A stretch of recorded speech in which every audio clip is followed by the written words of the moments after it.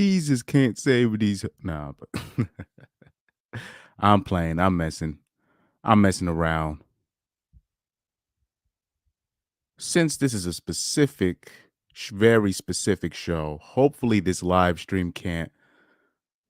I've really been trying to aim to end these podcasts, these live streams at the 2 hour mark. I've really been trying, but I can't.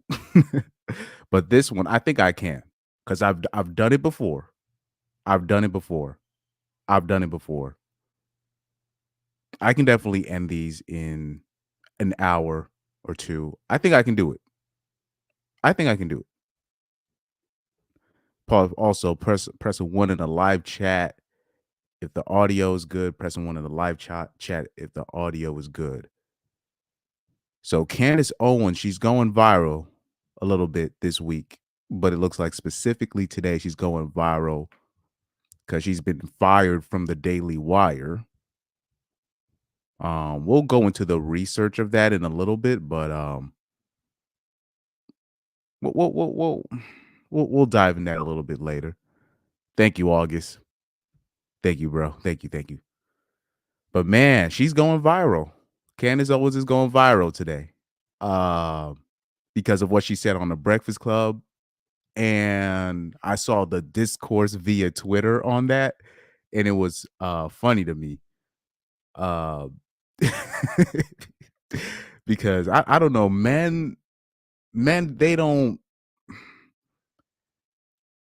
men are very slow in terms of they really take when you ask a woman why she dated who she dated, people really take the answer of what she says, whatever a woman says, to the bank. And from what I've seen, the snippets of, I keep seeing, oh, because she said she was looking for somebody that to challenge her intellectually. But that's what I've seen from the this is what people have been clipping. And I'm like, guys, if that's what she said, if that's really what she said, I'm like, guys, all women be saying stuff like that. every dude, every girl is always gonna say, "Oh, I'm looking for somebody to challenge me intellectually, somebody that's nice," and they always say that, guy. They always say some semblance or form of that. Or if something's not working out with a guy, they always say the same thing. Oh, I outgrew him. Oh, he couldn't challenge me. Or he wasn't more educated than me. I felt like I was outgrown. You always hear those same things, you know. Um, so I, I don't know if if Candace listening, I would just say I would not have a problem because I see like a lot of because it was a lot of black dudes in the comment section. They was crying. They were trying to defend themselves against the straggles because I guess the BWs that were be dissing black men were celebrating the quote. But I didn't see the full thing, but I would just tell black dudes, I'm like, first of all, there's nothing wrong if you are a black woman and you're just attracted to white dudes. Or or vice versa. If you're a black man and you're only attracted to white women, there's nothing wrong with that. There's nothing wrong with saying that. You know what I mean? But most women, when it comes to their dating preferences or their fetishes or their actual relationship, uh, what they're looking for long term, if women actually told the truth of what they were looking for, a lot of men would get upset. They would take it too much to heart, you know. Um, and I'm not trying to belittle the men, and maybe it's a bit insensitive on my part because I'll open up to you. When I was a kid, people said all types of crazy stuff about me when I was a kid. Like I'm talking about when I couldn't even defend myself. So there's really nothing people can say in my 20s now that could really like where my day is ruined because my childhood was already ruined, being a like I was a very sensitive kid growing up, you know what I mean? But guys, if there's any people listening, there's nothing wrong with a woman asking or saying what she's looking for from a guy physically. Now, the problem is because women are afraid to be truthful about what they're looking for, they're always going to say these exact same thing. Oh, I'm looking for a guy that challenges me intellectually. That's not true. That's not true. Or I'm looking for somebody that's as smart as that's cap. We know that's cap. Because if that was true, that means black men would not even because they talk because I think because people on Twitter they were going over the whole IQ thing and how like black men rank at like last and something like that. But I'm like, okay, fine, we'll take your word for it. Black men are not high on the IQ chart. Fine, we'll take your word for it, even though I don't believe it. But fine, we'll take your word for it. So why are black men still worldwide ranked top 2 and even number 1 in certain states? If that's the case, and Asians are literally at the the bottom, and they're smarter than everybody. Or how come you got like the Nigerians, right? They come to America smarter than everybody. Outside, and the only people that rank close to them are the Asians. You know what I mean? So when women are saying, "Oh, I'm looking for somebody that's smart, intelligent," nah. First of all, I don't. Most women aren't. I don't really think women are. I'll say this. I'll say it like this. I believe women are smart. I believe women are very, very smart. So much so, I believe they can do a lot of things. They just decide they just pick and choose when to not do it. And but the problem is with women, they can pick and choose when to opt out of their responsibility and obligations. And really, when people measure the success of a woman, of her doing her duty, it's very minimal compared to what people ask men to do. So the stuff that single women are bragging about having today is literally the minimum standard of what men have to do. So you'll hear a woman, I got my own place, I'm a boss, and blah blah blah. I make 50,000 a year, and it's like for a man, that's like minimum standard. That's like bare minimum of what they're already expecting men to do. You know what I mean? So that's kind of how I look at it on that end. But anyway, let's open up Twitter. Let's open up Twitter because I still see some people. I still want to get a few more people coming in. I still want to get more people coming in because I saw something interesting on Twitter these past couple of days. It's a video that went viral. It's a video that went viral, and the subject matter is basically it was a woman, and she's trying to give reasons why women won't have sex with their husbands, right? And I saw the video. I saw the video. I just found it funny. I found it hilarious because the reason everything that she stated, I was like, and people are wondering why men are like, nah, this marriage thing, I don't think this is it. Or they're wondering why men make up 90% of the that married men make up 90% of the male OnlyFans users, right? So the incels, these were the people that were getting falsely accused of having all these OnlyFans account, but they found out married men have 90 make up 90% of the male users of OnlyFans accounts. 90% of them are married men. And now that's not shocking to me. It's not shocking to me.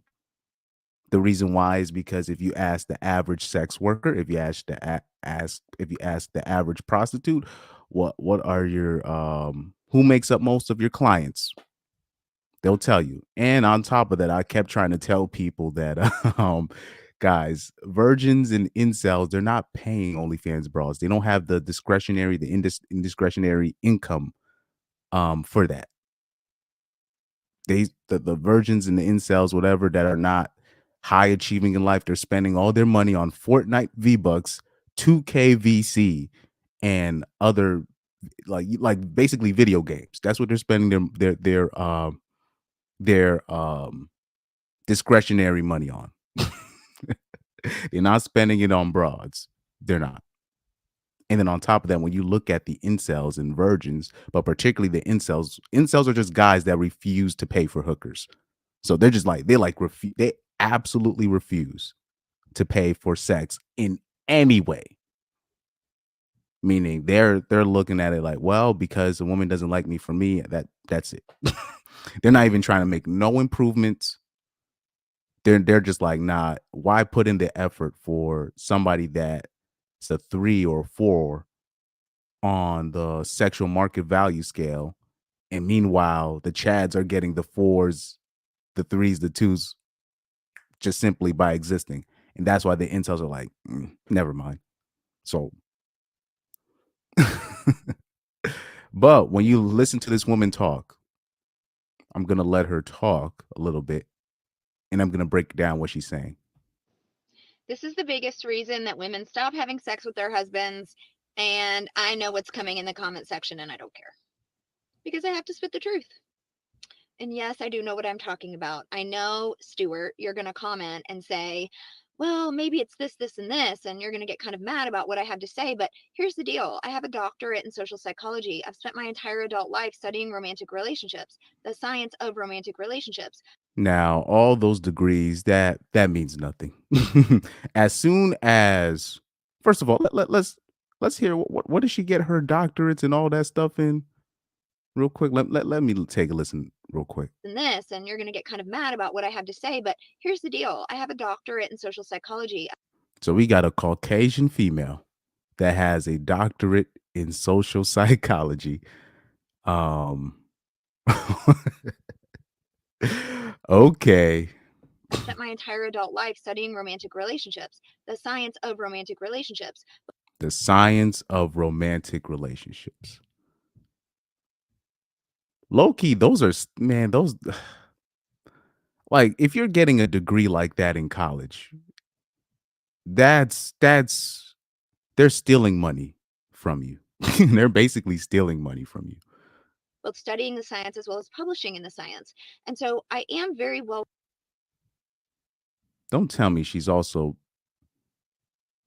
yeah, so girls like that, they be writing their think pieces, right? And wow.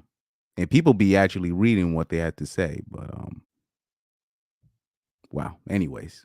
Versed in this topic, not to mention that I've seen thousands of clients and heard from thousands of women about why they won't have sex with their husbands. So, Joe, if you know better, for sure put it in the comments, but I think I have some credibility.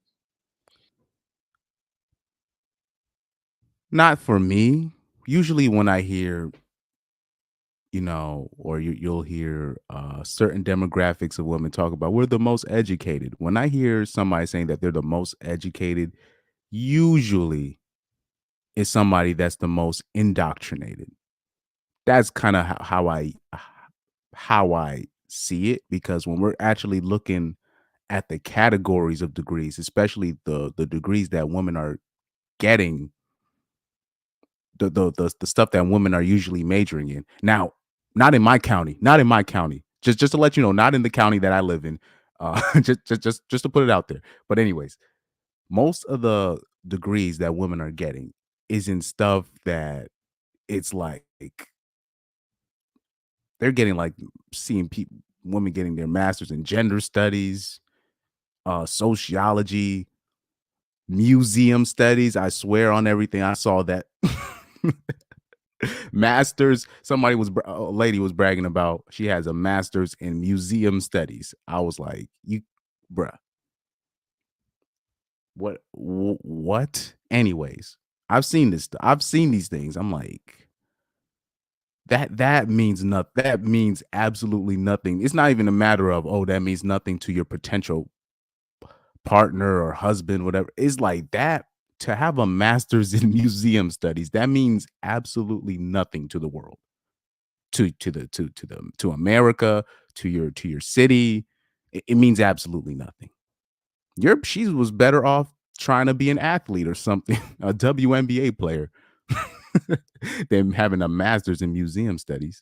And if this is a problem in your relationship, you might want to humble yourself and take a seat and hear what I have to say. Okay.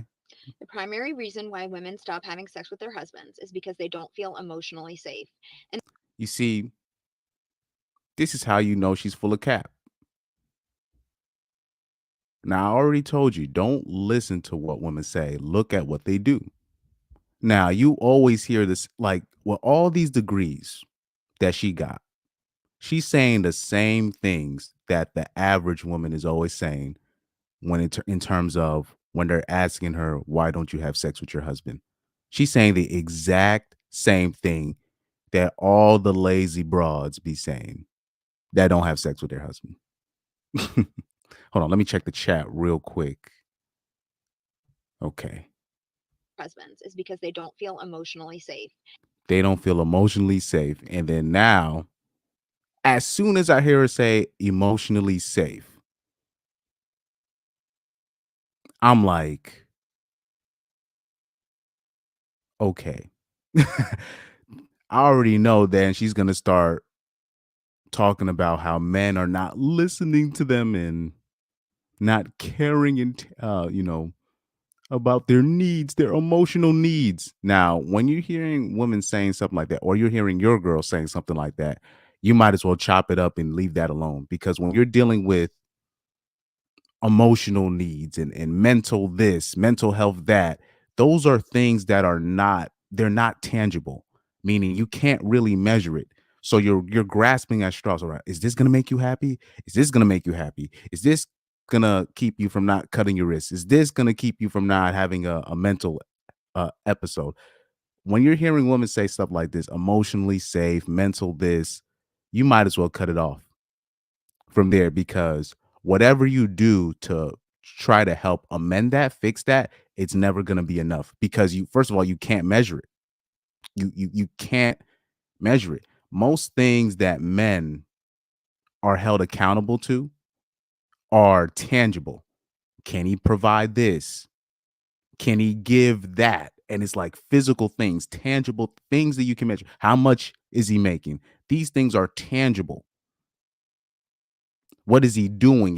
Can he fix cars? Can he do these things? Are, you can measure, you, these are things that you like, you can physically hold him accountable to this or that.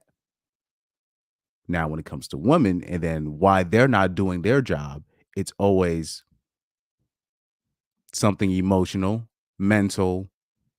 This is why they like to play in that blurred line of, oh, I don't feel emotionally safe. Because who are you to tell her that she doesn't? You're not in her head. You can't measure it. This is why I always say, when she starts making excuses like that, you might as well cut that off. Or you're literally going to be chasing, you're going to be forever chasing your tail. And the reason that they don't feel emotionally safe is because their attachment needs are not being met inside of their relationship. Attachment needs are our deepest needs inside of a romantic relationship. And if those things are not fulfilled, we will not feel emotionally safe. Okay, so she's talking about attachment needs. And I'm like, this is where you're just like, okay, can we be specific here? What are we talking about? Because you'll have women say, I just want to talk about the stuff that I have problems with. I'm not looking for a solution. I just want you to listen. So you're asking men to basically waste their time, not give a solution, just sit there and listen. And then maybe, if it's up to you, if you're up to it, then maybe you want to give your do your job as a wife. That's a so this is as soon as I heard emotionally safe. I'm like, first of all, that's just cap in general, but now once we start getting to the specifics of it, she's still not getting to what specific what's the specific problem and why you don't feel emotionally safe and why that's why you don't give sex to your husband. And especially for women, when there is a lack of emotional safety, they start feeling very unsafe giving their bodies to their partner, and they start to feel extremely unattracted to their partner. Like they Interesting. Interesting. Now, for some weird reason, she'll say all of this. I don't feel emotionally safe and all this stuff. And because of that, we can't be physically turned on by the partners anymore.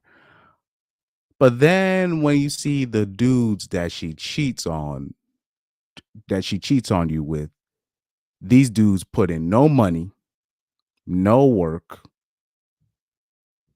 They're definitely not emotionally doing anything for you. They have no skin in the game, but yet they didn't have to do any of what you just said. Literally have to do anything of what they just said. They got it basically for free. So now, if a woman doesn't feel like she's having her emotional needs met, whatever, but she's getting sex from somebody else and he's not, and the person that she's cheating on, she's cheating with is not providing any of that. Basically, that man married a prostitute. Basically, if you really look at it, the man that she's cheating with didn't have to put no skin in the game, yet the husband has to do all of that. That's just you're robbing that man. You're robbing him. You're robbing him. Angel said, "Hey Chris, I have a PhD in NFL studies. Hey, same here. I got a master's. I got a PhD plus in soccer studies. You know that? You guys haven't heard? And by the way, the dudes that the women will fornicate with are criminals, degenerates, drug dealers. I'm talking about the people that they will willingly just give sex to are dudes that are not safe people or emotionally quote unquote emotionally safe people. You literally will grow up with these women when you saw them in high school, college, and you see the people they gave sex to. I'm like, if you take that logic, you're like, well, those guys definitely did not make her emotionally safe. And then on top of that, if you ask every girl that's always complaining about their quote unquote toxic ex, okay, we'll take your word for it. They're all toxic. So why were you having sex with them in the first place? With a quote unquote toxic person? Because if he was quote unquote toxic, that means he never made you emotionally safe. Yet you found the time to fornicate with the guy, a guy that didn't make you feel emotionally safe, but it never stopped you from fornicating with the guy. So that's very. This is where I'm like, when you hear women say that emotionally safe, you're just like, here we go, here we go. Oh man, emotionally safe. Oh my goodness, what fluff. Exactly. As soon as you hear that, you're just like, because you already know the type of dudes that these girls are sleeping with do not make her safe physically, emotionally, mentally, nothing. Carlos X said, I have an emotionally safe degree in hard boiled crime novels. It wasn't always emotionally safe, but I. Anyway, man, this is, oh man. Anyway, I'm going to let her finish. I'm going to let her finish. simply can't get physically turned on by their partners anymore. So if you're not familiar with my content, you might be asking, how do I know what their attachment needs are? Well, there's a lot of information about attachment out there. You could dig through my videos and you could probably very easily figure out the attachment style of your partner. Attachment science has been around since 1958. It's been studied empirically in thousands of empirical studies. Go to PubMed, the studies are out there, okay? Or you can work with me and I'm happy to assess the attachment of your partner. And here's what you need to know. The different attachment styles have very, very different needs. So knowing the attachment style of your partner is really the keys to the kingdom and getting all Okay, I'm gonna let her talk. I'm gonna let her go through her things real quick, and I'm gonna bring up a big point. your needs met inside of the relationship as well. So the anxious preoccupied, their biggest need is love, affection, and reassurance. So they need lots of reassurance. The anxious preoccupied. Okay, I'm gonna take notes on that. The anxious preoccupied. Anxious preoccupied. I'm gonna write this down real quick. I'm gonna write this down. The anxious preoccupied. All the attachment, emotional attachment style. She said. Okay, let's Every continue. single day, that you love them, that the relationship is stable, and that you are, in fact, appreciative of them. And they really have all the love languages. They just want lots of reassurance of your love, okay? The fearful avoidant, I just did a video Fearful avoidant. Okay. on this. Their biggest need is to be able to feel seen, heard, and understood in the relationship, aka trust you to show up for them in a way that feels good to them. Okay, so really leaning into seeing, hearing, and understanding them and making a lot of space for their feelings is super important. For the dismissive avoidant woman, it's going to be space. Dismissive avoidant. I'm writing this down to prove a point real quick. Dismissive avoidant. Okay. All right. Continue on, lady. Autonomy and lack of criticism, aka peace and harmony inside the relationship. So a lot of times what I see is that women are expressing my emotional needs are not met, aka their attachment needs, and I physically cannot get turned on by my partner anymore. In fact, they start to get disgusted, like they get the ick so majorly bad. And could you open up your body and allow someone to like penetrate your being if you feel disgusted by them? They feel like they're violating themselves and someone is violating them. And trust me, I do videos on why meeting a man's sexual needs is very important inside of a relationship. So I'm Yeah. Sure. definitely not one sided on this. I'm just trying to share the woman's side here. And I know I may get roasted in the comments by the men, and I'm expecting it, and I don't care. And none of my self esteem comes from what, you know, Bob thinks, right? But I know that I'm gonna have a lot of women in the comments shouting. Okay, so that's enough for you. That's enough for you. Let me look at some of these comments. Oh no, that's the other bookmarks that I had. Let's look at some of these comments. Hopefully they calling her out. He says she makes her husband feel unsafe. I can tell how terrified her husband must be. He said, divorce this woman immediately. She is a misandrist and demands fealty from her husband. You want partnership, not this crap. He said, wow, she is super annoying. Somebody said, seriously, guys, why did we allow women to vote? Oh, man. He said, if Christian women are withholding sex from their husband without his agreement, they are in sin.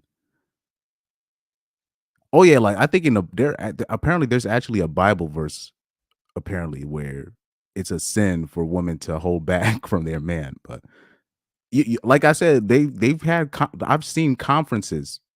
I've seen church conferences, people videotape where the pastor's wife will literally go up there and be like, wait, so you guys are not having sex with your husband? Like, what's going on with that? And the woman will literally be talking back to the pastor's wife, be like, nah, he don't own my body and all this. I'm like, damn.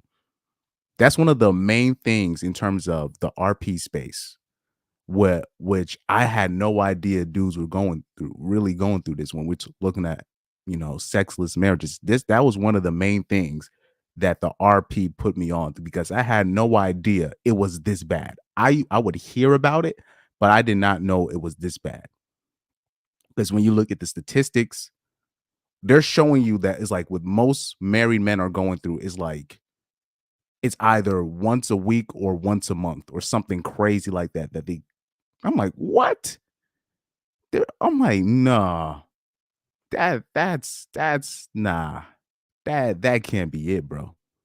Or you'll have people in the RP chats talking about, look, man, with me and my wife, it's been a year or years.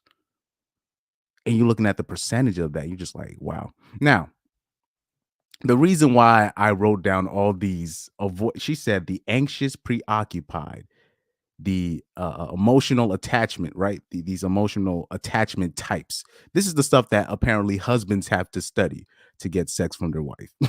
The fearful avoidant and the dismissive avoidant. So I will say this. Let's take your word for it. Let's take your word for it, lady. So if a woman cheats on her husband, and if the guy that she's cheating with is doing none of these things in terms of studying which emotional types, and if I ask the guy that she cheated with, and he'll probably be like, what are you talking about? Emotional avoiding all this stuff. So that means if he's not even doing one of these or close to any of these, that man is marrying a prostitute. And that woman really should be probably convicted in the court of law in terms of cheating on her husband, and that should be a federal low key. That should be a crime, which it used to be, or in certain countries, it's a crime to cheat on your husband. And now I understand why. Because look at the reasons that she's putting up. Because we all know the person that she's cheating with is not doing all of that to get the guts. They're not. Let's keep it real. You're not sleeping with your husband because you're not attracted to him anymore. Bottom line. And since you don't want to sleep with him, let somebody else do that since you don't want to. But we all know that's not how it works. Like for me, I wouldn't even be mad if women were just like, look, I can't sleep with my husband all the time. So I'll hire somebody to do it for him. Or I'll let him hire somebody else to handle my slight work. You know what I mean? But no, they won't do stuff like this. It's interesting. Or like I remember I saw like a they were interviewing some Japanese woman and basically said like they said that like they basically put it out there. They were like, well, if my husband was sleeping with a prostitute, I really wouldn't care. They said they wouldn't hold him if they hired somebody to do that. They wouldn't care. And low key, I can respect that because at least you're being fair in terms of, okay, look, I don't want to always be sleeping with my husband, even though that's kind of weird to me, in my opinion. That means you're not doing your job, but have at thee. But at least they're saying, okay, if he hires somebody to do that, I'm not finna hound him about that. But I'm like, in America, what happens is American women will do this to their husbands, cheat on the dude, or then find out the husband is cheating and then punish him for that in the divorce court, take his kids from him.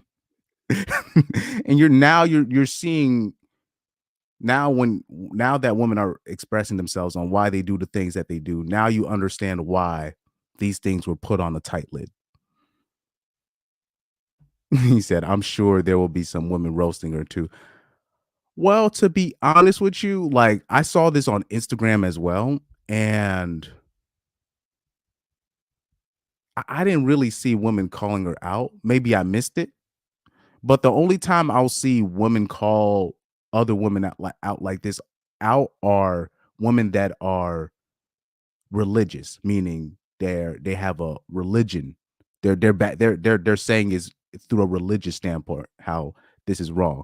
I think when you're talking about just like normie girls in general, that and the girls coming up, they're being less and less religious and whatnot. So they're just coming off of a standpoint like, nah, he doesn't know my body and all this, Basically, you got like wives out there mad that their husbands want to sleep with them. Most interesting. It's the most interesting time to be a man in the dating market. It's very interesting because wives are saying these things, and now you're starting to understand why people in the past kept a lid on what women had to say in public because now men are just completely turned off by these people, right? He said she is basically advertising her so-called relationship skills. Exactly. She's basically marketing her courses. You saw that in the middle of what she said. Basically, well, I talked about this in this video, and I'm teaching this, and I'm like, man, who's ever spending their money, especially if you're a man spending your money on this girl to help you out, you a sucker, bro. Straight up a sucker. You wasting your money, homie. You like.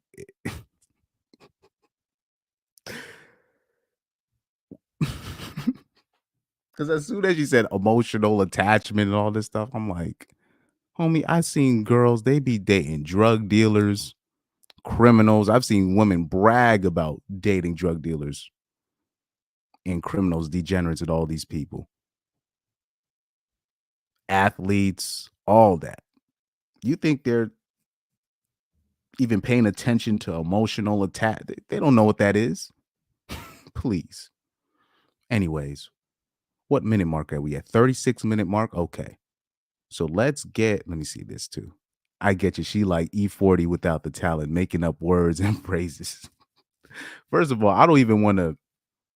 First of all, I don't even want to diss the ninjas like that because these women have no talent. Rappers have a lot of rappers. I know, like even look, rappers have skill, bro. To be able to rap, that's a skill. These women out here have no talent. I'm talking about they have zero talent. This is why I always encourage, you know, um, when I see like on Instagram women playing like instruments and whatnot and singing and like women that can actually sing. I praise that because I understand how much how it takes a lot of practice, it takes effort, it takes all of that. It takes skill to do all these to do stuff like that, to be a musician and all that. That it takes skill.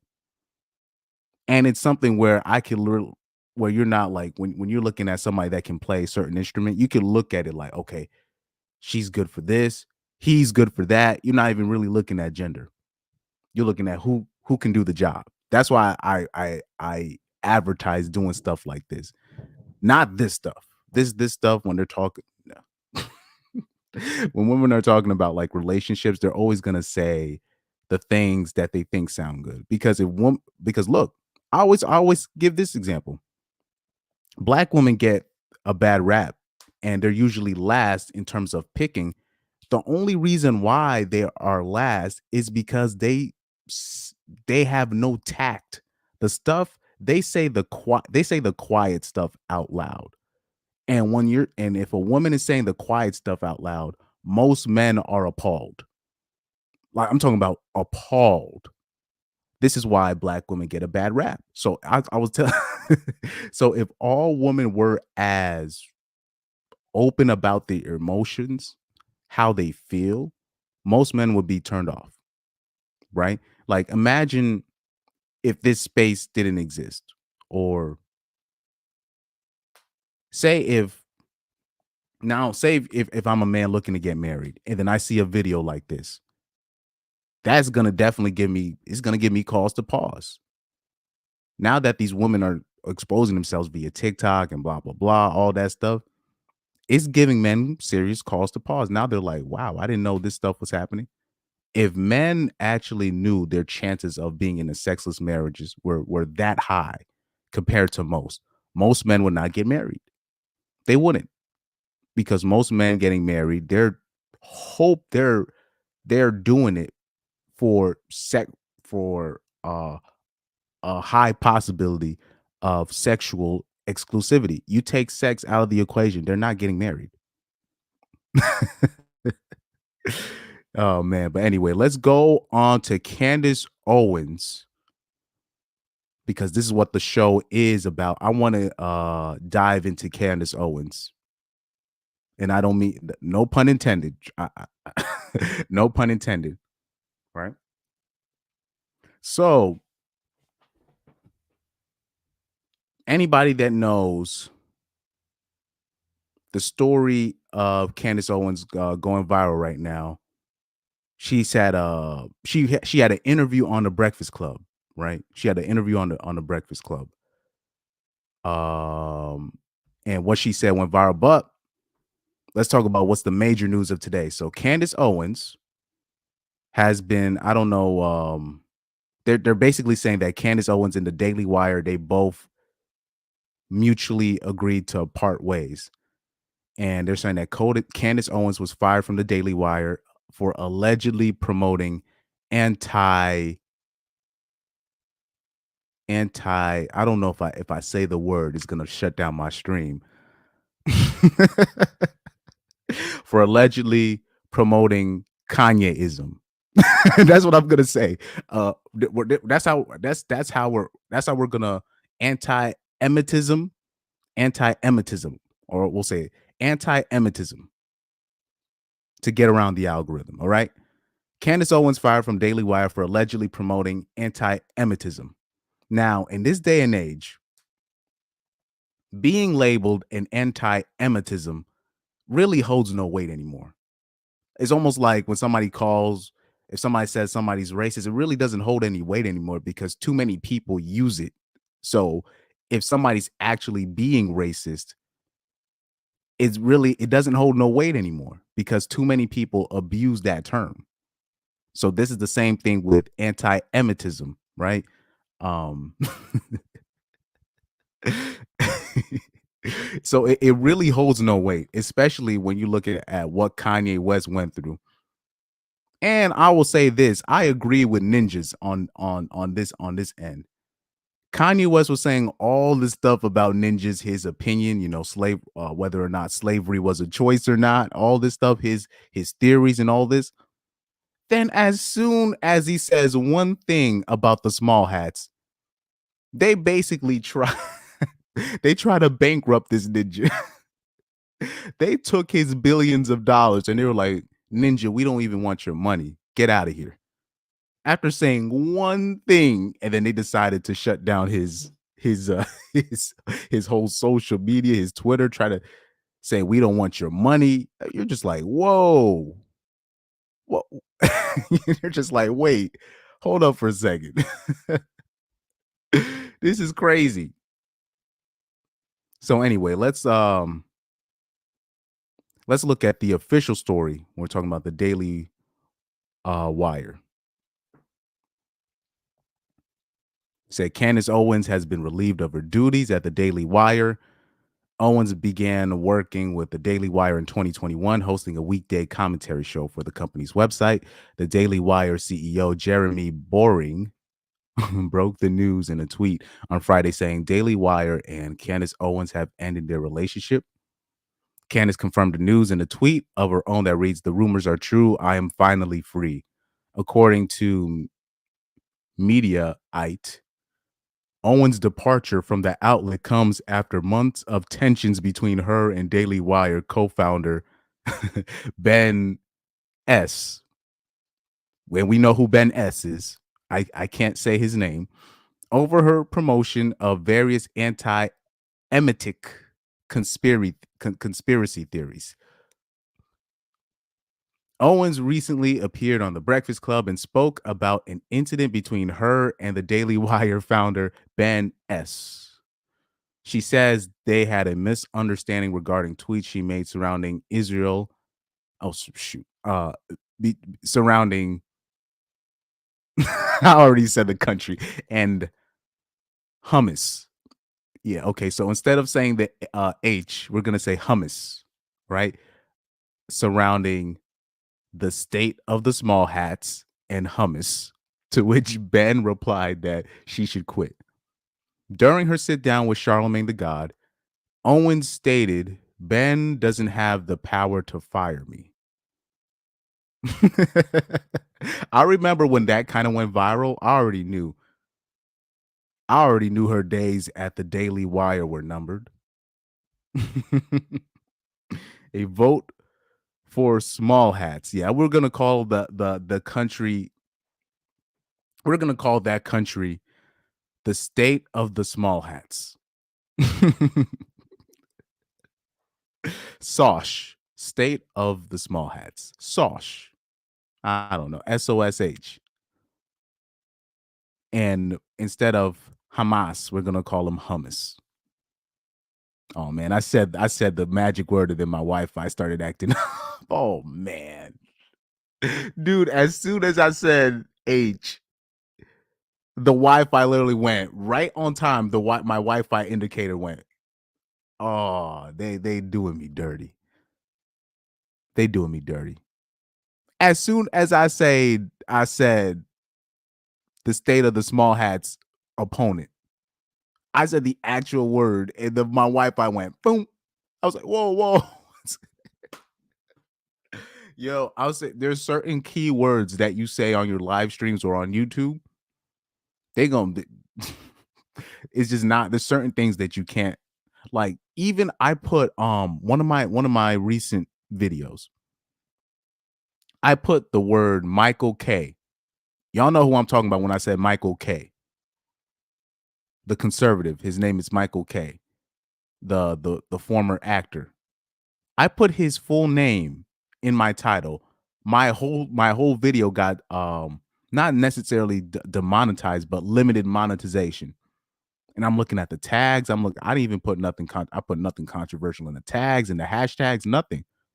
It's just when I put the name, I took his name out the title to see if it fixed the monetization. But I'm like, how is people supposed to know that he said this? So I had to keep his name on there. And my thing was my thing got limited monetization wise. It got limited.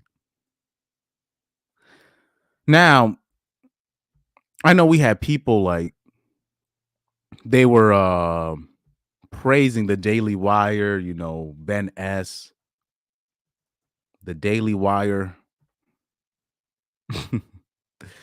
So right here. So what is the Daily Wire? The Daily Wire is an American conservative news website and media company founded in 2015 by political commentator Ben S. and film director Jeremy Boring. The company is a major publisher on Facebook and produces podcasts such as The Ben S. Show. And I was trying to tell people at the time, these people are not your friends, particularly people in the RP. A lot of conservatives, um, are mistake. They like a lot of conservatives. They think they're RP, but they're not. They think they're RP aware or they're not. And what's interesting, even when we're talking about the state of the small hats and whatever's happening over there, you have the libtards are defending the state of the small hats opponents, and you got the conservatives defending the state of the small hats. And you're just like, shouldn't it be reversed? What in the hell is going on? I'm like, so which conservative is actually going to grow some balls and actually speak up for what is right? You're just like, who's gonna actually speak up for what is right? You're like, oh my god, this is how you know this is ridiculous. But anyway, we already like when we're looking at the beef between Ben S and Candace Owens. Anybody that's been following their little tussle, which really isn't nothing. It's just Candace Owens was just asking questions. That's all she was doing. She was just asking questions. That's all she was doing, asking questions. And all of a sudden, Ben S has a problem with her.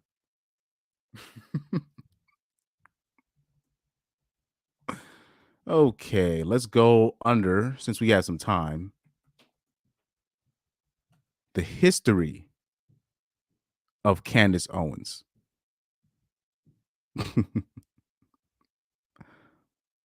Let's see who's gonna give a who's gonna give a like an actual like I don't know who's gonna. I look Forbes. We already know Forbes is not gonna give an accurate is history on Candace Owens, but let's just use this for now. Let's just use this for now.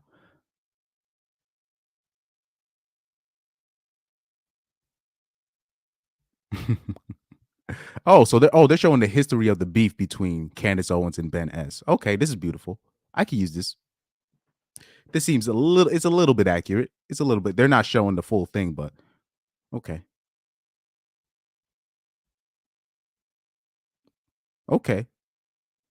Ben S., an Orthodox small hat, has been a staunch supporter of the state of the small hats amid the war, while Owens has lashed out against the political small hats, accusing them of fueling anti Emitism and supported conspiracy theories that secret small hat gangs are responsible for horrific acts against people in Hollywood.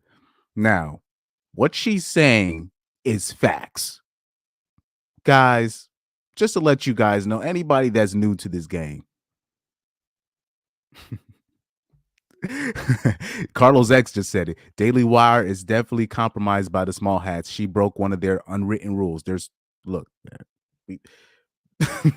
there's in the entertainment industry, there's 3 people that run the entertainment industry, right? It's the small hats, it's the alphabet community, and it's the gay small hats. Those are the 3 people that control the entertainment industry. I'm going to say it again. It's the small hats, the alphabet community, and the rainbow small hats. These are the 3 groups of people that run the entertainment industry. You can't criticize the rainbows and you can't criticize the small hats. If you do any of these things, you're not you're gonna have some trouble moving up in the game. In the game, you can say what you want about whites. You can say what you want about blacks. You low key can say what you want about Asians. If you say anything about the small hats or the rainbow mafia, people are gonna you're gonna struggle out here. You're going to struggle. Now YouTube is messing with my numbers. I saw that. Anyway. Anyway, it says here Owens has in the past defended rapper Kanye West, whose career was derailed in 2022. Okay. Okay. Forbes is putting a bit of the truth out there. Okay. Well, oh no, never mind. I just saw the second part of the sentence. Owens has in the past defended rapper Kanye West, whose career was derailed in 2022 after he made anti-Emitic comments and defended actions of Hister in the name of nationalism. On Wednesday, um, Nick F. Well, I think I can say Nick Fuentes' name. I think I can say his name. Nick Fuentes supported Owens in her full-fledged war against the small hats and said, "This is the face of a total small hat defeat. We effing got your back, Candace. They're filth." Damn. Also, I did a show about Nick Fuentes. I did a show about Nick Fuentes. So let me just to let you know, I did do a show about Nick Fuentes last year. Anyway, the Anti-Defamation League on Thursday called Owens and Fuentes bigoted and accused her of fueling the fire of hate with her vitriolic anti-Emitism. I will say this, the small hats made a mistake for attacking Kanye because by counterattacking Kanye the way they did, they basically proved his point. So Kanye was basically saying, "Oh, the small hats do this, they control this," and then by because they were mad at what Kanye said. To punish him, they basically proved his point. By punishing him, and doing the things that they did to him, they basically proved his point. He said they control everything, and then you literally try to take his money, his career, all of that from him, his family.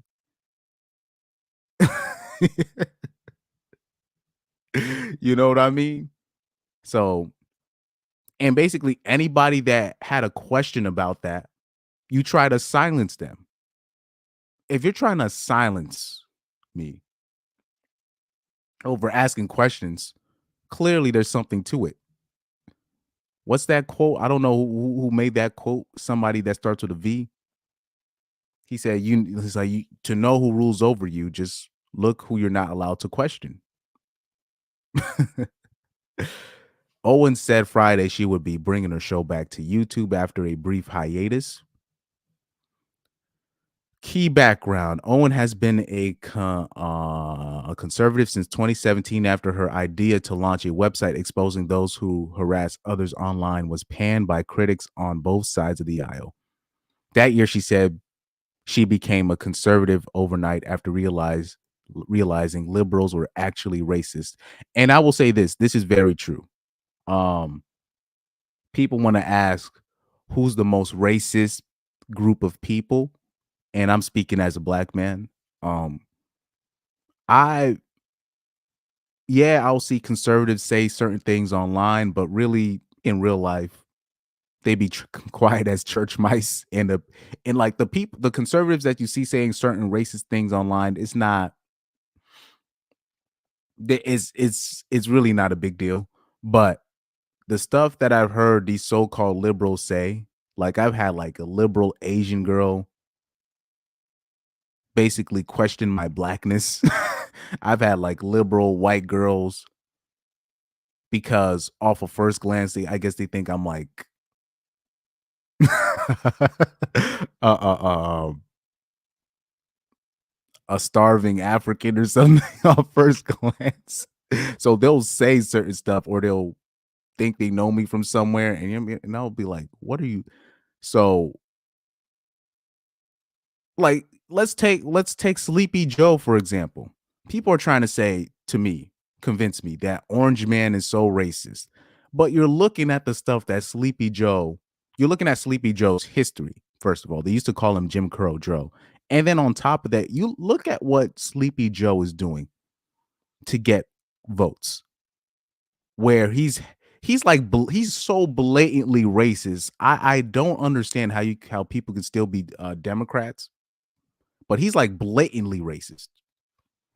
Where you're seeing the videos of him having like fried chicken with black families and watermelon, like putting it on video. Like to me, Sleepy Joe is a blatant racist. He's probably the most racist person that I've seen out here. Then on top of that, when you look at Kamala, we're gonna call her Camera Harris, right? She done locked up more ninjas up than anybody. And when you look at what she does, having these so-called Negro concerts at the White House, I'm like, don't you? I'm like, black people, aren't you offended? I'm supposed to be offended because Orange Men allegedly said something about Hispanics, but you're telling me that Trump is the racist. Fine, we'll take your word for it. Fine, but what does that make Sleepy Joe? The stuff that he's doing, the stuff that he said. I mean, but I'm just saying, like in my experience, I done seen these so-called white liberal women say some interesting things that okay, say if it's like a white conservative girl and she's racist, or if I the white the white conservative girls, whatever, right, and they're so-called racist, a lot of the times they won't even associate Anyway, so what's worse, them not talking to me or a white girl that says that she's liberal, but then she's expecting me to do what she thinks are ninja activities. And when she finds out I don't do that, then oh, I'm not black enough. I've I've literally had liberal white women or a liberal, but particularly a liberal Asian, say I'm not black enough because I talk a certain way. You're just like, what? What the? And then you had like a white dude had to tell her and say, hey, cut it out. What? I'm sorry. I didn't seen like these or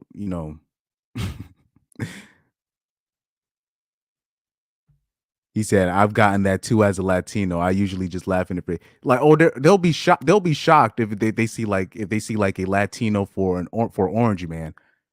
And they'd be like, "What? But aren't you Hispanic?" I'm like, "So," but for the most part, the Latinos I know, most of them are pretty conservative.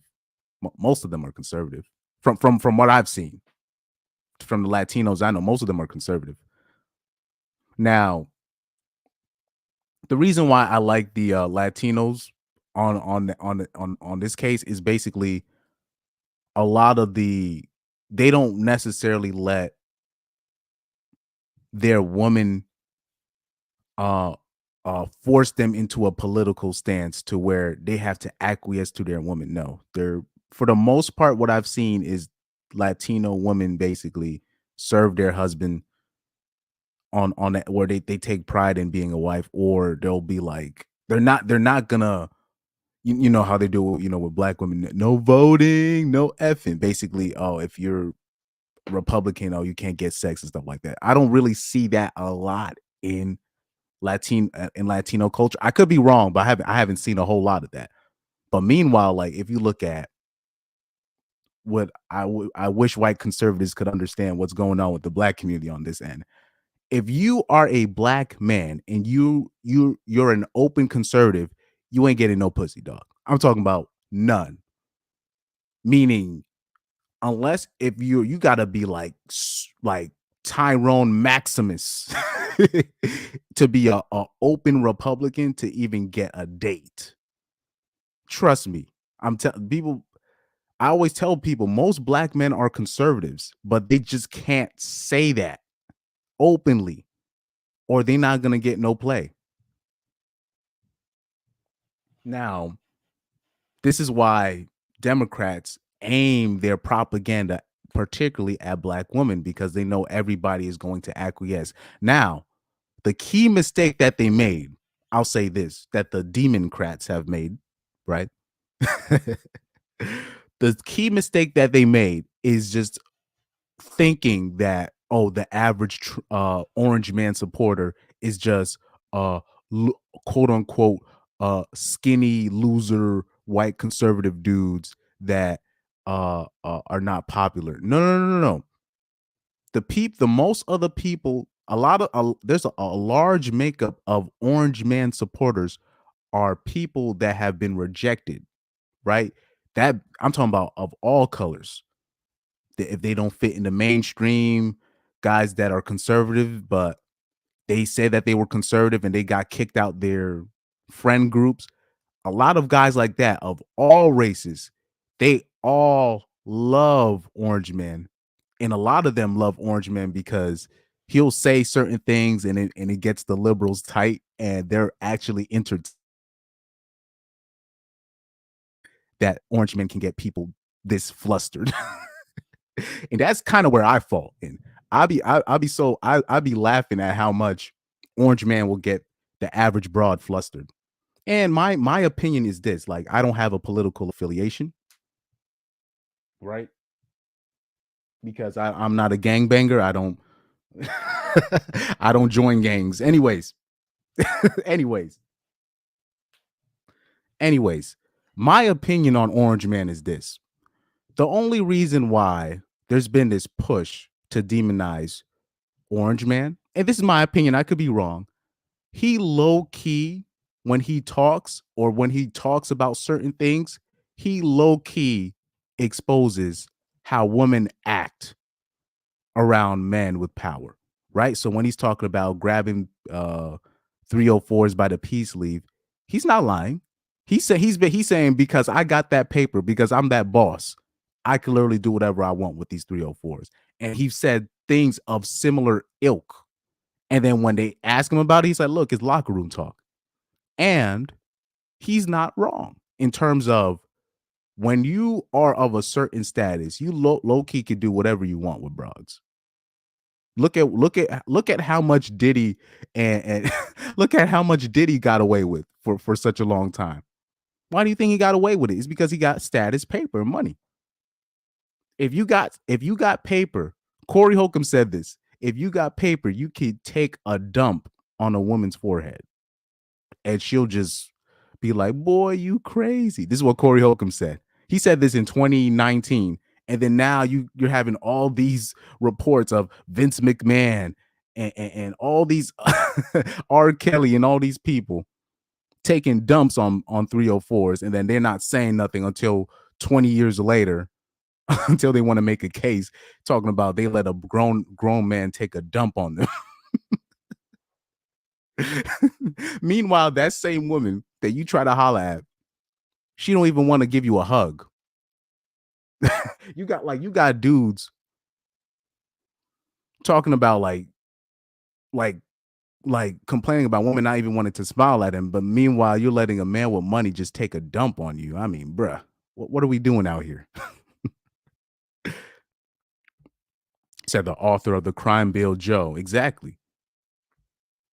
He said Joe's dogs was keeping up with biting ninjas the way they bit them ninjas during civil rights era. Finally had to let them dogs go. So with Sleepy Joe, he's like a confirmed racist. But you got particularly particularly female Democrats trying to convince me that Orange Man's the bad guy. And he might be, I don't know. I don't know these people. I don't have an allegiance to Orange Man. But I'm looking at Sleepy Joe. I don't understand how you can be black and be an open supporter of Sleepy Joe. It makes absolutely no sense to me how you can be a black person and support Sleepy Joe. It makes no sense to me, but that's just I'm literally looking at it logically, and I'm looking at Sleepy Joe's. I'm looking at his resume. I don't even get mad at black people when they say I don't support Reagan, and I get it when you look at his history, when you look at his policies and all. I don't even begrudge black people for saying I don't fuck with Reagan. But for some reason they'll say, how can you say that, but then you say you support Sleepy Joe when you look at the stuff that I mean, it makes no sense to me. But that's just me. He said, I used to be liberal, but then they changed what that means. I'll say this, Carlos X. I used to be very left leaning, meaning this.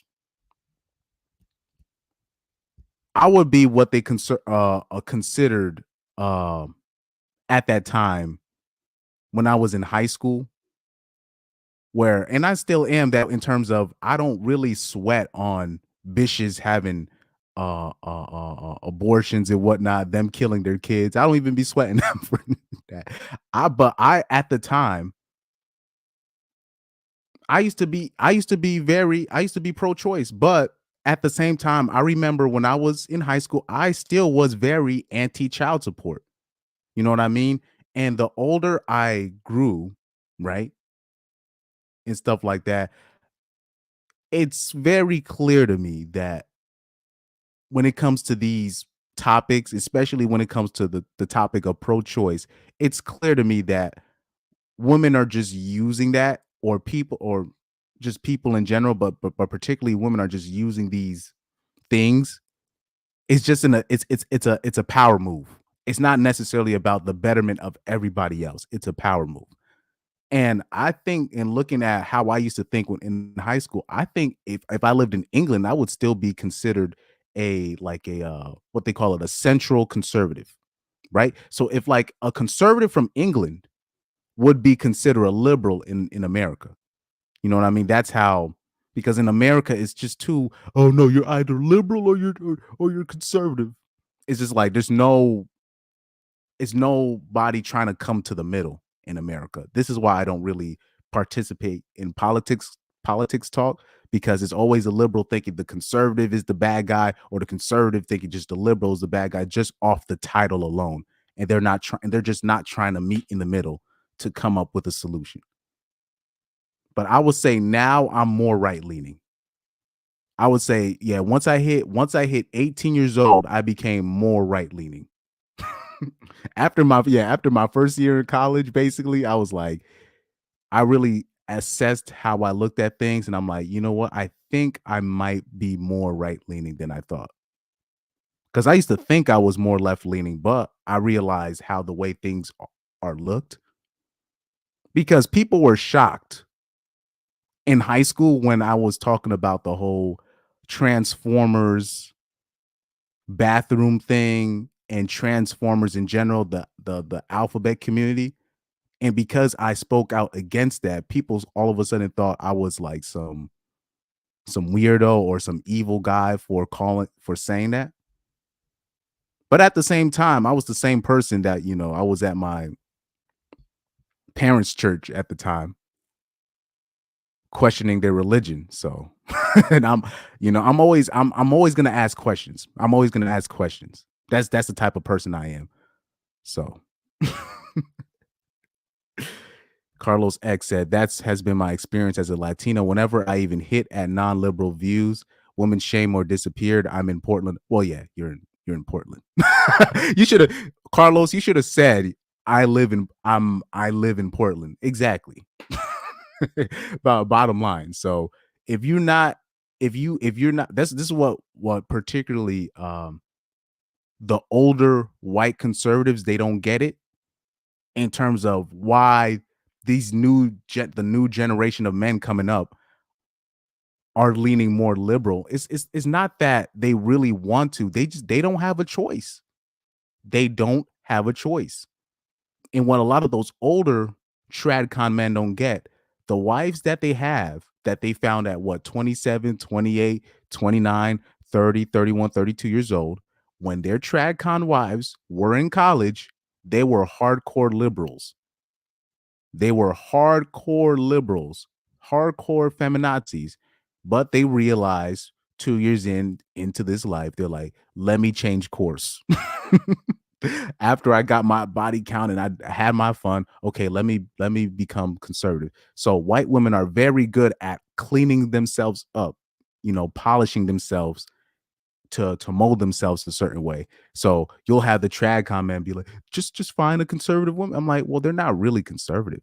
You're not really gonna meet a conservative woman, like particularly like when you're talking about white conservative women, not in college. And even if she claims that she's conservative, she's still out there being a 304. Don't think because you met a young trad girl that she's not being a 304, that she doesn't have a high body count. And these are the things that the trads don't get. And what they don't but this is why you'll see a whole high percentage of black men still voting liberal. They can't afford to be conservative. If you are a black conservative, you're not gonna get no. I'm talking about if you are a black conservative, you ain't gonna get no play.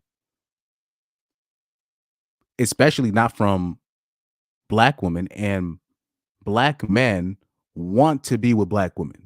I'm not talking about, they really want to be with black women. So much to the point that they'll still take on the kids that are not theirs and all that. I've underestimated how much white men love white women and how much black men love black women. How much now I've never what's interesting? I've never underestimated how much Latino men love Latino women, but I've always underestimated how much white men love white um white women and black men with black women. I underestimated it. You know what I mean? He said also with Joe sniffing kids. Yeah, that's look. He's just Sleepy Joe is just proof is if you pander, they'll overlook things that you do. Like you'll like even in the black community, you'll have these grifters that like to pander to black women, but then you look in their history, like they're like serious criminals, sexual predators, uh, uh, abusers. But because they pander their talking points to women, the black women will literally overlook all that just because you're pandering to them. You see, that's how things work. That's unfortunate. That's unfortunate. But okay. Let's see if there's anything else that I'm missing. And also, just to let you guys know, Candace Owens, she used to have a like a red pill, like a RP synonym. She used to have a RP synonym. And also, I wanted to just show you this because Candace Owens is from my state. She's from Connecticut. She's from Connecticut. So right here, Owens right here says Owens once sued Stamford, Connecticut school board after she was the victim of racist threats in high school, which allegedly were made by the son of then Stamford Mayor Daniel Malloy. He went on to be Connecticut's governor.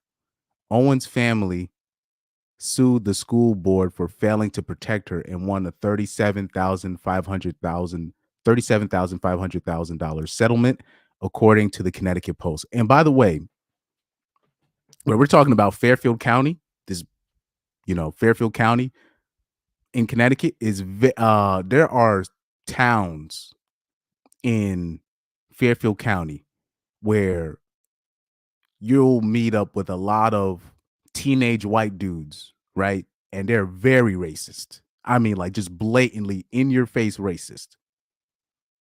You know what I mean? Like you'll encounter like um just I'm telling you from experience. There are towns in Fairfield County is like it's very racist. When you're talking about Wilton, Connecticut, Darien, Ridgefield, Fairfield to a lesser extent. Um, what other towns I can Trumbull, very racist. So like these, like there are I'm like, especially when you're talking about high schoolers. I remember FCAC. There was a in the FCAC playoff tournament. I remember somebody from Staples. This is a high school in Westport. Uh Going down memory lane here. Because there was a black kid playing striker up front for Wilton, right? But somebody on Staples, he got in trouble. He called the dude the N word out loud on the field. I remember also. I know a dude who I don't want to put his name out there. I know somebody that played on the Staples high school team, but he used to be my teammate when we were in middle school. And a dude from Trumbull who ended up being very well known in the soccer community in that area. He called him a chink. And this was in 2011 at a tournament.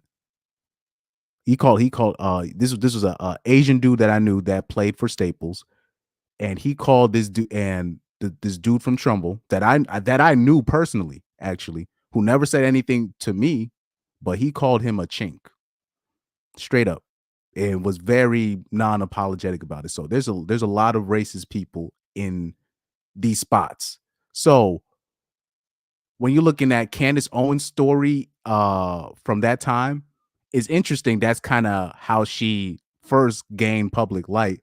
She was a victim of that. Now, I think there were people that had questions for that story and whether that story was true or not. But I'm telling you, stuff like that does happen in Fairfield County. Fairfield County, you're gonna it's gonna be certain spots, and especially when you're talking about high school, yeah. Especially like in high school, you're like a black dude and you're going into one of these white schools. Sorry, predominantly white schools. You're going to encounter like blatant racism, like blatant, and nobody's really going to be able to do anything about it because it's like Now, when those same Caucasian dudes are not at the high school and they're just in their regular life and they're outside, they don't do this stuff outside. Meaning, if they're playing sports and then they're playing like Bridgeport or New Haven, one of these, but Hamden, they don't do none of that stuff. But when they're in the safety zone, right, with the Wilton, Richfields, this is where they can be comfortable in their racism, right? So these are the things that does happen. These things do happen in Connecticut, like a lot, especially in high schools. These things do happen, unfortunately.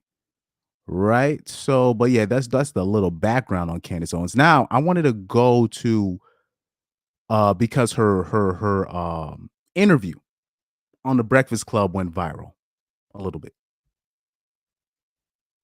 Let's look this up to see because I just saw it. Here we go. Because they had asked her why she married a white dude. And I don't understand, like, so this is the thing, what I don't get. Anytime people ask, anytime you're asking a woman why your dating preference is this, why did you decide to marry that? Why are you going out with this person? Guys, whatever she's going to say is most likely going to be cap because women can't really afford to say why they're dating a certain type of dude. They can't. You know what I mean? It's because if they say it, why men are going to be appalled, and particularly when you do because I gave you the example when hood black chicks start telling how they feel or why they do what they do, men are usually so appalled, so they stay away from black women in general. So that's just proof to show that, like, so for example, I'll give you an example. When women are saying I prefer to date taller men or big dudes, right? Tall dudes. Now you'll ask, okay, why do you want a tall dude? They'll always say the same. They always, I just need somebody that's bigger than me, or I want to feel. They'll always, I want to feel protected. Now, if that was true, because we all know women don't listen to nobody, especially in this day and age, it's not for protection. And then on top of that, that basically throws away the independent and all that thing. That throws all of that out the window because clearly you're looking for superior. Women can't. I like this comment right here. Women can't.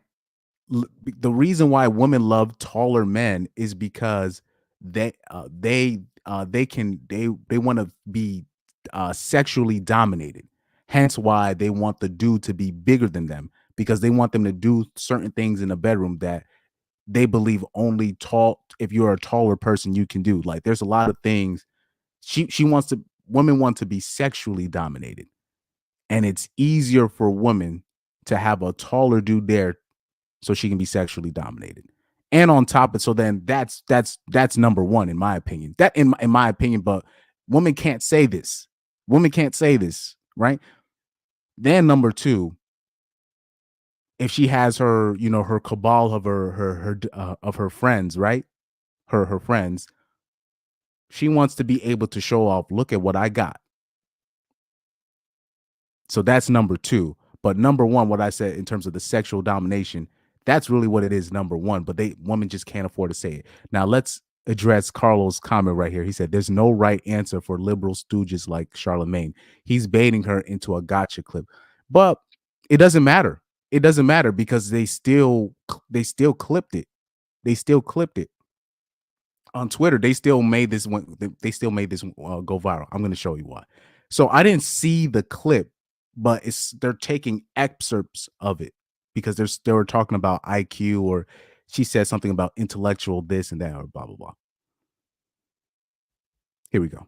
I want to go back to something you said earlier because I know a lot of people will hear you say, "Well, Candace, you're speaking a lot about the black family." but then you married a white man. Yeah, Dr. Umar would have a huge problem with that.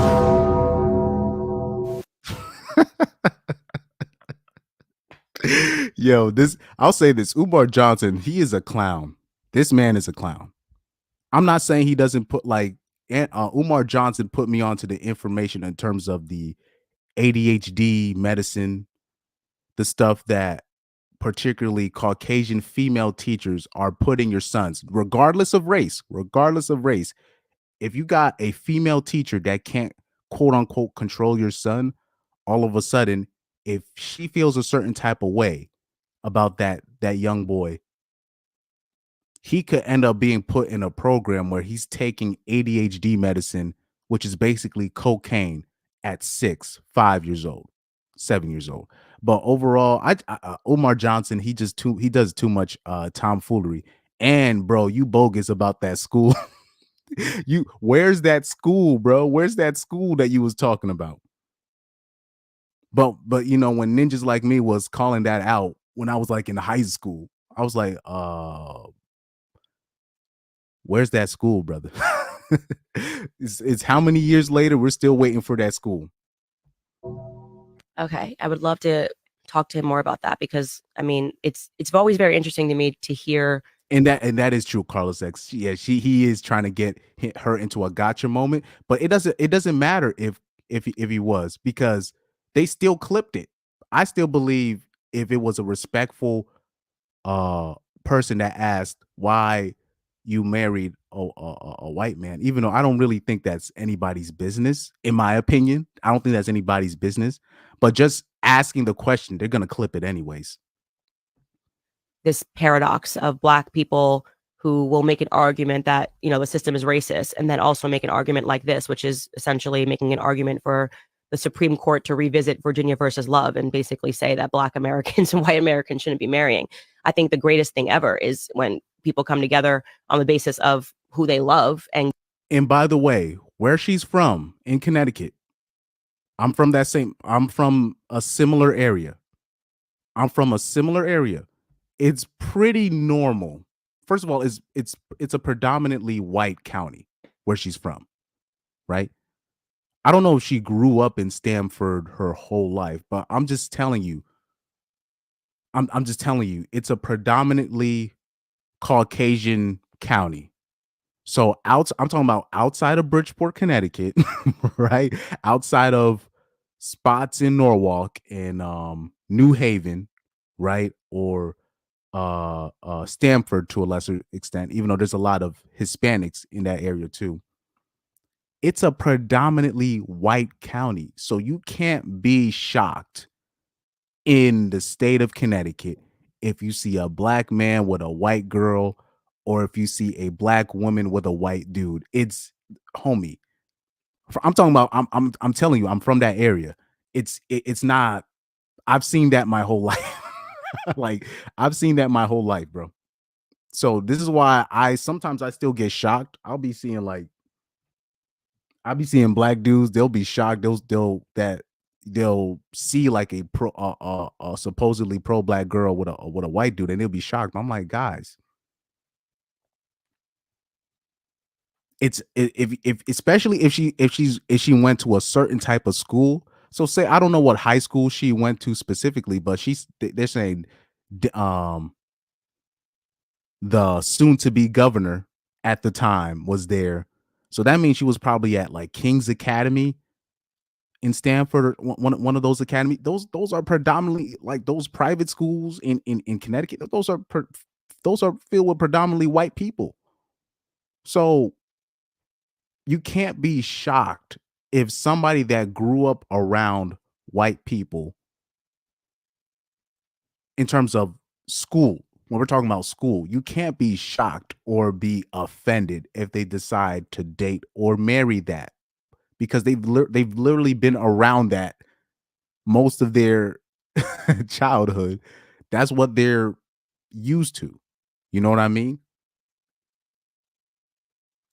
So I'm just saying that the county she's from, it's really not a big deal. If you anybody that lives in Connecticut understands what I'm talking about. especially when talking about Fairfield County. It's not a shock. You know what I mean? Now, I don't know if Candace Owens is like a FBA or if she has a Caribbean background, then maybe it might be a shock to if she has a Caribbean background, maybe it might be a shock that somebody with a Caribbean background is not with somebody else with a Caribbean background. I don't know. I don't know if Candace Owens is Haitian or anything. Let me take a look. Is Candace Owens Haitian?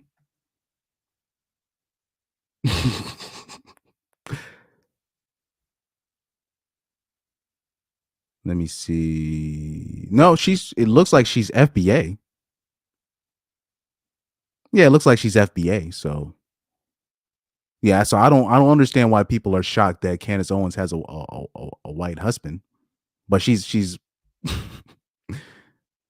especially when you're from if you're from that county, anybody, you know, because I do have some followers that are from Connecticut, surprisingly.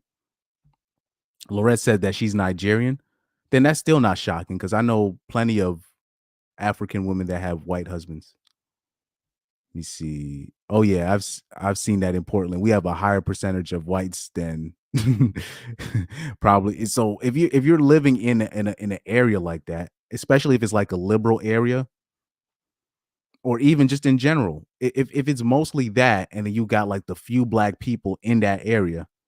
I'm talking about in the state of Connecticut, there are towns in Connecticut, bro. You're not gonna see not one black person. I'm talking about not one black person. You're gonna see like not. I'm talking about you can go to the CVS and not even the worker, not even not even the cashier, the help, even the help. You're looking at the help. You're like, there ain't no black people in sight.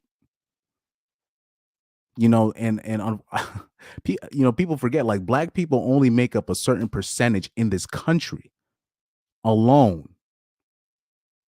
So especially, or if you live like there'll be people be mad at certain black people dating white, but I'm like, you know, if they're from Cali or there certain places in Los Angeles, like, bro, that's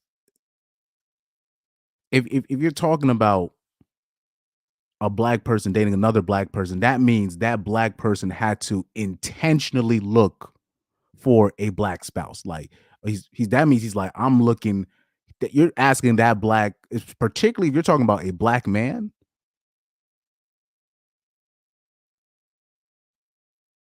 You're literally, or how about this? If you, or actually, sorry, I mean, when you're talking about a black woman and you're looking at just the percentage of black men, because there's always going to be more black women than black men. And then you're basically telling them there's already a shortage of men in general.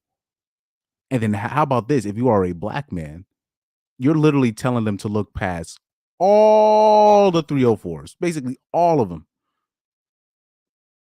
And you just like, that's just, that's impossible. That's impossible to just ignore such a large percentage of a group of people because you want to stay quote unquote loyal. You know what I mean? It's impossible. It's impossible.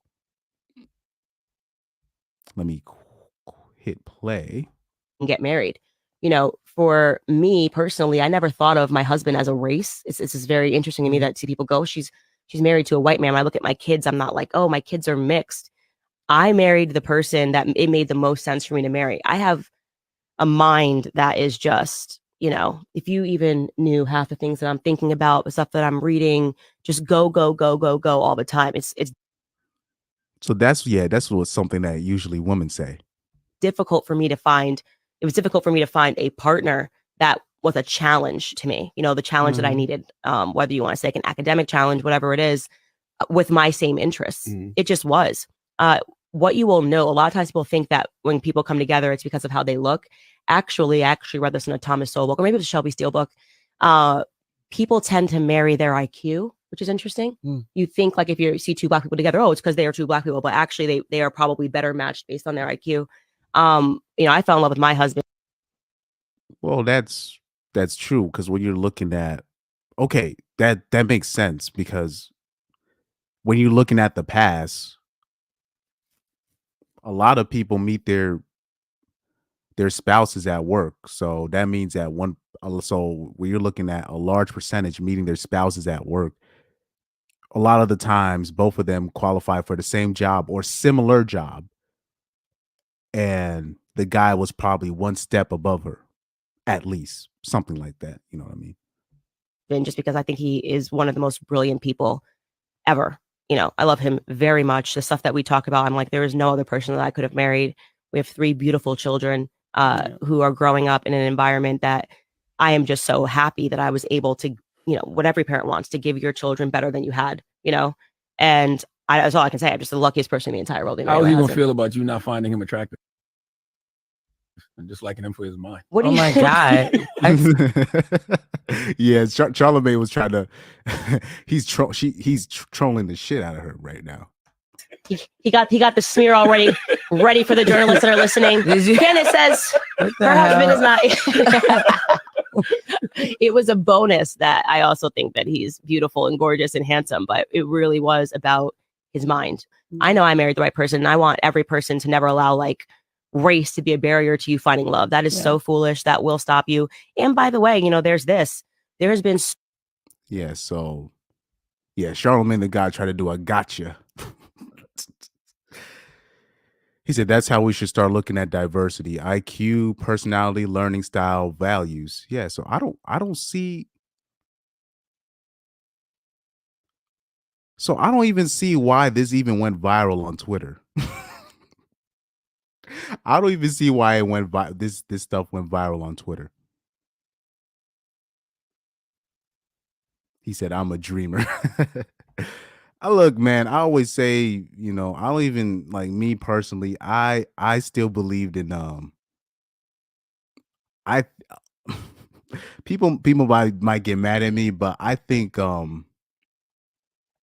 if people are so pro marriage and all that, I always say, look, we might as well bring arranged marriages back. Because it's just too much people complaining about this stuff, and you're just like, it'll be this is the thing.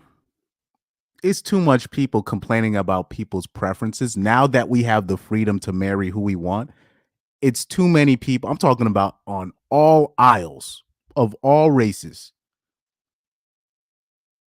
But your mama black. Why you not with a woman that's black?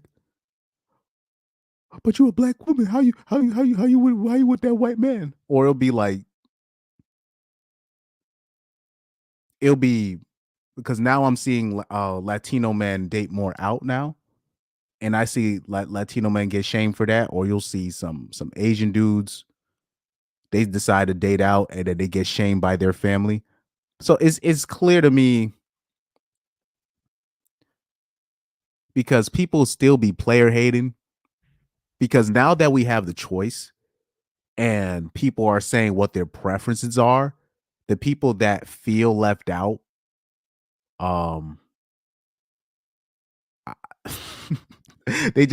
they always find something to complain about, or it's because I don't know if I saved it on my bookmarks on Twitter. The way you got these ninjas arguing in the comment section or on the shade room, the way they arguing, you're just like, what are you guys arguing about? What are you guys arguing about? But anyway,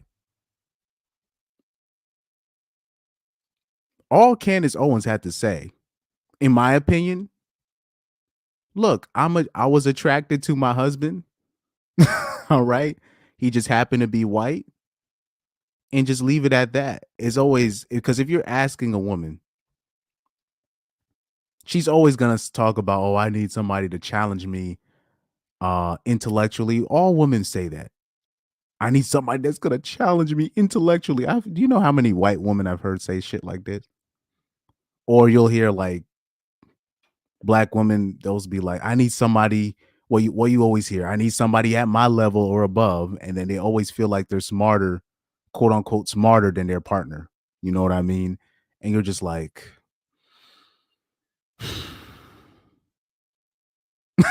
just okay.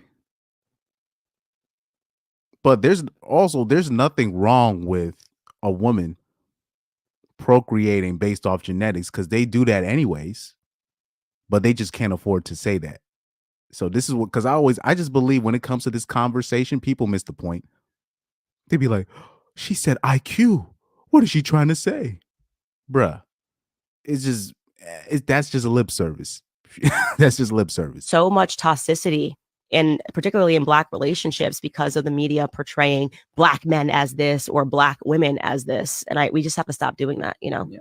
Have you ever dated Black men before? Yeah. Yeah. I dated Black men, which is another thing that I always find really funny because the media tries to portray me as someone who only liked white guys. Actually, if you want to be honest, I started off on a really strong Asian kick in my life. Oh my gosh. I thought I was going to marry an Asian man. Oh yeah, that's the part I forgot. She did say that her first boyfriend was Asian or something like that. Now, that makes sense. To me, knowing Candace Owens' personality, I always assume, like, me personally, because I'm telling you, Candace Owens, she's from Connecticut. And the way that she thinks, the way that she is, I originally thought when they said that because I didn't even know she had a husband back in the day. This was before I knew she had a white husband. I thought that her husband I'm like, he's probably Asian. Only because I know the area that where she's from in Connecticut, it's not uncommon to see a Black girl like that thinks outside the box. Well, you got like you'll have like a girl. I'm not talking about a girl that's like loopy or anything. I'm talking about like just a different type of Black girl that's not like the rest of the Black girls. They tend to date out, meaning it's not they just dating out just means dating a white dude. No, they literally like, here's my boyfriend. He's Indian. Oh, he's Polynesian. You know what I mean? That makes sense, in my opinion. I thought originally when I first saw of Candace Owens back in the day, I thought she originally had a Asian boyfriend. Or I know a lot of Asians in the area that I live, or in Westport. You'll see a lot of Asians that are mixed, meaning they're half Caucasian, half Asian.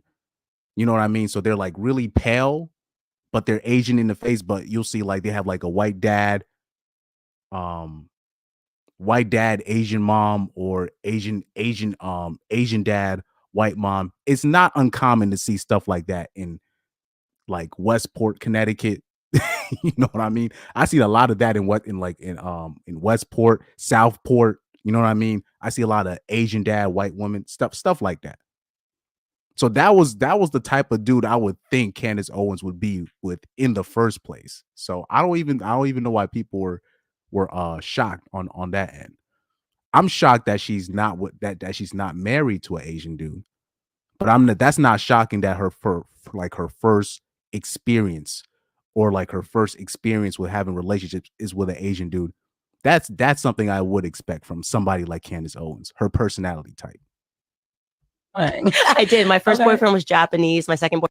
And then I'm pretty sure as she went to college, it was probably ninjas. And then she went, oh, no, sorry. Probably, I'm thinking Asian, white when she was in high school, then probably college ninjadom, and then right back to white and Asian. That seems to be more of the more probable arc with somebody like Candace Owens. Boyfriend was Korean. I just really loved Asian men. It was weird. That's right. Yeah. And you was in Stamford, Connecticut. There was an Asian population in Stamford, yeah. Connecticut? Well, I mean, there's Asian population everywhere. I don't know, was there a higher one in Stamford, Connecticut? No, I think I just pursued Asian. Well, first of all, if she's okay, so from in the area of Stamford, you're surrounded. You got New Canaan, and then you still got Greenwich right nearby. Like, these are things that, because people don't understand how like most of the country is not.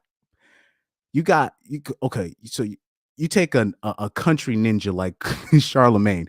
He probably grew up with a large Black populace, so he thinks that Asians are only at this spot, or white people are only at this spot. No, if you grew up in a place like Connecticut, right?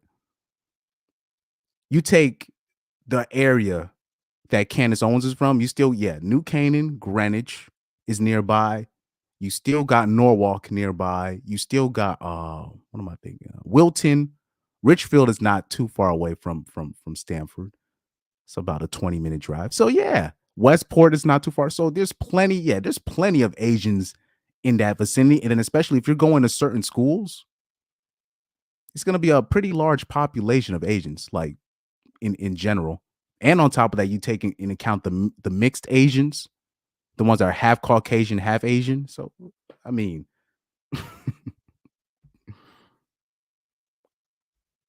he said toxicity, LOL, high IQ she has. No, Candace Owens, she's what I call Candace Owens. I know women like that. I know black women like that. They just think a little bit different from the normie black women. So women like that, people just think girls like that just go to white dudes. No, they really try everything. They're very open in terms of who they go for. And me, I like that. I like that. I don't like it when people are just thinking just like in one box, you know, I only find this, you know, it's only Chad or bust. You know what I'm saying? Even though that's still probably true in her case, she probably still was dating the Asian Chad, you know, the Zach Chase from 13 Reasons Why. Hold on. Let me bring him up.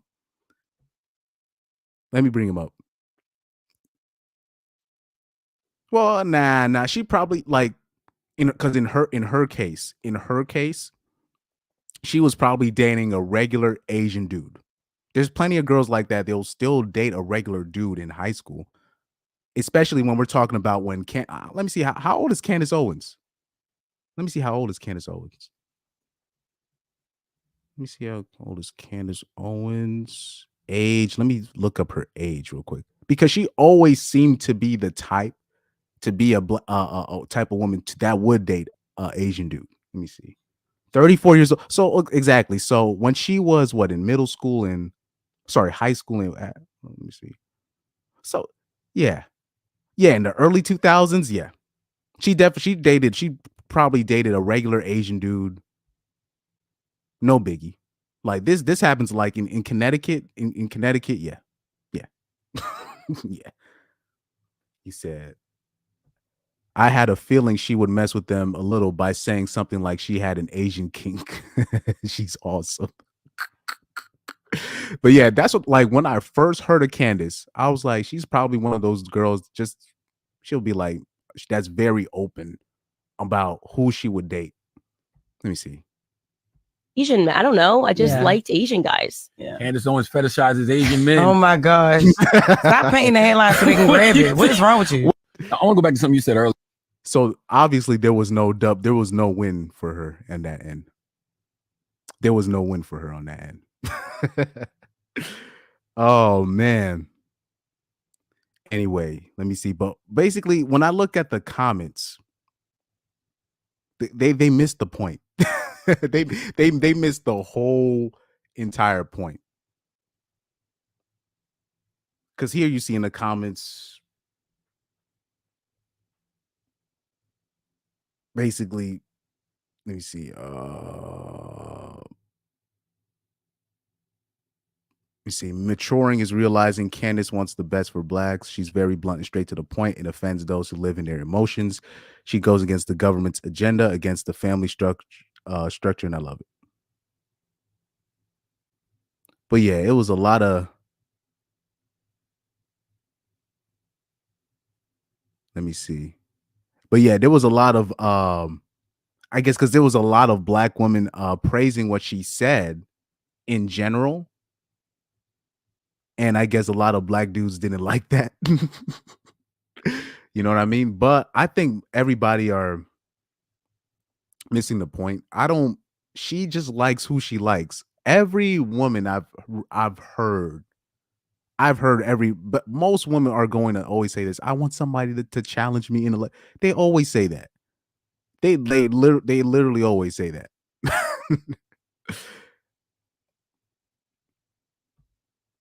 But yeah, let me check Twitter. Let me see if I have anything else saved on there. Cause people had me laughing on there.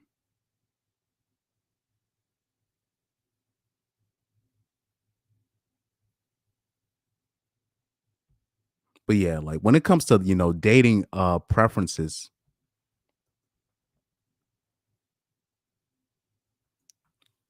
that was fun. It was funny because people were like, you had the uh, uh um because you had like the ninjas going at it. You had some of the white dudes going at the ninjas for the IQ thing. And I'm like, you guys are missing the point. Oh Lord. I think I might get canceled for that. Anyway, this is why I hate searching stuff on Twitter, bro. Oh, it's not okay, good. Dude, this is the all right. Before I start sharing my Twitter screen, the problem with says she's a natural contrarian. I'm that same way, bro. I'm the same way. And by the way, one of the first um really attractive women to show interest in me was an Asian girl in high school. That's another tidbit I want to put out there. Anyways, so I'm just saying in Fairfield County, anything is very anything's possible. I'm gonna just leave it at that. I'm gonna just leave it at that. Like when even though there was never I never had like a line of women wanting to be with me, but I'm just saying when I look at the women that showed interest, it's like a whole pie chart of, you know what I mean? Let's see. I'm happy that I'm not sharing my Twitter because the problem with Twitter, you'll search something and then porn is just gonna pop right up in your face, and you're just like, bro, I'm not even searching. Oh man, let me see, man. I got a let's see.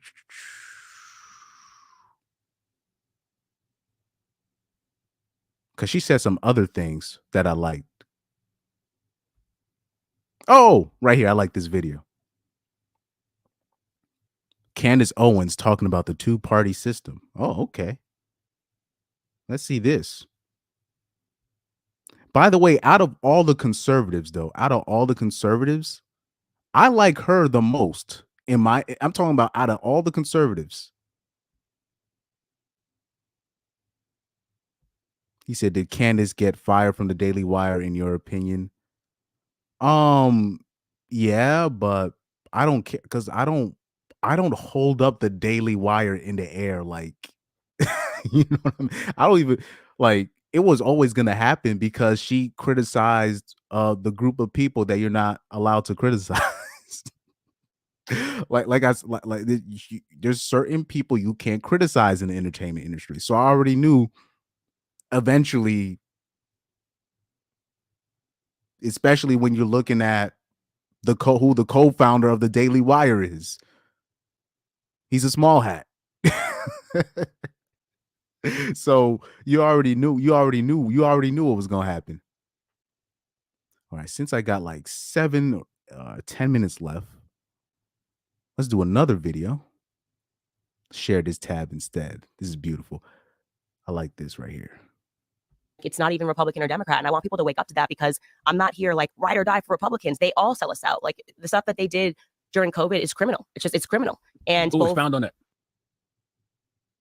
Now, I want people to remember during COVID, right? During COVID, people forgot. I'm like, especially conservatives. I'm like, do you guys remember what the police was doing to y'all? Where they were literally telling people you can't gather at your church, making churches promote certain shots. And I was like, you guys, I'm like, wow, conservatives have a very short memory. A very short memory. Because I remember at first everybody's like, no, I'm not taking a shot. And people like me, I was like, oh nah, they're gonna force you to do it because they're gonna make it where you can't go to work, you can't do this. Because remember, look what happened to Kyrie Irving.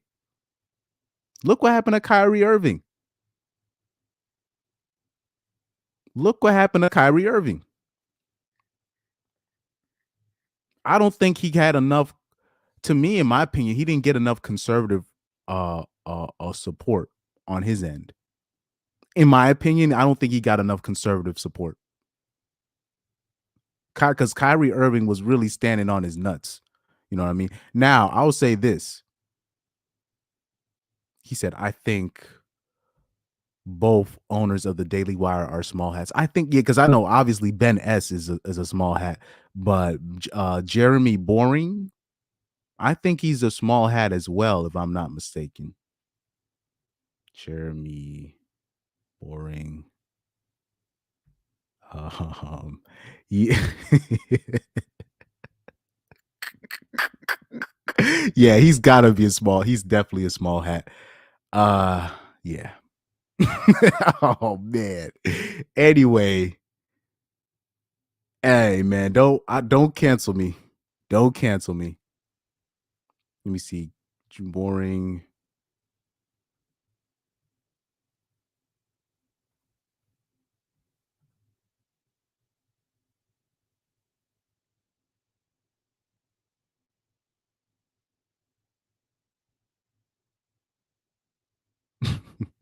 Let's look at Jeremy Boring's Twitter.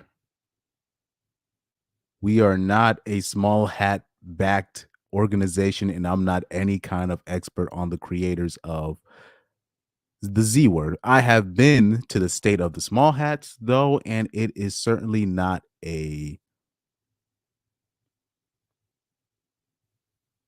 Yeah, these are a lot of keywords that I can't say on my stream. These are a lot of keywords I cannot say on my stream.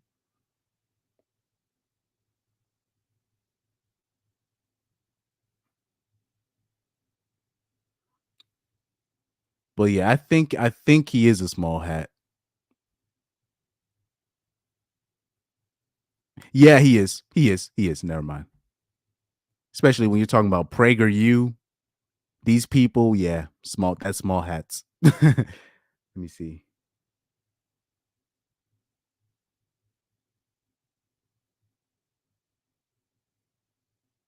Yeah, I'm looking at his connections, the people that he knows. Yeah, there's no way. He's got to be part of that community. He's definitely part of that community. But anyway, let's hear what Candace Owens had to say about what happened during COVID's era. I mean, just the free handouts. First off, trillions of dollars you're signing these omnibus bills. If you read into it, where that money is going, it's insane. It's literally going, to museums, boards of museums. They're quite literally money laundering is what's happening when they sign these bills. But they keep it so that a lot of it also with the COVID that happened, a lot of small businesses went under. I'm talking about small business that I've seen in my towns that I used to see since I was a kid, gone just like that because of this. This was a very planned thing in terms of where basically all the big corporations, they didn't lose any customers. Home Depot didn't lose no customer. I was working at Home Depot during that time. Home Depot didn't lose no customers. They gained customers during that particular period of time. Lowe's didn't lose, barely lost any. Walmart didn't lose nothing. It's interesting when you look at Amazon grew. You know what I mean? When you're really looking at it, this was planned. Like that whole year, I believe, like that whole year of 2020, that was a planned thing. That was planned. That was planned because when you're looking at the results of it, you look at who was affected, you look who got elected because of the events that took place in 2020. 2020 was a whole clown show, bro.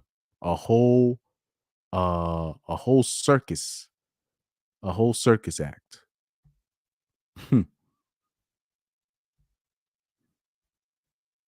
He said Kyrie has had some silly takes in the past. I find it hard to like the guy, but he was the only one, him and somebody else. He was the only one that stood on his nuts and said, I'm not taking that shot. He was the only one out of all the players in the NBA Out of all the players in the NBA, he's the only one that stood on his nuts. He's the only one that stood on his nuts. And was interesting when Aaron Rodgers got caught out and he didn't take the poke, but he was allowed to play. And what's crazy is they knew Aaron Rodgers didn't take the poke, and he was just allowed to do whatever the hell he wants. It was a lot of people that owed Kyrie an apology, because at least Kyrie was like, fine, if I can't play, I can't play. He stood on his nuts. And all those commentators that were talking crazy about Kyrie, they didn't really throw the hammer down on Aaron Rodgers. The only person that threw the hammer down on Aaron Rodgers doing what he did was Nick Wright. Everybody else acted like they didn't say what they said about Kyrie Irving, acting like he wasn't smart and whatever. Meanwhile, Aaron Rodgers was able to do whatever the hell he wanted, and the organization knew he didn't take the poke. Now, Kyrie wasn't the only NBA player that didn't take the poke, and obviously Aaron Rodgers wasn't the only NFL player that didn't take the poke. Aaron Rodgers, he was basically, it was a plausible deniability on his case. I know Kirk Cousins didn't take the poke. Lamar Jackson didn't take the poke. It was a lot of athletes that didn't take the poke. They just wasn't really vocal about it.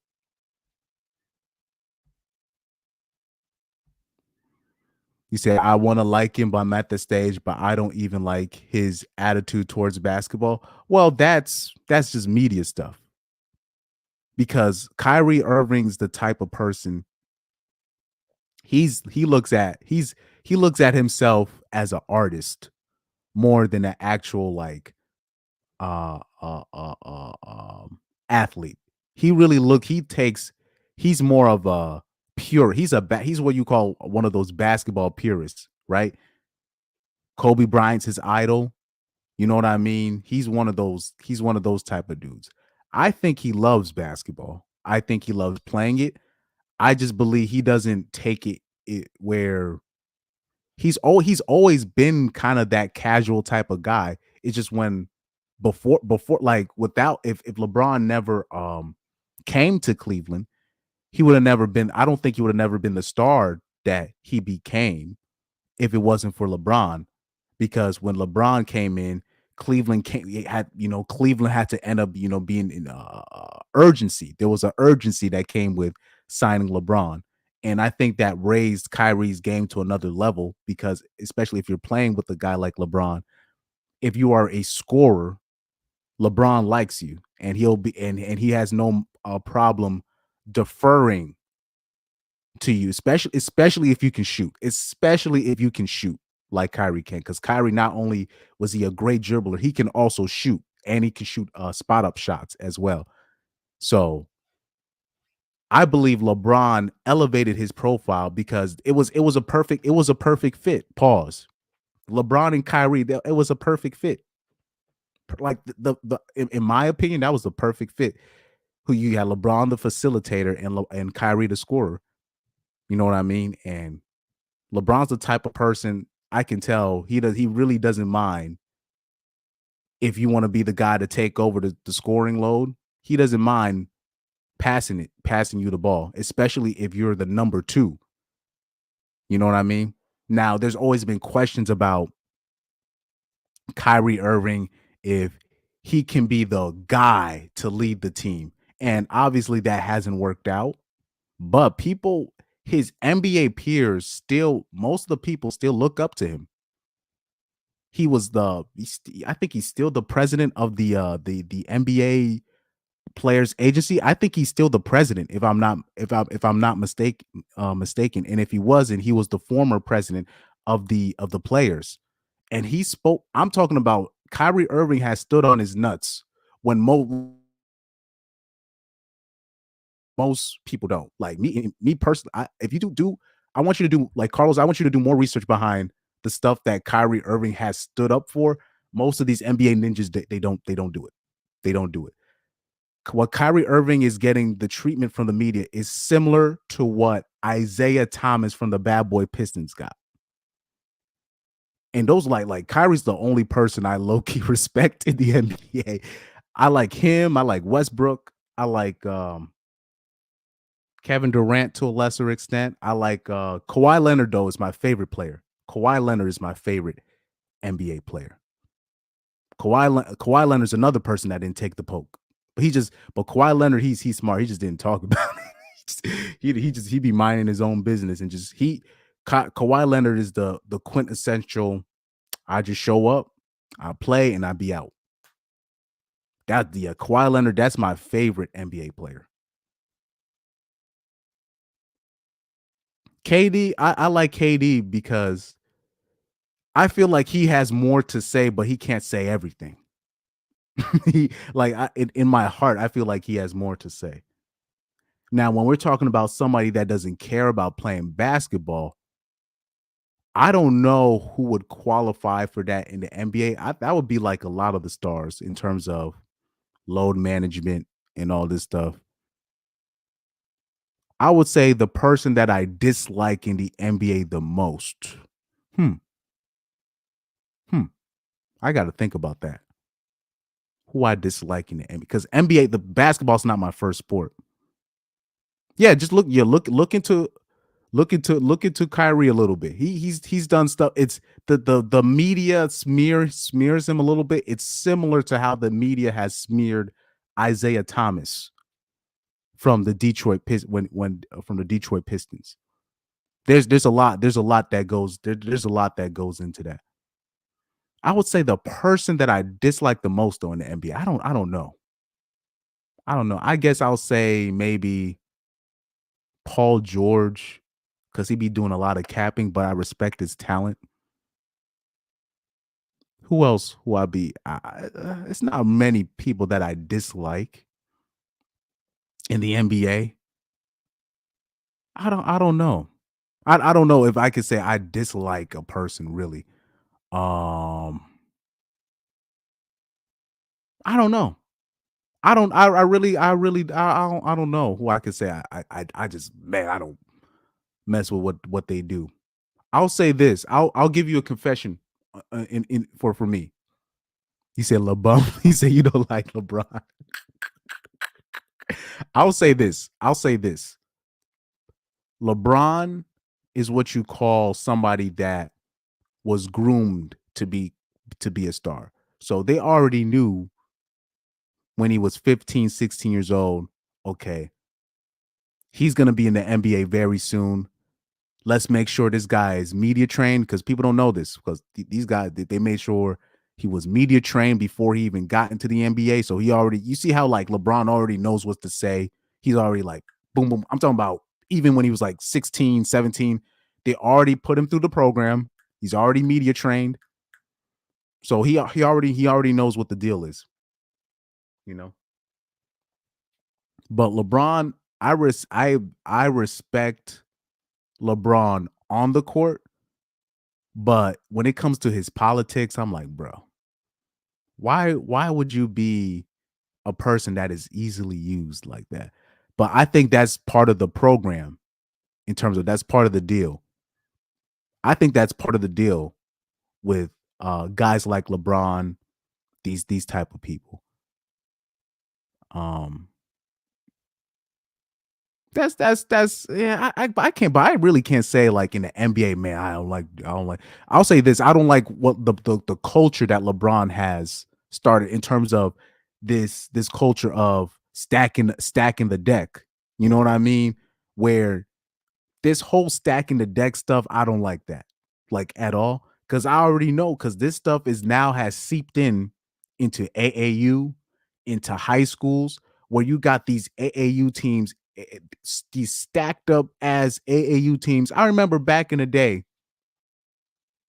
I remember the talent used to be more dispersed, meaning you'll have those AAU teams or the high schools, but every star player would have their own team.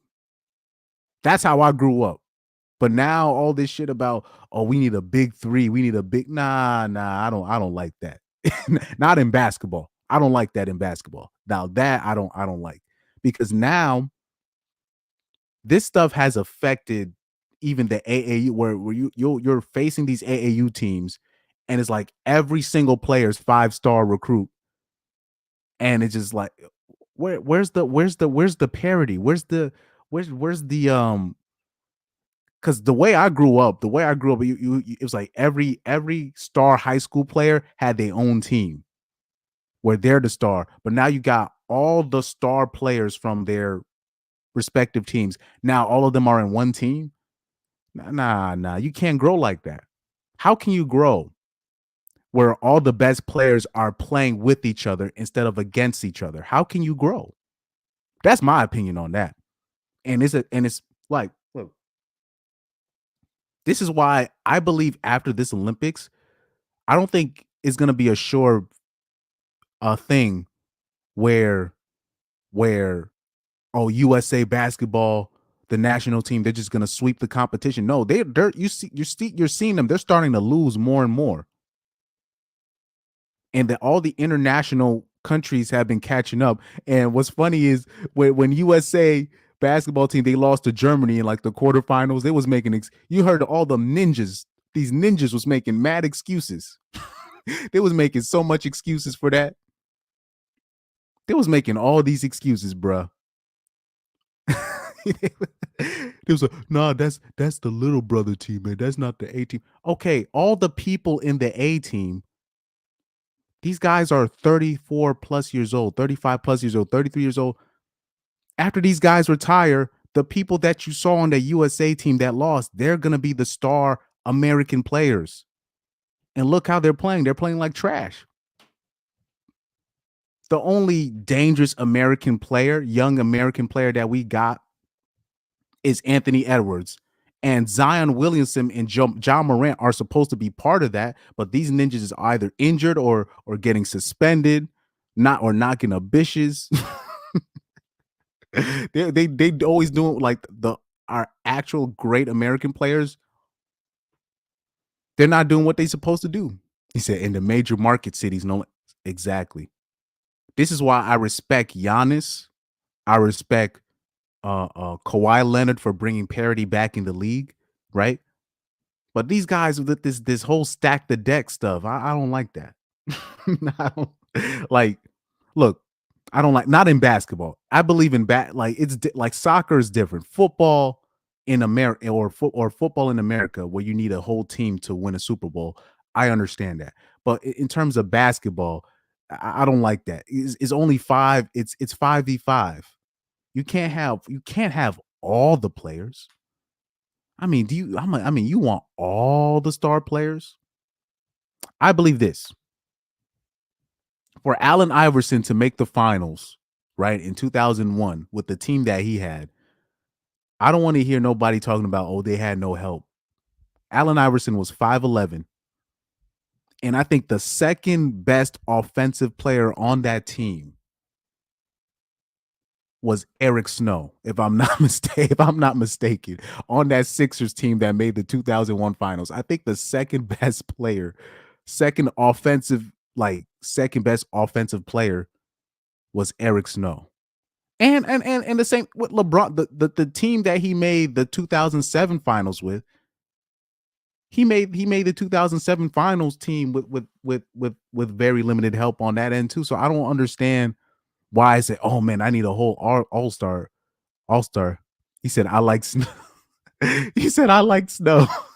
Nah, dude, that's not a point guard that you use in terms of if you want to win a championship. But shout out to Allen Iverson. And I think LeBron James had Eric Snow for that 2017 too, if I'm not mistaken. Like for Allen Iverson, the team that he dragged to the finals, nah. That's not, like, to me, I look at every other, I feel like people really shouldn't have excuse because Allen Iverson had to drag that team to the final. He dragged that team to the final. I just don't believe in the whole stacking the deck.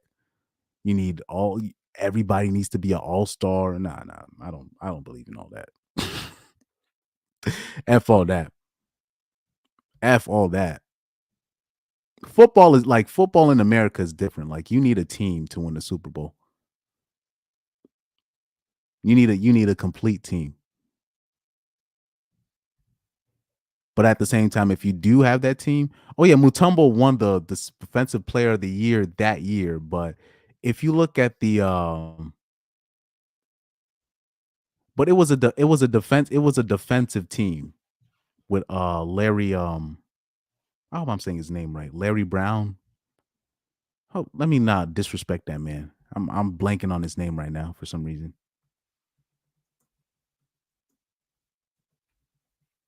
Yeah, Coach Larry Brown. It was a defensive team. But that team, like AI, he really carried that team offensively. If for somebody his height in the NBA, always will respect him for that. Most people couldn't do that. But anyway, but point being, there wasn't a whole lot of NBA players that I could look at with disdain. Not even LeBron, to be quite honest with you. I will say this: I did not like how when you look at the story with Kobe Bryant, when Kobe Bryant was alive, I did not like how Kobe Bryant basically put Shaq on Front Street, that he was buying bitches and stuff like that when Kobe Bryant was going through his thing. Because obviously with that situation, with the Kobe Bryant and Denver situation, he was innocent, obviously. But I just thought him throwing Shaq under the bus for that, I didn't like that. Like that's just a personal thing. Like that's just a personal thing. Or when he kind of pushed Shaq out the door from the Lakers, that I didn't like. That's probably the only thing I didn't like from a major NBA superstar. But Kobe Bryant was the only jersey that I had from a NBA super. That's the only NBA jersey that I ever had when I was a kid, was the Lakers Kobe Bryant jersey. So he said, I'm from Portland. Don't ask me about Bryant. I'll say because Kobe Bryant had some, God rest his soul, he had some hater type tendencies that people kind of gave him a pass for. In he'll do certain things like that, but at the same time, he is a 5-time NBA champion.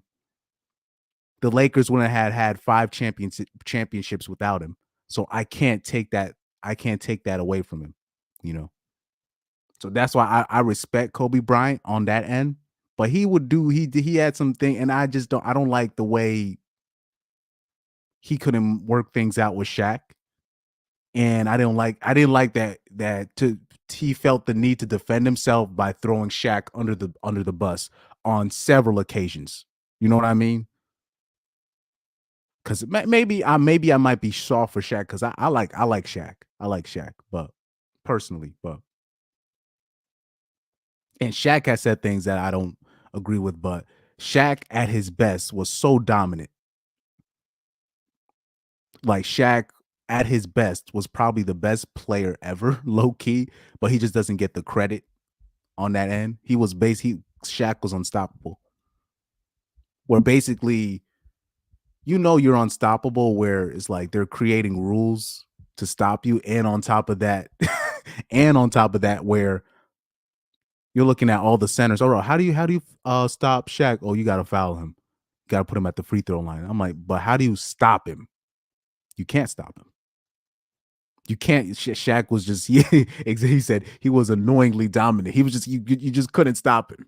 You couldn't stop Shaq. He was the epitome of too big, too strong. Just the epitome of too big, too strong.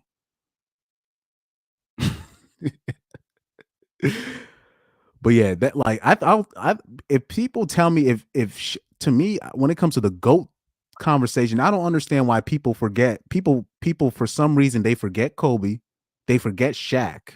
They just want to elevate LeBron over Kobe. But I would even put, if you want to put LeBron over Shaq, I feel you, but I don't understand why Shaq doesn't get talks when we talk about top 5 of all time. He was just, I'm talking at Shaq's best, he couldn't be stopped. He just couldn't be stopped. But nobody want to give him his props on that. Shaq couldn't be stopped at his best. He just couldn't be stopped. He couldn't be stopped. Anyway, let me put it back on Candace Owens. Like, yeah, when it comes to the NBA, there's not really a whole lot of players I can say I dislike. Not a whole lot of players I say I dislike. But I'll say this, the players that I have the most respect for in NBA history is Isaiah Thomas from the Pistons, Kawhi Leonard, and Kyrie Irving. And I'll say this, people got to do their research on those Michael Jordan stories when he'd be on the streets in Chicago gambling with the gambling. That should be those are some funny stories from like those Chicago comedians. The Chicago comedians got some funny stories about Michael Jordan when he be talking shit. Like apparently Michael Jordan used to be like in the hood in terms of he'll do like those, those open runs that those players do in the summer. He'd be like at like these parks in these gyms in front of the public giving work to random ninjas. And or like what's the big basketball player, the Chicago player. He's from Chicago, but he went broke. What's that guy's name that used to play for the Miami Heat? I'm blanking on his name. Him and Jordan, his crew and Jordan's crew used to go at it in Chicago in those gyms. And those are some funny stories from those Chicago comedians about that. those stories are freaking legendary. But man, anyway, let's go back to Candace Owens. I could go on and on about those Michael Jordan stories that I keep hearing from those Chicago comedians. Said Rodman. Well, Rodman did pretty well. Let me see, but not for 40. Rodman is what you call, he's weird in terms of this. He was a very weird specimen in terms of he was very, first of all, Rodman is very gay. And people keep talking about, the first openly gay player is the other dude from the Nets. But Rodman was like one of the first, technically was the first openly gay player, but he never put that on his tag, and he was still messing with women at the time. Rodman was he's very interesting because there's a lot of weirdo stories from him, and because Rodman he was different from most players. He had that gay strength. Rodman had that gay strength, and people don't understand. Like gay men are very strong. Gay, I'm telling you guys. People, I think because people look at, they're gay because they're strong. No, they're soft. No, some of our best fighters, some of our best fighters are gay men. And I'm not going to say any names, but it's pretty obvious. Some of our best American fighters were gay. And I'm going to just leave it at that. Anyways. That the information level is so low for Americans, and it's like, COVID's so bad. Like, we're going to give you a check that's like, $300. This basically describes welfareism, right? Like, despite the fact that there's been trillions of dollars since the establishment of welfare, Black Americans are poorer today than we were before it. Well, that and like I said, that 2020 was a straight clown show. People don't even understand. 2020 was a clown show. Straight up clown show. People don't know this, but during the time of Jim Crow, before welfare was established in the 1950s, Black Americans were actually outpacing white Americans in this country in terms of economic growth. And the reason for that was because our families were together. We had good values. The government only wants to give you the bare minimum. But where's the rest of the money? But people don't understand what Candace Owens is also talking about during that time, right? Also, Black Americans were the most married. Like black Americans was the most married out of everybody we're talking about the 30s, 40s, 50s. And what people don't understand, the stuff that we're going through right now is, unfortunately, you had people in the government that were always like they kept using black people as an experiment in terms of they were the guinea pigs. So whatever they ended up pushing onto the public, they experimented that in the black community first. So when you talk about even the forced vaccines and all this is stuff that happened in the black community first, right? When you're talking about the child support, the welfare system, all of that. So unfortunately, the black community were victims of that first. That toxic stuff. You know what I mean? They were the guinea pigs of that first. Let me see. Yep, a good tactic on the court. Still got under a lot of guys' skin, including Shaq. I think he would whisper gay that stuff.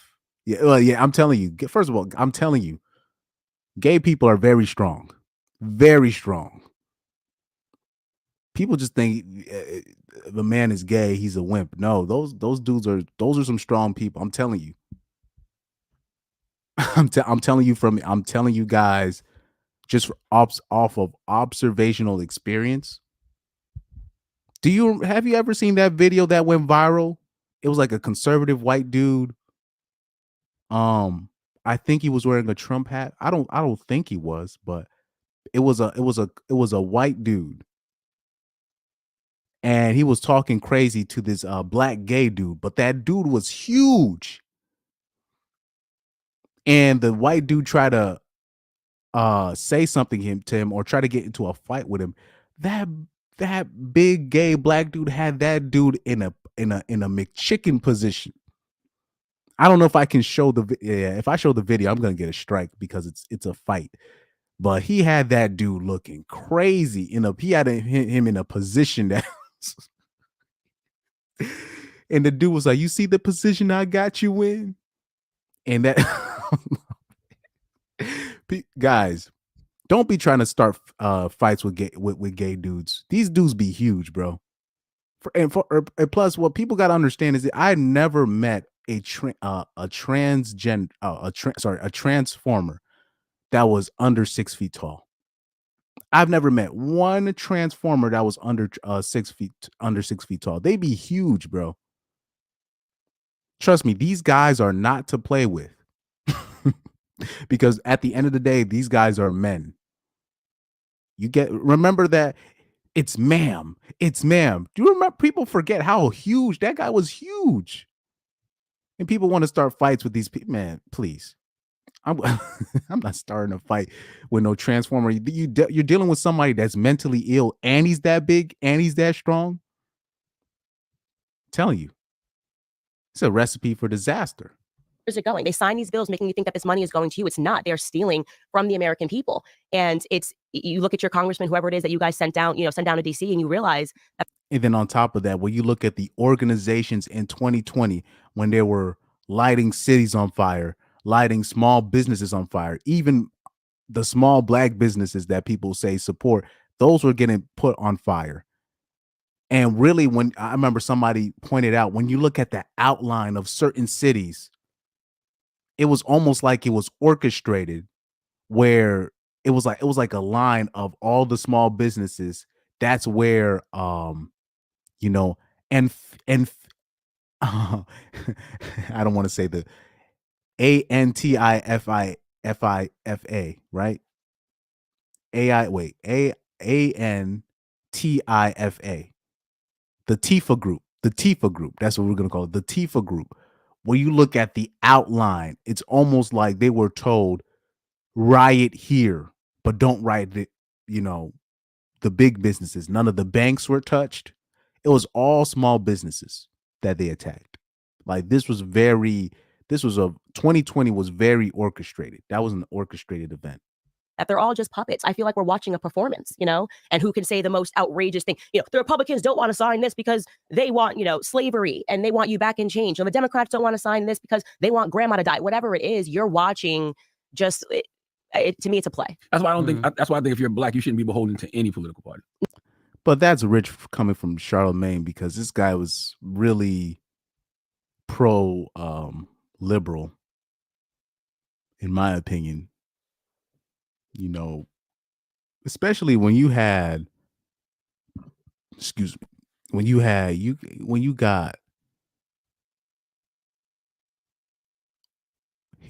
Hillary up in there with that hot sauce, talking about I got hot sauce in my purse, and nobody's gonna call her out for being blatantly racist, but you'd have plenty of black people that was still giving this bitch an excuse.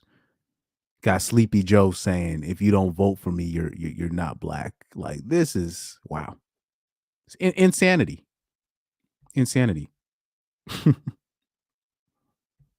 Democrat or Republican? Right. I mean, I think that any concept of saying that I am a Republican forever, a Democrat forever is a nonsense. You know, you should always look at the candidates that are running, and any person that is running saying that they want to grow government is your enemy. Exactly. That's my opinion. But what you have, especially I see this a lot in the black community specifically, but I've seen this on college campuses. I'm literally, there's a club that I play music at, and right outside the club is literally a poster that says the poster literally says, "Are you tired of capitalism? Communism is the answer." Basically, that's what the poster says. Communism is the answer. And you're just like, I'm seeing the agenda like literally right in my face. Or I remember being on college campus and you'd have these posters or these events, socialism, you know, like, you know what I mean? Like they'll have these socialist events. Why socialism is the answer. They would have these things on college campus when people don't understand this is a real agenda to destroy from within. And it's pushed heavily in the black community.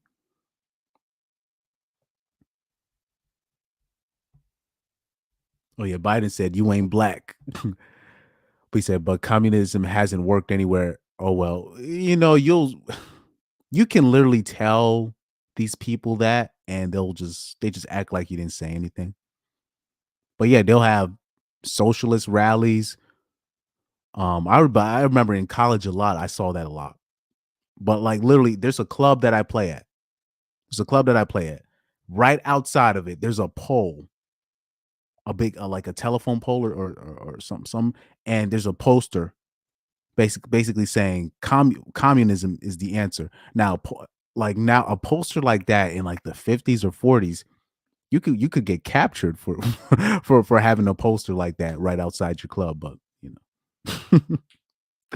but there's a very big there's a push towards socialism and which is going to lead to communism.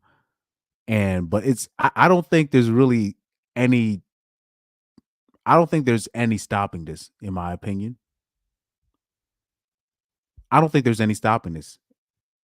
Even if everybody votes for Orange Man, I don't think there's any stopping this. He said Animal Farm needs to be remade by someone based. That's not gonna I always say this. There are filmmakers that are based, but they just can't put it all the way how they put it. So you can't, because I believe this. I believe there are based filmmakers that purposely make left-leaning or woman-centric movies purely off of the money that they're going to get. Because if you're making based films, in general, you're not going to make the same money. Right? I believe there's a series on Amazon Prime where like women are getting all these powers, whatever. It's like women get the power of electricity while men are just stay normal, and then women become the dominant species. I think low key that series is made by a based man.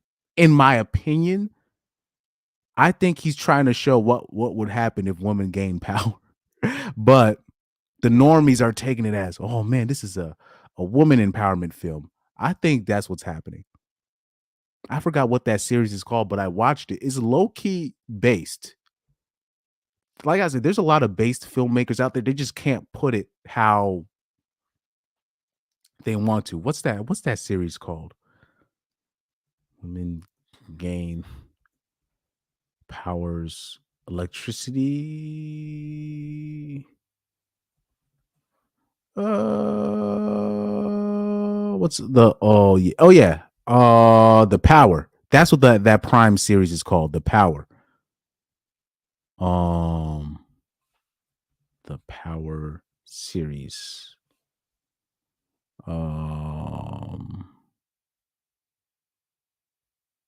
This right here.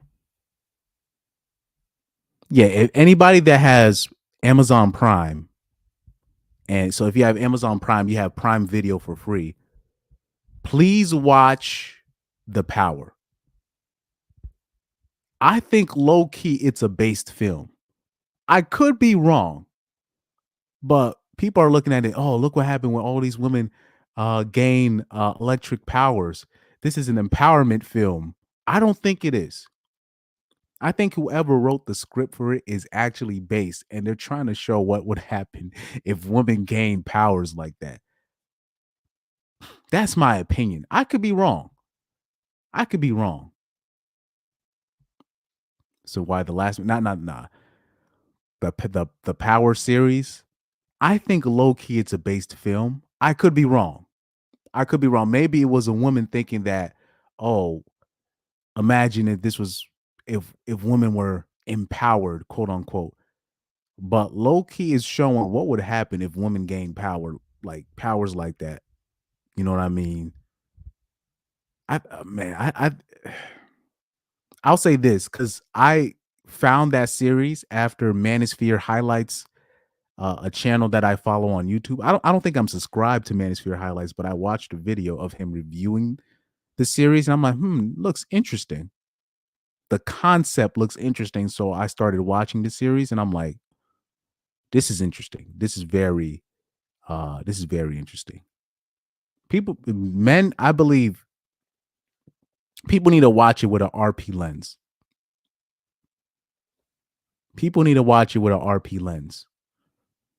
Or how about this here? I always tell people in this space, watch the Book of Eli with an RP lens. And tell me what you see when you watch the Book of Eli. Tell me what you see when you watch the Book of Eli with an RP lens. That movie low key is underrated. And I don't really see people in the RP mentioning that movie, but I think it's very interesting. That is a low key. That's if you watch that movie in an RP lens. He said the boys comic book was nothing like the show. Garth Ennis gave no F's. Yo, the boys, that series, I love that series. Oh my, I love that series. And I don't even care. And I don't even care that even with Jen, what's it, Jen? The series that they added on top of that, was it Gen Compound V or Gen Z something? They had a extra series with the college kids with it. I saw that too. That series is great. That actually I don't understand how people can watch a series like that and still people don't make the connections between those and the politicians or those and the athletes or those and the entertainers, the celebrities. Yeah, Gen Z. That's what it's called. Gen Z. The Gen Z series. I don't even care that they added all the gender fluid and all the alphabet stuff in there. I don't care. I think people need to watch that series, and it's really an analogy. It's trying to. It really shows that people are really placed in front of you. These people are groomed. They're like even the sports stars that we see. These people are selected. The rappers that we look up to. These people are selected. These people are selected. These are not like these are people not with like pure talent. The people with pure talent, they're not, it's very few. It's a filter system that you got to go through to be on the big screen. He said, I've watched both. Yeah, The Boys. Look, this is my opinion on The Boys. This is my opinion on The Boys. I don't know how anybody can watch that series and then turn around and look at me with a straight face and be like, Orange Man is gonna save us if we all vote for him. Guys. Like that, like I don't understand how people can look at me with a straight face and be like, look, Chris, your vote matters, your vote counts. I look at that series and I just be like, thank you for creating this series. I don't understand how people could look at me with a straight face after watching The Boys, Gen Z, and be like, you know, this politician, he's gonna save us. If we vote for him, this is gonna no. It's The Boys. It's just literally telling you that these people, the stuff that they do, they're not even thinking about money. Right? Remember in the first season of The Boys, they're not even thinking about money. They're thinking about points. They're thinking about, oh, look how much points, approval rating, points, percentage, points. They're not even talking about money. They're talking about followers, points. That's the new currency. They don't give a, they don't give, like, it could have been a whole disaster that happened, right? Homelander causes a whole disaster, but then he gains a whole new approval rating from a certain demographic of people, and it'll be, oh, actually, you know what, Homelander, keep acting like this. This is good. Look how much followers. Okay, the points, followers. They're not even looking at the money. That's why I keep telling people when we're talking about Marvel, Disney, why are they forcing all these gender stuff? Don't they know they're losing money? They know they're losing money. They don't care. They want to it's all about whatever agenda that they're trying to push. They don't care about losing money. It's all about forcing an agenda. It's all about forcing gender identity politics for them to think their way. They don't care about how much money they lose. They don't care. Just on us talking about it, we're making it popular. When you got all these conservatives, right, or anybody else, regular normal people making YouTube videos about how terrible or garbage a movie is, you're actually increasing its value. Let me give you a sports analogy. There are certain sports teams that are just there to lose. New York Knicks, New York Jets, right? Example, there are teams that are there to lose. You know why? They actually make more money losing than actually trying to win. It's better for sports radio when you have people from New York ranting about how bad their team is, rather than when they're middle of the road, there's nothing to rant about, viewers go down. He said 90s Blazers. People don't even talk about the 90s Blazers. Perfect example. People don't talk about 80s Bills, even though they went to 4 straight Super Bowls. They were probably, and people will talk about how bad when we look at, how about, let's take the 2010 Jets when they were actually successful, right? In the early 2000s. New York Giants end up winning the Super Bowl. What did the New York Jets end up doing? They signed the ultimate clown show, Tim Tebow. Why? To steal headlines. Even though it was a terrible move, they knew it was going to steal all the headlines from the Giants. And people are only going to talk about the Jets in the clown show the whole year. It's all about the circus. Entertainment, followers, that's the currency. Having non-critical thinkers under their belt. The confusion they cause. You talking about Disney and their whatever they're trying to run. You're actually making them more famous. I always tell men, if you just want to prove a point, just ignore it. Don't go to the movies and just ignore it and just watch. Why don't we just, okay, let's support a different franchise. Let's all just keep watching what we're doing. When we're talking about The Boys, when we're talking about Jupiter's, there's a show on Netflix that's similar, Jupiter's Legacy, but they ended up canceling it for some weird reason. That I really like that series on Netflix. Anybody, people gotta watch Jupiter's Legacy on Netflix. That is a great series. I think that's what it's called, Jupiter's Legacy. That low key, I like that more than The Boys, to be quite honest with you. Let me see, Jupiter's Legacy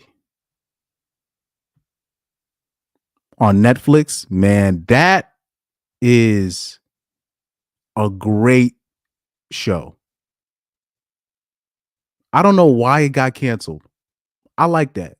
I liked it because what I loved about Jupiter's Legacy was they showed you how basically that whole rhetoric of if you're a superhero you can't kill and this and blah blah blah, how it actually showed that it hurt more superheroes and the villains were the actual dominant people. It was really, it's a very interesting series. That's a very interesting side of the story where it shows that the heroes are losing. the heroes are constantly losing, so much to the point where the top superhero's wife ends up not even believing in her husband anymore, even though he's the top superhero. But his way of doing things, the code, what they like to call, actually gets more superheroes killed. It's a great series. It's a great series. I love that series.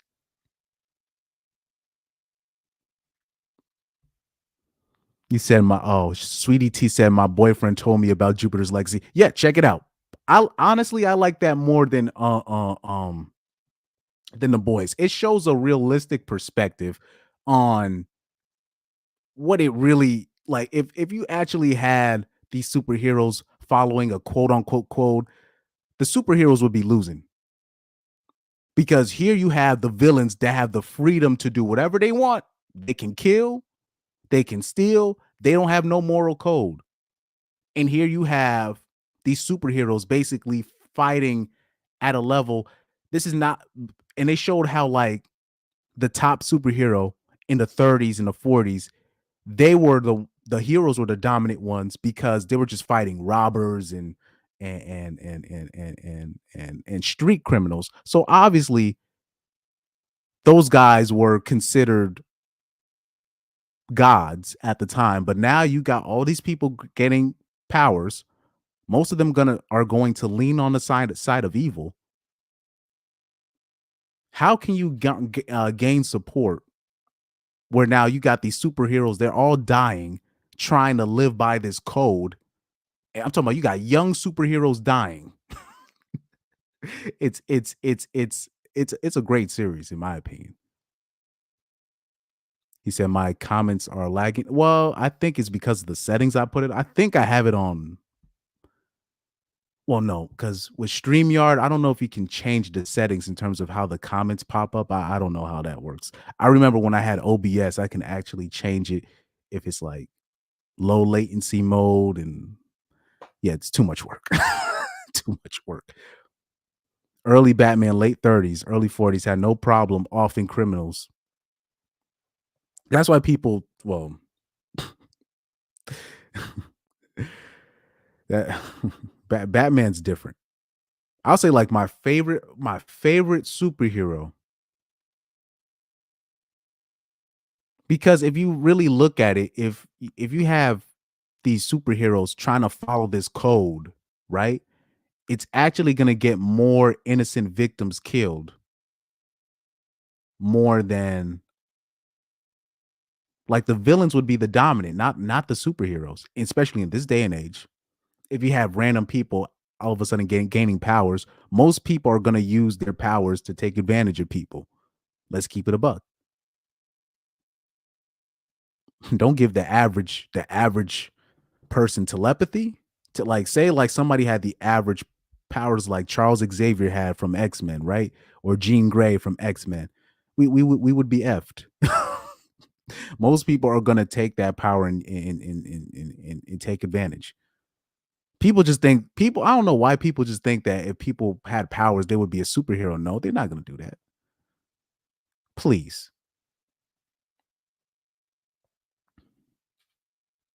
You see, this is my so Sweetie T says today is my first day commenting on YouTube Live. Oh, shout out to you then. How long? Wait, have you been subscribed yet? Or have you subscribed? You said I stream elsewhere. No. Oh, you got a channel. Oh, okay.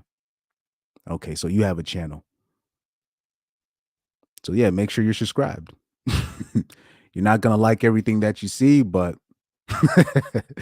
by the way,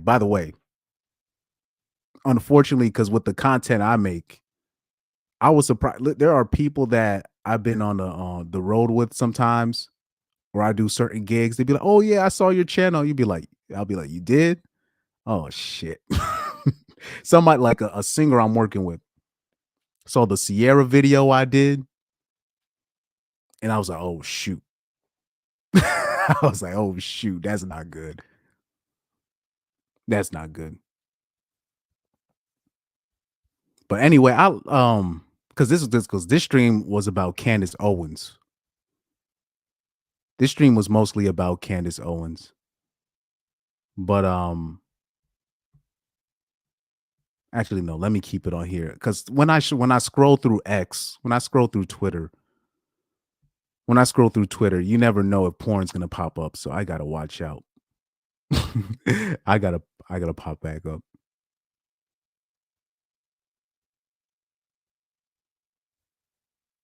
But apparently, oh, okay, let's share Sovereign Bra right here. So basically, people want to focus though on because since she did get let go by the Daily Wire, people are trying to make the connection between her criticisms of the small hats and Ben S being the founder of Daily Wire. You know what I mean? But we already knew that was going to happen. And unfortunately, my ninjas are missing the point. Ninjas are missing the point because people are trying to say Candace Owens is trying to come back to the black side after getting fired by the Daily Wire. No, that's not it. That's not it, guys. That's not it. It's just at the end of the day, there are certain people you cannot criticize. There's just certain people you can't criticize. The small hats, the Rainbow Mafia, and the Rainbow Mafia small hats. These are the three people you can't criticize. These three groups I just named, these are the people that run the entertainment industry. They run at least 90%, and I'm being nice, at least 90% of the media. Whatever they say goes. Whatever they say goes.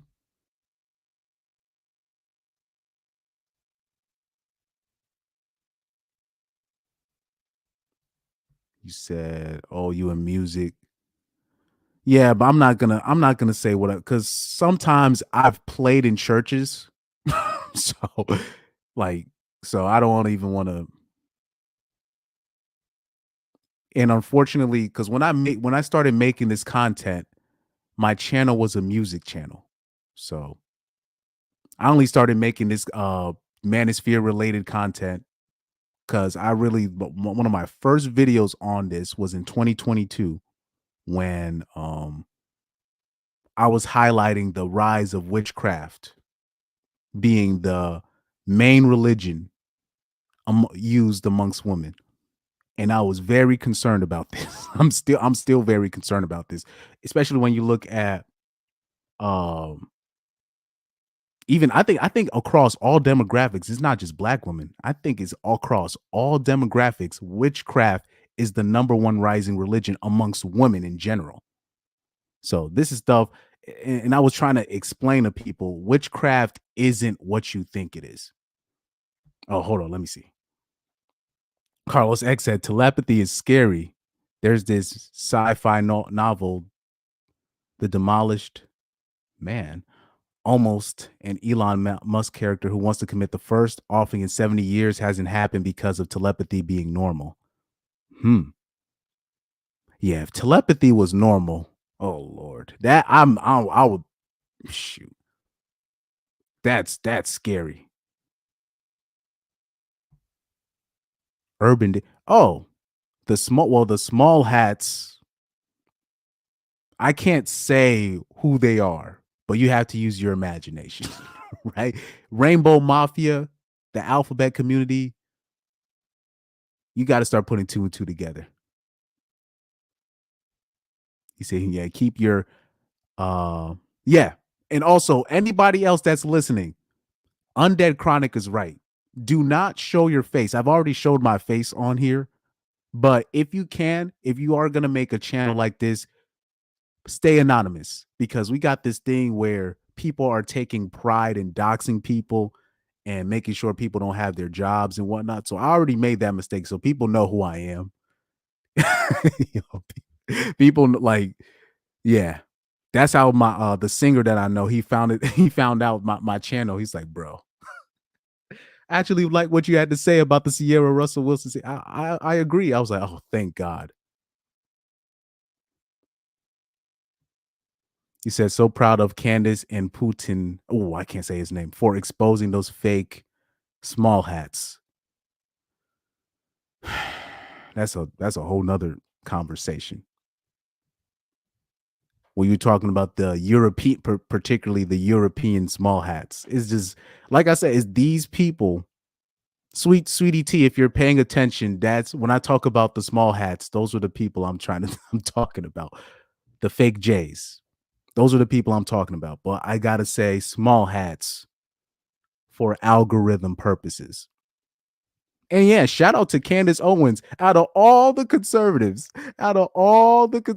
she's the only one with the nuts to actually ask questions. She's the only one to ask questions. And by the way,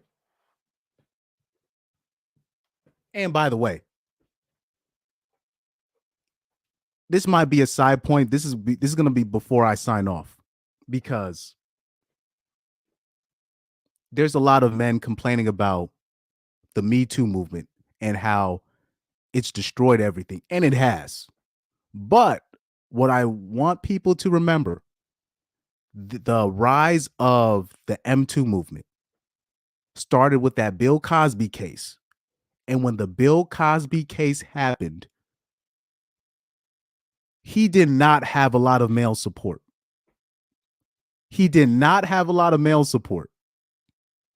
Because it was a lot of black male comedians that was still mad about what Bill Cosby was saying about black comedians. So when Bill Cosby was going through what he was going through, a lot of black male comedians was like, you see, but they didn't realize the bigger agenda at play, unfortunately. So they were still holding up what Bill Cosby said, and they held that against him. So they were just like, you see, it serves you right.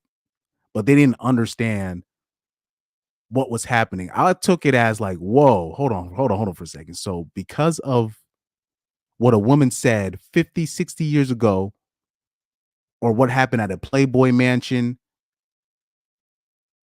with escorts and all this stuff, a woman can say you did something 60 years ago and that can stand? I was like, nah, this ain't it. And there was actually Bill Cosby actually had 2 or 3, there was a lot of his former black female co-stars on the Bill Cosby show came to his defense. Rudy came to his defense. The Claire Huxtable came to his defense. Jill Scott came to his defense. But they had to end like Jill Scott had to resign. She had to renege her defense, but that's because they were threatening her money. He did not get a whole lot of male support. I still remember that. And now people are like, man, this M2 movement's gone out of control. But when Bill Cosby was going through what he was going through,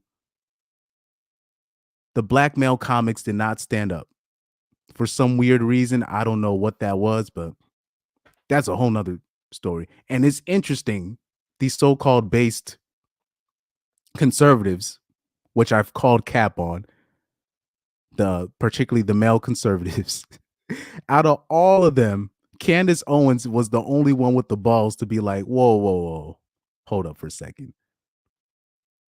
Is nobody else going to say anything about the state of the small hats and what they do? People going to act like Kanye West is a villain? Nah. Oh, man. See, but they didn't understand how wild this was going to end up doing to the whole. Well, because people don't have that kind of foresight. I was in high school at that time when it happened. I was like, wait, hold on for a second. There's no way. Then what happened to R. Kelly? Nobody else want to stick. I was like, guys, this is a terrible. People don't understand the term president. Like, what's it? President. When you're setting a president.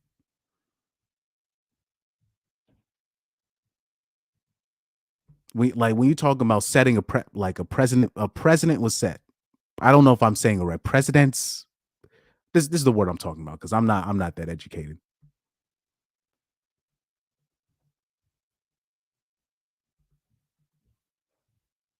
A president's. Yeah, right here. This word right here. That's what I'm trying to say. When president. Let me see this real quick. I'm not good with words. Sorry, guys.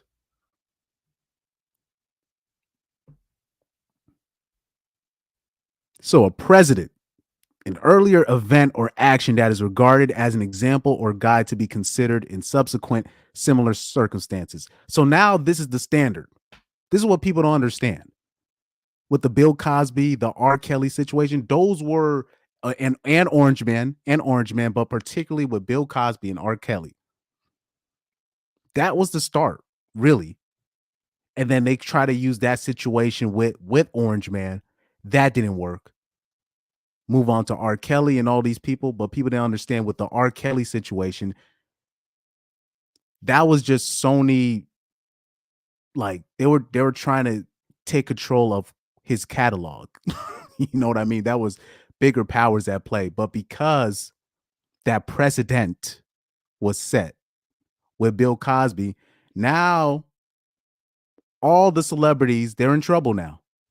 Every male celebrity, anything happened 10, 20, 30 years ago, 40 years ago, 50 years ago, you got people that are in the grave right now. And then you got these dudes are still coming up talking about he did this to me in 1930, 1950. People don't, because people thought it was just like, it's just going to be Bill Cosby. I'm like, no, that's not how it works. He said the elite would prefer you forgot that word. Yeah. People don't understand when that standard is set. Now they're gonna use it. Yeah, setting a president. Yeah, I don't know. I don't even know how to say that word properly, but people don't understand, like, when certain things are introduced, you really got to nip it in the bud before it spreads. That's how I knew with the whole Bill Cosby thing. I was like, but none of the male comedians came to his defense, because they were like, the black male comedians, they were still mad because Bill Cosby had criticized them for not swearing and whatnot. Yeah, so like that's why so I don't even know why they were crying about that. Dude. My grandpa on my mom's side, he always has, like, he's very critical on stuff like that. He doesn't like people swearing. He doesn't like men wearing their clothes a certain way. He doesn't like men wearing earrings. He doesn't like men wearing tattoos. He's very strict on stuff like that. There's people that think like that, and I don't know why they was holding it against Bill Cosby for thinking it that way. So when that case of him came out, they were just like, "Oh, you a hypocrite." like that coming out, and I was like, guys, let's let that shit go. Like, who gives a fuck? Right now, they're going after Cosby for other reasons. So people still, so like a lot of the normies, they still don't understand how important cases like that was. You know what I mean? Oh, another dude.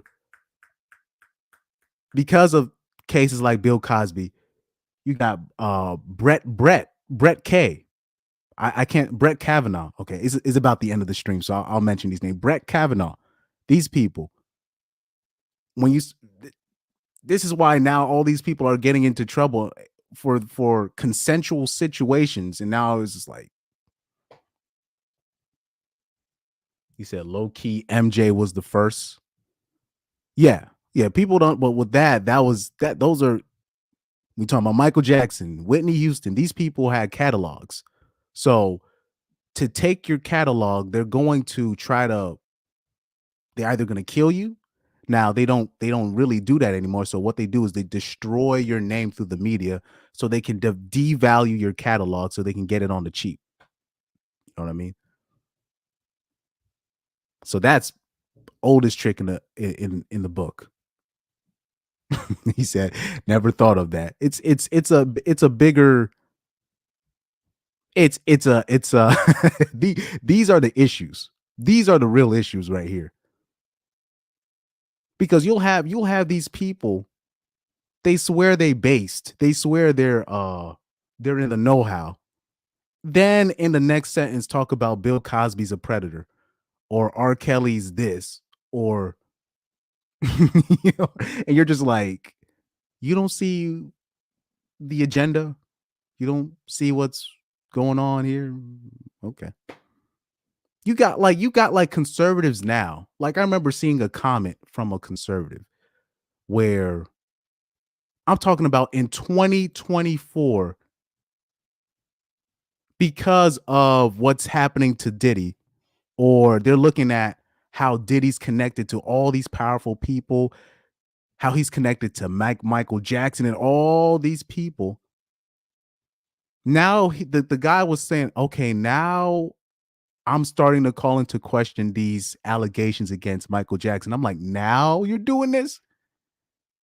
Bruh.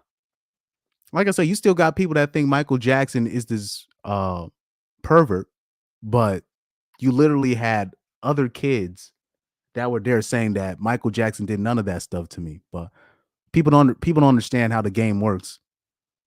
Because when you're like a very high earning musician and you have a catalog, when you look at R. Kelly, his catalog is extensive. Writing, producing, singing. He did it all.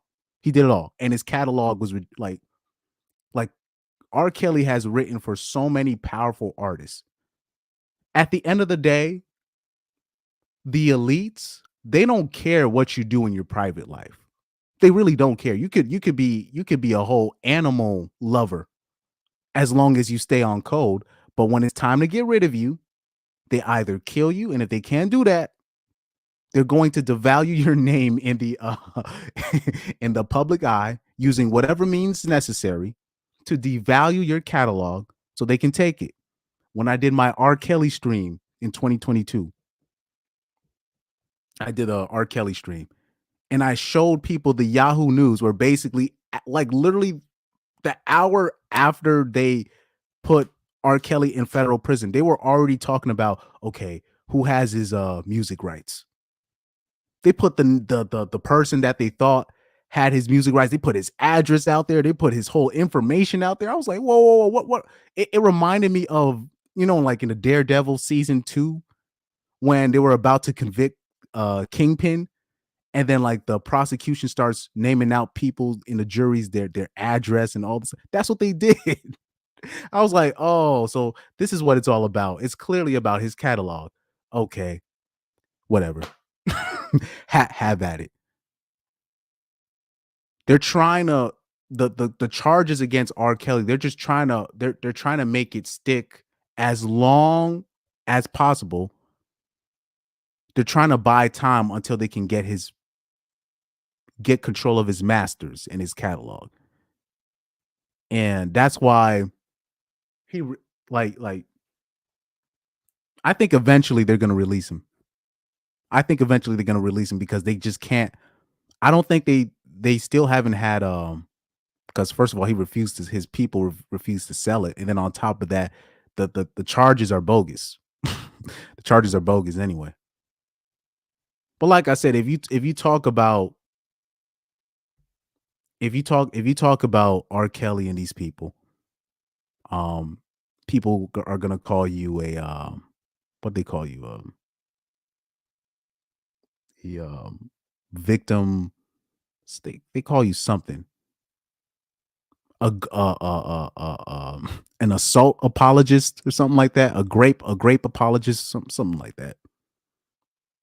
Something a predator apologist or something like that. They call you if you just have questions.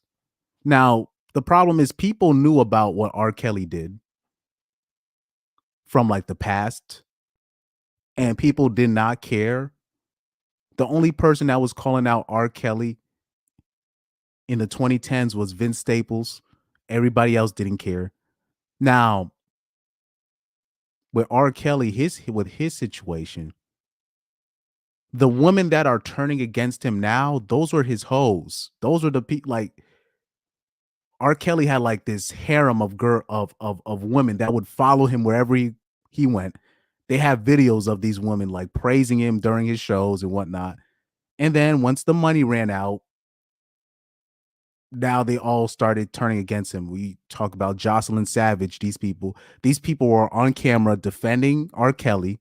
And then as soon as the money ran out, they all said that they were abused. We all saw that coming. Victim blamer. That's exactly. Victim blamer. That's what they call you. They call you a victim blamer when you have questions. But like I think there's plenty of men that feel the same way, but it's just they're afraid to be like, I think there was nothing with that. And you know what I find ironic about the R. Kelly situation?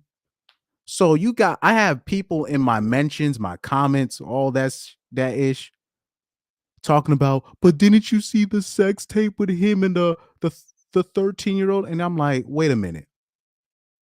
So you mean to tell me all of you guys watch the sex tape, right? And you guys have the confirmation it's a 13-year-old. Now you guys are telling me I'm saying you guys watched it, but I'm the predator and I had no idea. But I'm the predator apologist. But everybody was everybody was talking about how they saw it. What do you mean but I'm the predator, but I don't want to see that shit, right? Come on. This is the irony of it in my opinion. Cuz I never seen the tape or tapes, whatever. I'm talking about people are describing the tapes to me in full detail and I'm like, "Whoa, I don't know about any of this." And they were like, "How do you not know?" I'm like, I'm sorry. I don't watch that kind of stuff, guys. I don't watch alleged underage anything. That's not what I do. You said you think my comments are lagging. I swear I see Carlos straight away. Carlos's comments is probably lagging too. I don't know. But these are the people. They swear that they calling me a predator, but they watch the tapes and continue living on with life and still playing the music. Still playing the music, all that, but I'm the problem. What are we talking about here? So I still don't know what happened on alleged tapes in ish like that. All I know is this. I know there's a lot of young hoes out there. I know that for a fact. Like now that I know that for a fact. I know there's a lot of young hoes out there. And R. Kelly, a lot of the girls that I know that he was messing with, from the most part, I've heard they were 18 or not. They were either 18 or 19. That's what I kept hearing. I didn't watch the documentary because I'm not going to waste my time watching that nonsense. I'm not going to waste my time watching that. But from what I saw, especially recently I saw R. Kelly with 18, 19-year-olds. Now you got people in Chicago saying that he was outside McDonald's hollering at high schoolers. I don't know. That's alleged. I don't know. But all I know is this. I know it's not uncommon to see 14, 15, 16-year-old girls with dudes way older than them, voluntarily, mind you. Voluntarily. So I don't even want to, because if we go through the worms of and all this stuff, because I remember being a young kid at that time and knowing girls willingly going out with older dudes. I'm talking about they were 16 years old, going out with older dudes, 14, 15 years old, willingly going out with older dudes. You would ask those girls, yo, are you sure you know what you're doing? Are you sure you're not getting taken advantage of? And then when you would ask those girls that, they would look at you like you're hating. And they would think that they're finessing the dude. Like you'd ask those girls and they think they think they're finessing the the dude because he's giving them a little bit of $50, some money for nails and paying their phone bills and stuff like that. He said there's no lag, but it's lag for me sometimes on other lives. Yeah. There's that's because when I start talking about Carlos, when I start talking about politics or stuff like this is where I start getting most of the complaints about lagging, if you notice.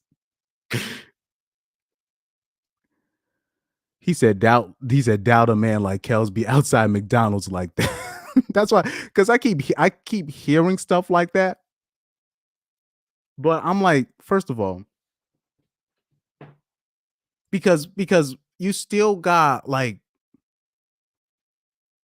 you'll still have parents and they will willingly sell out their kids to celebrities, even when their kids are underage, willingly sell their kids to the celebrities.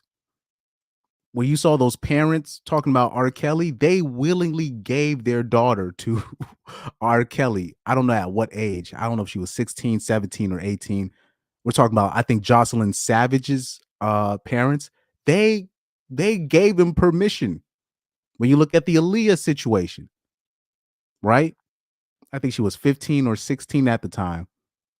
Well, people don't understand it. That wasn't just R. Kelly smashing. That was Jay-Z, Dame Dash. Timbaland said he wanted to smash. This came out of Timbaland's mouth. Timbaland said he wanted to smash. It's a whole crew of people. You know what I mean? That Aaliyah was connected to. And from what people are saying, R. Kelly smashed not only Aaliyah, but Aaliyah's mom. You're just like, oh man.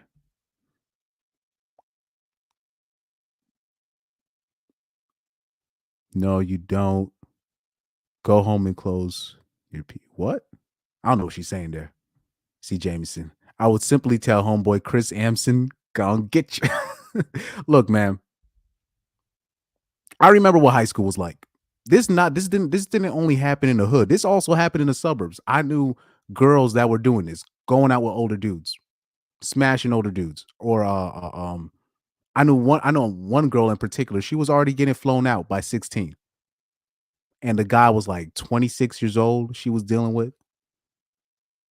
She was with him for a little bit, but the guy, the dude that was 26, his father had a lot of money, so therefore he had a lot of money. I don't even want to put them out there like that.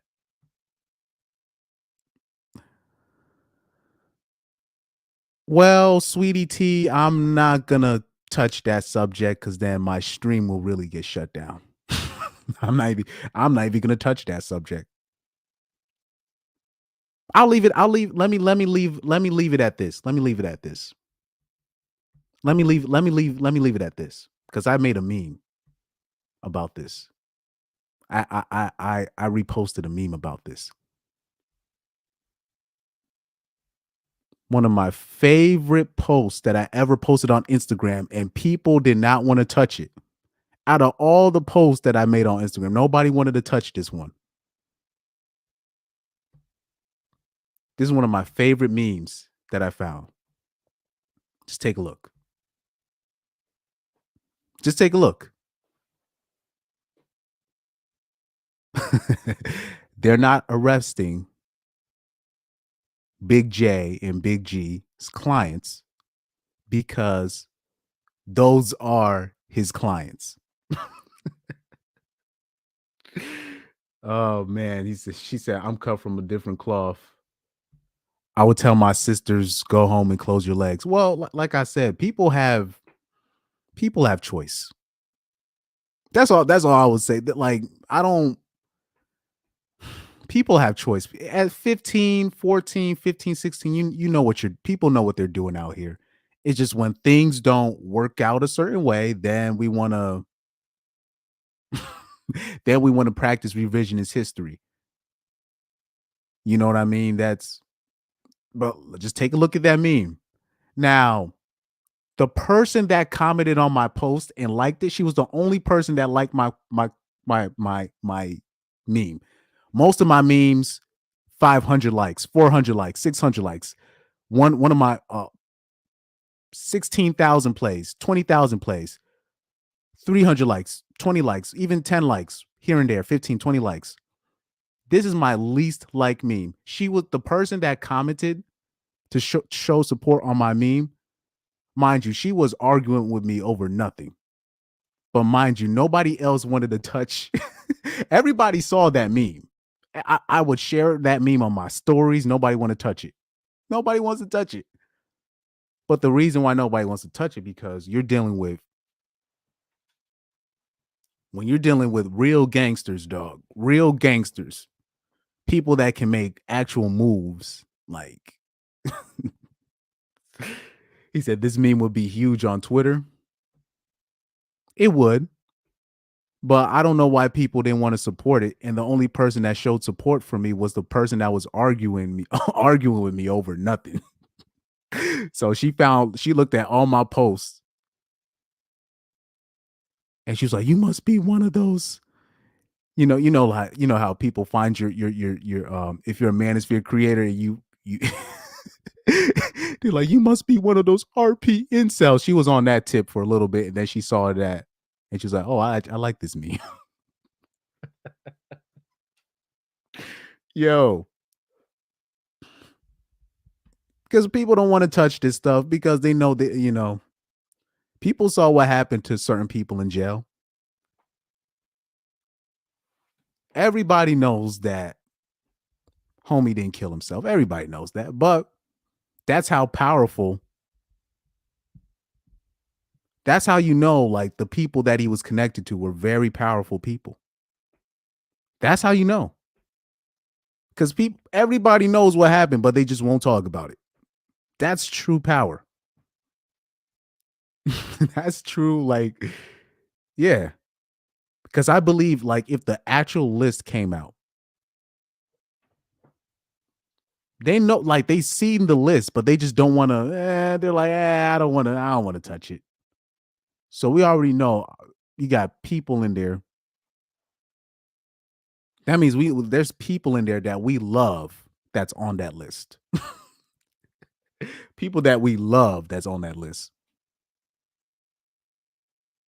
They could call it conspiracy all they want. But we all know what happens. We all know what happened. But yeah, I'm gonna just leave it off. I'm gonna leave it off at this because I've already exhausted Candace Owens' talking points. But it's interesting. Out of all the conservatives,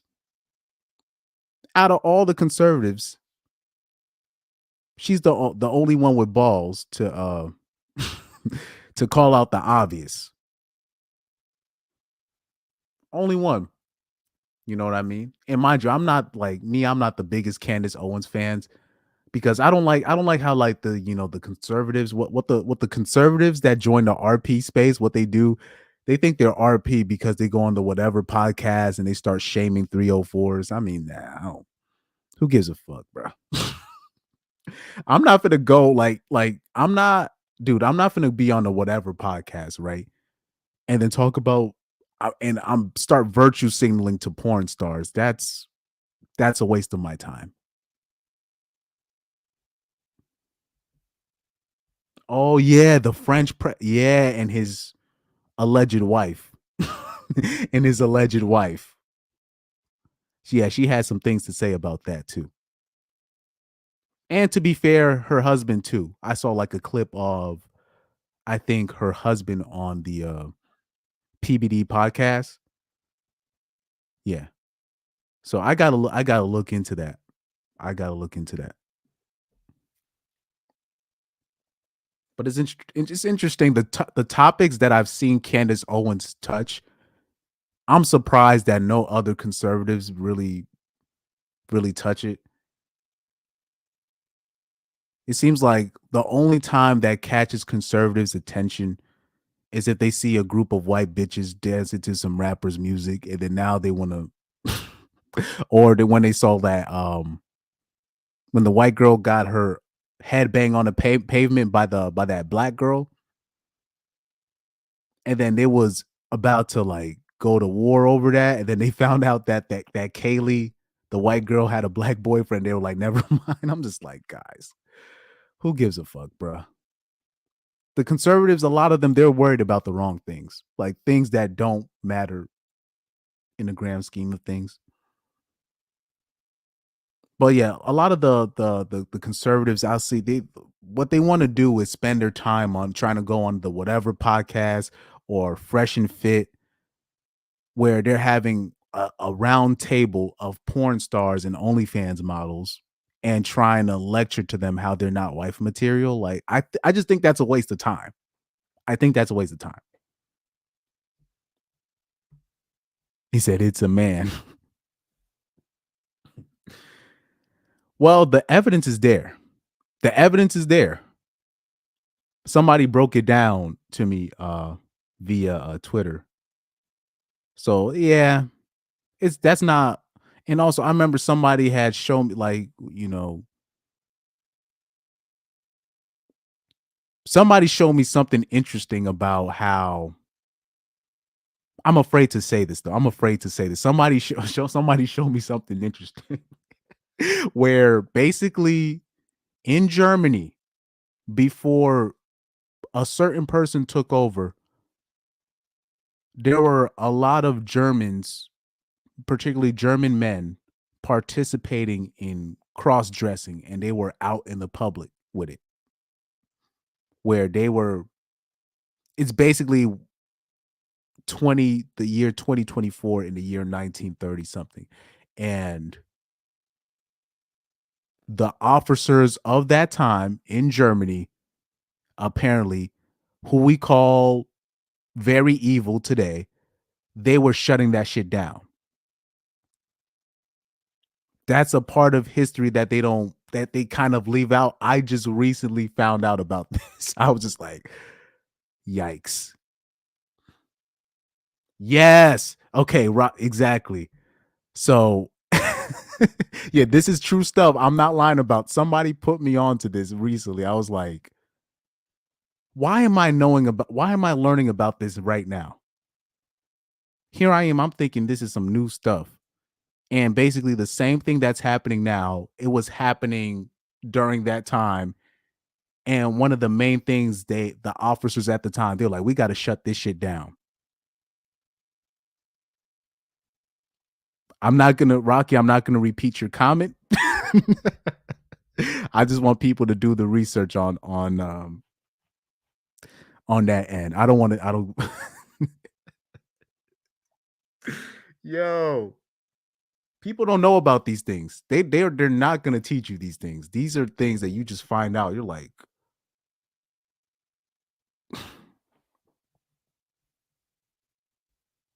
history. Yeah. There's nothing new under the sun. Nothing new under the sun. Once you start doing the research, it's scary how it just everything repeats itself. I got time. Let me see this. By the way, I'm dealing with like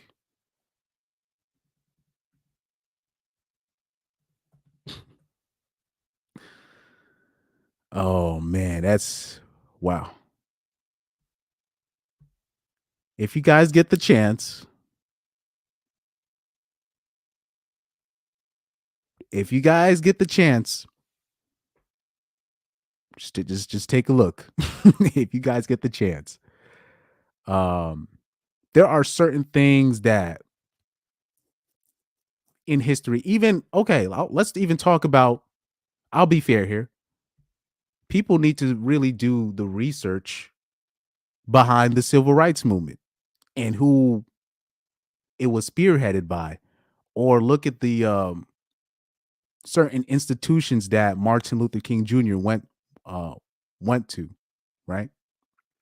Um, you even well, like I'll give you a little insight.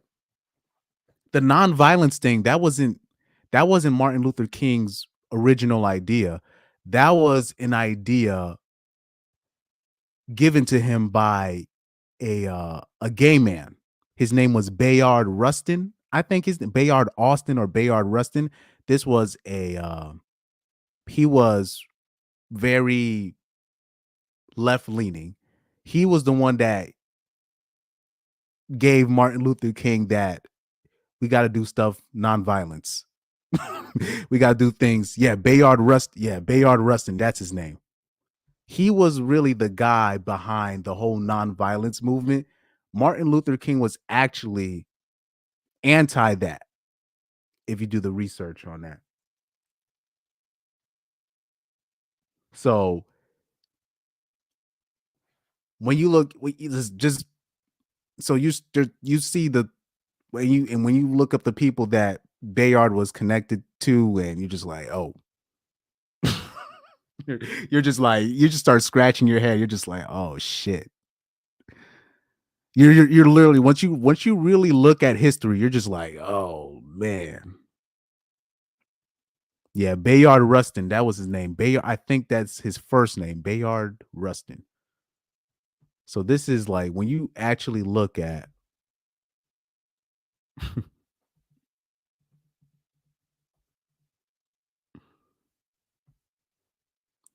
he was really the person behind the whole nonviolence movement, but he was Rainbow Mafia. Now, eventually, but he was the person pushing the socialism, communism, these things. So at first, he kind of was under the guise of, okay, civil rights, but really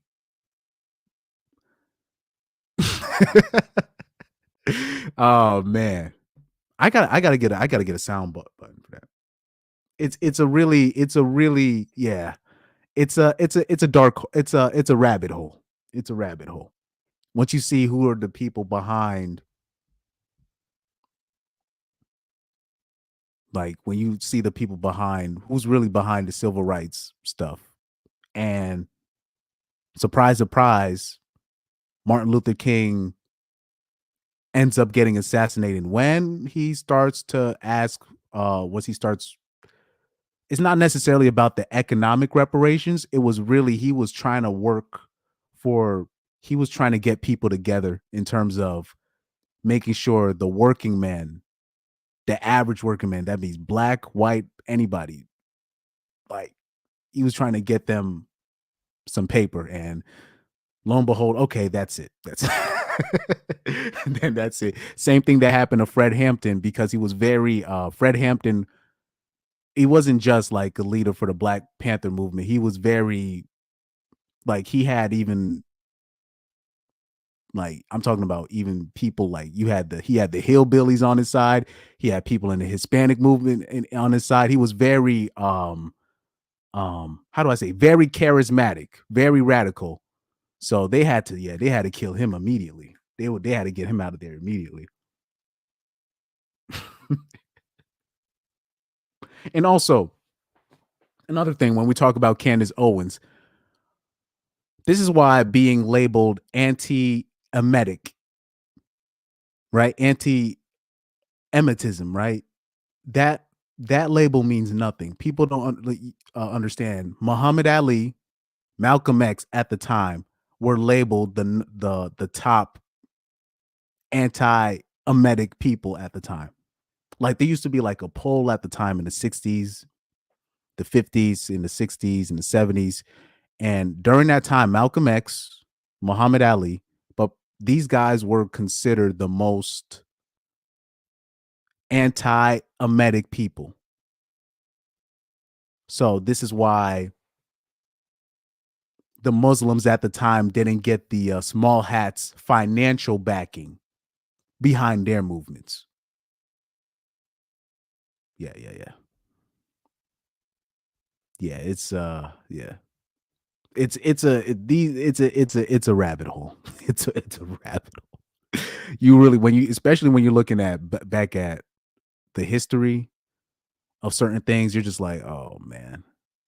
But particularly that's why when we talk about Muhammad Ali, Malcolm X, these people. That's why Malcolm X, he was assassinated early, and they like to say that the Muslims killed him, and but that was the FBI. They interfered in that.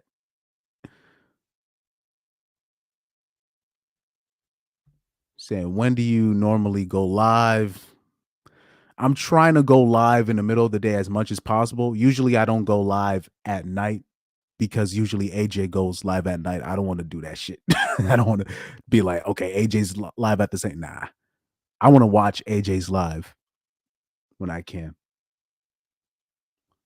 But yeah, the small hats, it's I'm not like I'm not saying small hats are evil people, but people need to do their research on the small hats. And it's like if you actually do the research behind small hats in general, that specific group of the European small hats, you're gonna find some very unsettling stuff. Like I'll even go as far as to say, because I don't want to show the images because it gives me nightmares, but I don't know if I want to say this though. I don't know if I want to say this. But have you heard of I don't know if I want to say this. You ever heard of, certain kids of that community, growing up with tails and shit? Have you ever heard of that? You got or they grew up, they had like kind of horn like that's too far. That's too far.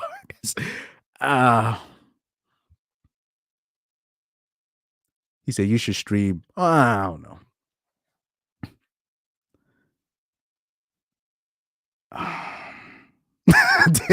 Rocky knows exactly what I'm talking about. Like this stuff that I come like this information is terrible, man. Like it's look, let's just talk about the 304s. let's just talk about elementary RP talking points. I don't want my channel to get taken. These are the things I'm low-key uncomfortable talking about these things because I don't even like thinking about these things. Now, mind you, these things about the small hats and certain people, they needed, when they were kids, they had to have certain surgeries to shave off certain features on their bodies. But that's a whole nother story. You know who gave me that information? A pro-black when I was like in high school. So the pro-blacks aren't all too bad when it comes to certain information and stuff. Yeah, it was this guy I used to follow that I knew personally. Him and this Muslim brother that I used to follow on Instagram. The Muslim brother, he ended up taking off his Instagram because he said he needed a mental break from it, but he was serious about that. He said he said Instagram and Twitter was messing with his mind. So he deleted his account. I know him, he be at the mosques and all that. But the particular pro-black dude, he's like super. I'm like, he's super pro-black. Like he's like on some, meaning this. he thinks what Kanye West said was right when he said when remember when Kanye West said slavery was a choice. He said that Kanye West was right. He's like on some super like revolutionary type. He's gotten his account taken so many times. I followed him when I was like in high school, but I know both of those guys, but particularly the Muslim brother, I knew him personally.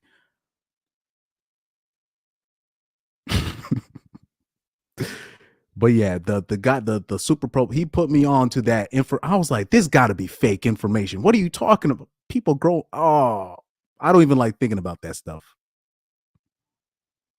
because like those people. Look, I don't know how far I can go with this, but there are certain kids that you grew up with in school. If you know, they had certain surgeries on their head and on their backside to hide certain features. It's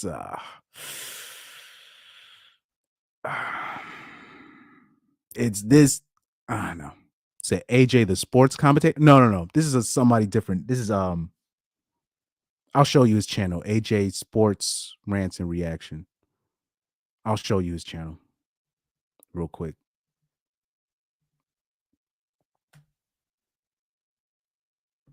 Yeah, like I'll I'm gonna leave that subject alone because I don't even want to talk about it because I don't even like thinking about it. I don't even like thinking about it.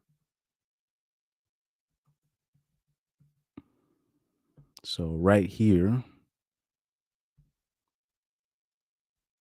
So AJ Rants and Reaction. This guy here. So yeah, AJ was one of the first. I think AJ was the first person to just let me on his stream and just start talking. Oh shit, Carlos X. That god damn it, god damn it. I don't even like Carlos. Honestly, I don't even like thinking about that kind of stuff. I don't even like thinking about that kind of stuff. It's yeah. I don't even like thinking about that kind of stuff. But it's true. Apparently that shit is true.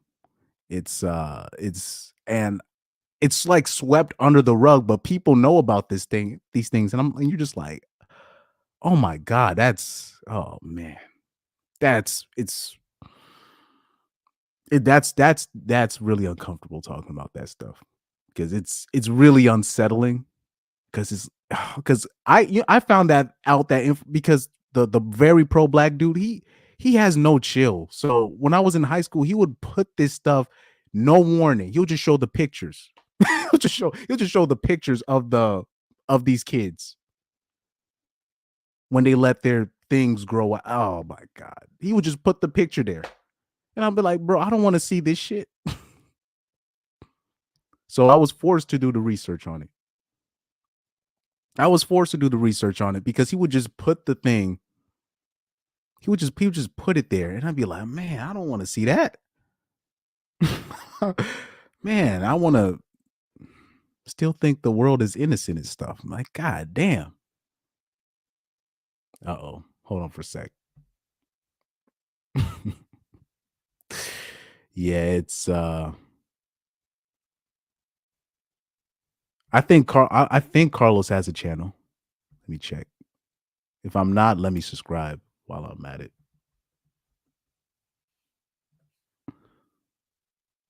Nah, that's not. Well, Carlos, is this your channel? Wait, hold on for a sec.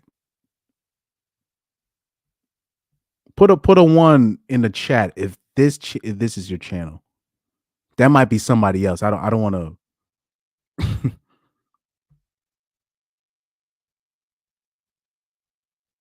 I watch Chris and talk trash. Yeah, I'll say okay. That's not your. Okay, I was about to say I don't want to put no false information out there, but yeah, like AJ is the first person. Like he really be giving people a chance to talk and whatnot. I might start doing that. I don't know. I'm not that liberal, meaning I'm not that. I just be letting people talk. I don't know yet. I don't know if I'll start doing that. I don't know. But I think I should. I got to start I got to start doing that. I don't know. He said he said I had one video uploaded from Demolition Man Wesley Snipes being racist. But yeah, this info I don't want to get into it, but I'll just say people need to really do their research on the small hats, because people like to just talk about just white people in general, or black people in general. And you got white people and black people on Twitter arguing about nothing. Got black dudes talking about, oh, y'all afraid to we taking white people, we taking their girls, and you got white dudes on there talking about black people's IQ and all this stuff. I'm like, we talking about nothing right now. Meanwhile, we got the stuff that I'm afraid to just to speak on this stuff, and it's just like, oh my god, it's stuff I don't even like talking about this. You know what I mean? Yeah. I hate talking about that. I hate it. I absolutely hate it, because it gives me the heebie-jeebies. The heebie-jeebies. Yeah, Twitter, like, so that's why I stay off Twitter, because right now it's just it's just a it's a pissing contest. I was trying to tell Undead Chronic, like, watch out for the black dudes on there. I was trying to tell you, because they're just dudes. You still got dudes bragging about, oh, we're taking your women. I'm like, who gives a fuck? It's 2024. You got Asians dating whites dating blacks, Indian dating whatever. Right? Who gives a fuck, bro? Y'all arguing over nothing, man. Who's fucking whose girl? These dudes trying to start race wars over Twitter, bro. It's really to the point. Have you heard of Kick? Yeah, I know what you're Kick Social. I don't know. I don't know about Kick Social. I don't like the navigation of Kick Social. I don't like how to navigate on there. But it'd be black dudes on there talking like I was trying to tell Undead, like, I'm like, you don't understand when it comes to simpery. I know you think, well, white dudes are simps in general when it comes to life. I say black men are the biggest simps when it comes to women, because for some reason we don't try to we brag about leftovers. You know what I mean? Or it'll be because athletes are messing with white women, then they take it as a victory themselves, and it's just like, I don't think that's really something to brag on, because either way, if you have status, fuck everything else. If you got money and status, you can mess with any girl you want. Any girl. Doesn't matter the race. And you could be a full-blown bigot. You could be this and that, but you got money, you got status. It's your pick of the litter.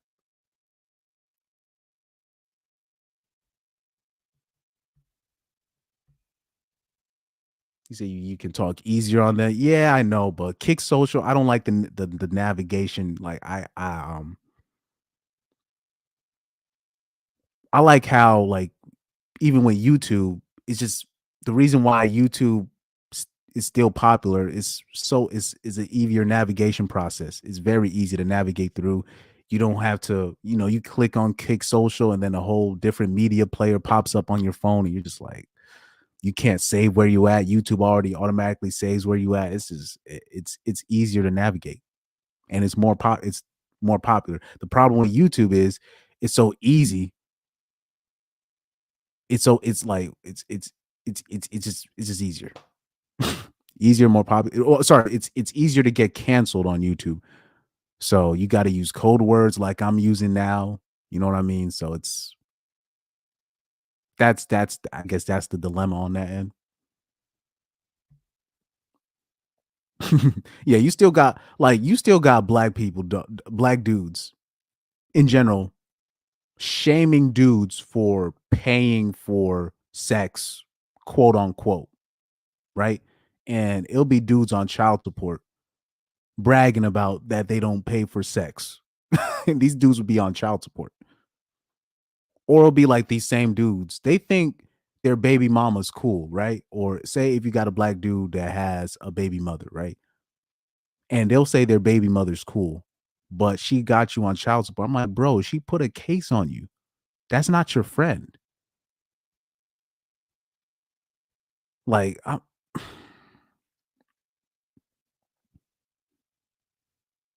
you know. Or I'll say the only thing I'll say this though. When I'll come to my ninja's defense on this end, I'll come to my ninja's defense on this. I'll come to my guy's defense on this. Because there's this thing, because they say that black men like overweight white women. And I'm not saying there's nothing to that. Hold on for a sec. I'm not saying there's nothing to that. Because they always say ninjas love pogs, right? That's the thing.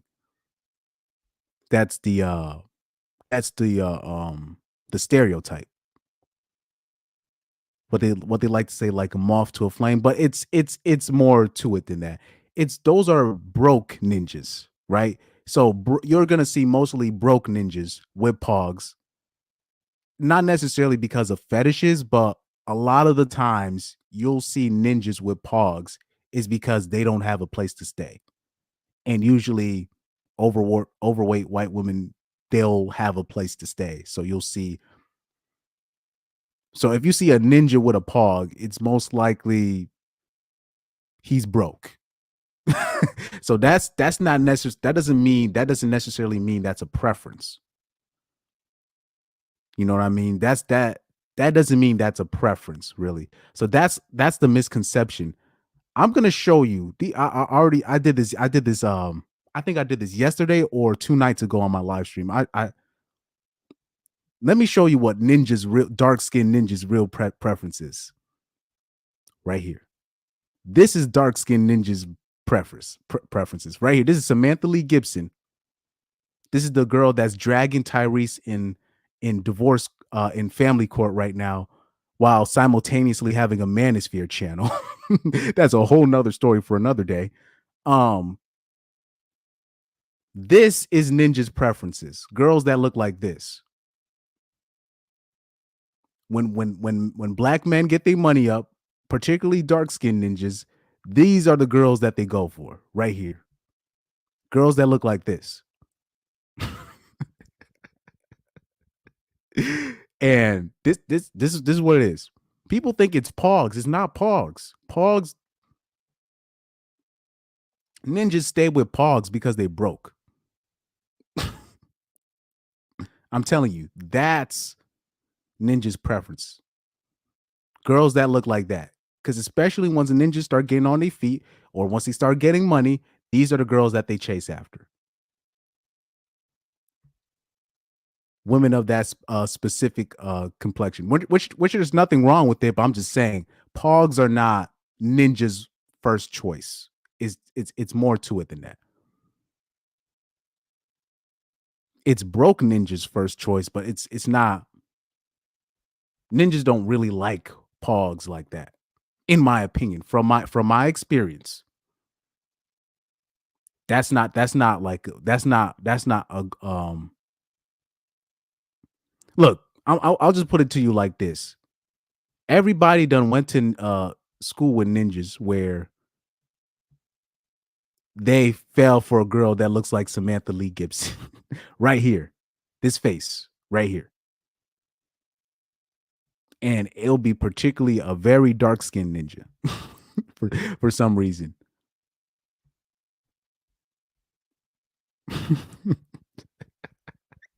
That's ninja's preference right there. Very fair skin. You don't know if she's you don't know if she's Puerto Rican. You don't know if she's Armenian. You don't know if she's a half breed. You don't know. That's from my observation. The ninjas that you see with pogs are broke.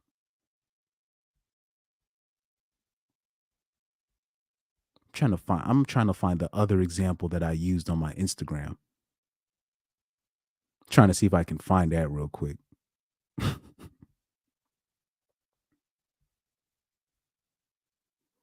Oh, could I use her? No. I gotta find my specific one. My specific one right here. And she's the perfect prototype, but I keep forgetting her username, but I have her saved on my bookmarks. Right here. Right here. Life does. Girls that look like, as soon as ninjas get money or start getting ahead in life, the dark skinned ninjas, these are the girls that they go for. Right here. I'm telling you. So when you're dealing with, because girls that look like that, those are the girls like that. They only mess with street ninjas. They'll say that themselves. Girls that look like that, they'll say, I only mess with street ninjas. Hold on. He said she's a hottie though. Yeah, that's true. But really, I'm talking about, she can look like anything and dark-skinned ninjas will lift her up in the air. That's really dark-skinned ninjas' preferences, which is nothing wrong with that. But I'm just trying to say, because people want to make the joke about the pog thing, and I'm not, but it's really that. It's really that. He said, you streamed 3 hours ago. It's about to be almost 4 hours now. It's almost about to be 4 hours now. What's up, Pyro? But yeah, it's about to be. But that's, I'm gonna keep showing you her profile, because this is like girls like that. Like when you see a girl like that and she working at wherever she's working at, like an office or a gym, whoever the darkest ninja is at her job is gonna be on her ass. Especially look at how she let's see. Especially look at how I get kind of down like that. Look at how she's shaped. If you got because I know. See, look at how she's shaped, and she's what they call quote unquote thick. If she's shaped like that, and she's light skin to the point of fair skin like that, and she got tattoos, whoever the darkest ninja at that job is, he's gonna be at her ass. Whoever, I'm talking about, the darkest complexion man at that job is gonna be on her ass like flies on shit. I promise you. I promise you. Like, say, okay. Like, I forgot. It was this dude I knew. And he had I don't know why him and his girl was trying to argue me on this. I was trying to say, because I was saying that men and women, they can't be friends, right? And here the dude, it was a dark-skinned dude, almost as dark as me, but very dark-skinned dude. And he has a light-skinned fiance. Now, she wasn't racially ambiguous. You could tell like she was like light-skinned, but she was thick, right? She had that same body shape as old girl, right? And she had her own Instagram account. Wasn't that much of a thought per se, but she has curves. She got curves. And I was looking at this. I'm like, wait, so, because he was trying to tell me, look, I don't care if my fiance has male friends and blah blah blah, and and he tagged his fiance to prove a point. And I was like, you let her have friends? I was like, are you high? I'm like, you got a light-skinned bitch with ass and curly hair, and you think the ninjas around her are her friends. You gotta be the most retarded man I've seen on this app. Now, what's interesting is I haven't seen much posts from him or his girl lately. Hasn't showed up on my algorithm, and the guy, I he usually shows up on my thing, and you already know, like, these marriages now, they be lasting 1 year, 2 years. I'm like, first of all, you're just inviting for an affair to happen. So I literally, I swear to God, I asked him, I was like, yo, so you actually let your girl, I'm talking about your girl can just go out with her quote unquote male friends to with a movie by herself with him? And then he was like, yeah, and she lets me do the same, you know. And he tries to tag her in it. He said, look at this clown, what he's trying to say. I'm like, you gotta be a retard. This is a retard. This girl. So the girl that I'm showing, that's not who I'm talking about. But the girl was light skinned girl, wasn't fair skinned, but just a light skinned girl. Had the person that I'm showing, her same body type, but thicker. She had thicker curves than her, than the girl that I'm showing. Has her own Instagram account. And you're talking about, oh, I don't care about if she has male. I'm like, you really think those ninjas around her are friends? I was like, this is how affairs happen. This is how affairs happen. She said my ex was looking like Dwayne Wade, and I'm a brown skinned girl. I'm not saying guys don't go for brown skinned girl. I'm just saying the dark skinned ninja that was arguing me, his girl was similar to her that I'm showing you right here, but she had bigger curves. And she was light skinned and she had curly hair. I'm not saying that she was super pretty in the face, but I'm just saying, like, you can't just let ninjas around her. Please. Please. Light-skinned girl with ass and tits, but particularly with ass. And you talking about, oh, she has male friends. Those are not male friends. I wish I could, because I had saved these dudes at one point.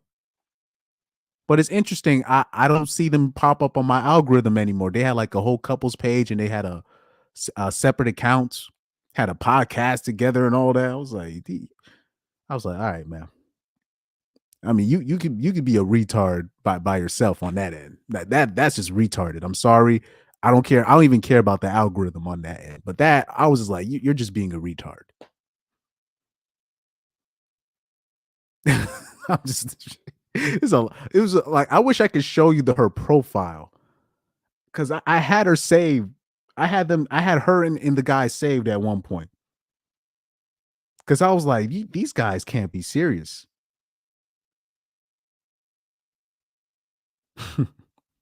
So Sweetie T said, some women are loyal, but I don't be hanging out with my boys like that. There's no such thing as having male friends. Or if you're like,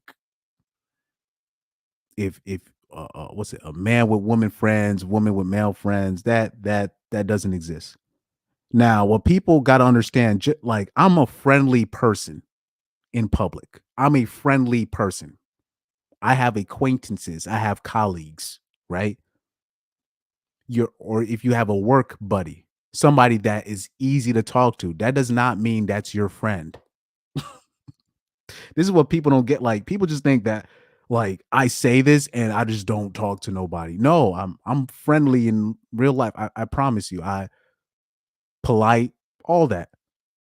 No matter the gender.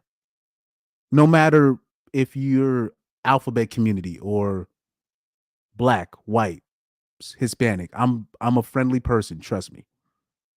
I'm introverted, but I'm a friendly person, right? But there's no such thing as having a female friend. That's impossible. Like, women be getting mad when I say that too. There's no such thing. Because a friend is somebody, hey, we finna go to the movies together. No. No, it's just not gonna happen. He said I think they broke up and he's in hiding. That's what I believe. And it's not like I'm wishing them harm. It's just like I'm just looking at their situation. I wish I still had on my, because I swear I'm not making this up. It was a light skinned girl. The dude was dark skinned. He was almost as dark as me. But I keep telling you, dark skinned people really like light skinned bitches like that. Because they always used to pop up on my algorithm, but they don't. I don't see them on my algorithm no more. Because I would have them saved and everything. I don't know what happened. But I'm just saying, you talking about male friends, female friends. This is how affairs happen. Because I don't know, people be trying to argue me on this. I don't get it. I don't get why people argue me on that. Because it's the evidence is too obvious. They don't they don't pop up on my algorithm no more. They used to be everywhere. Because I had them say, because when you save stuff on your bookmarks and you just keep it there, I can't find all my bookmarks. I can't find them nowhere. Nowhere. I'm like, oh, I think they broke up. Because I've seen this happen in real life.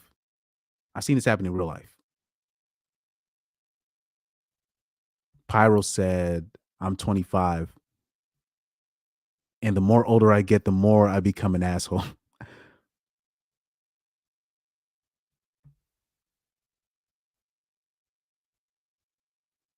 Okay, Sweetie T, this is where Rubber's gonna have to meet the road. My boy, is he gay? Hold on, let me see. Chris, how old are you? I'm 25 years old. But is the boy bestie gay?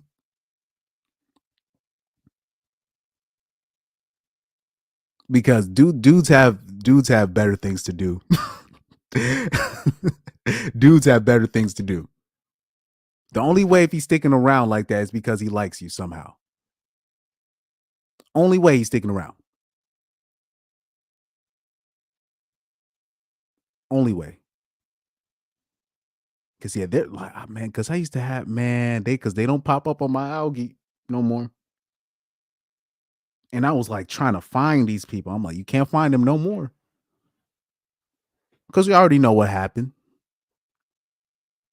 They broke up and yeah, because that has happened. I've seen that happen to the and they weren't like a typical Instagram couple. These are people that knew each other, that had mutual friends. They showed their engagement. You know what I mean? But I was trying to tell, I'm like, dude, those people are not your.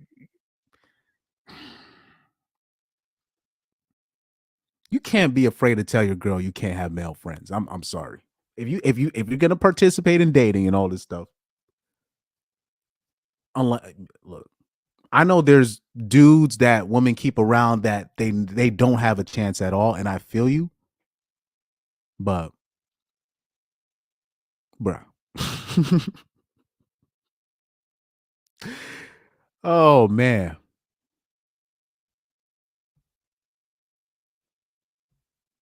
He said, nah, no homo, but we've been really for a long.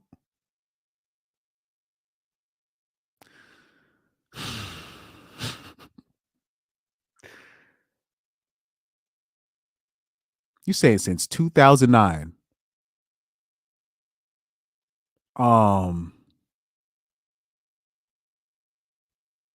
Look. Look.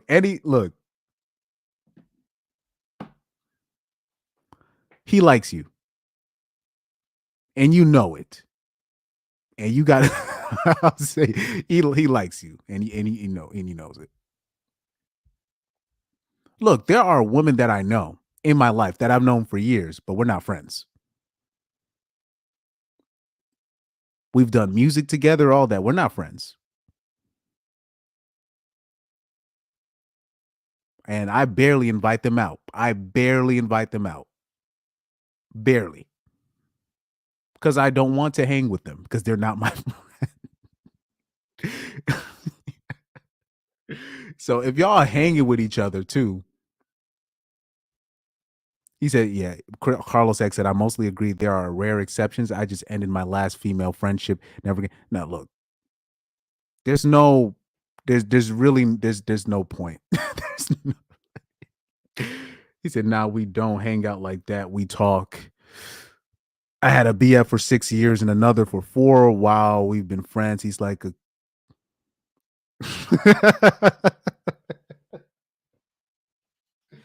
oh man. Oh man.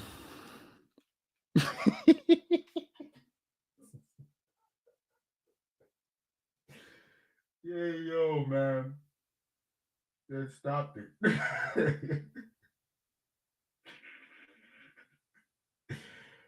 Why did you write that? Yo, why did you write that, yo?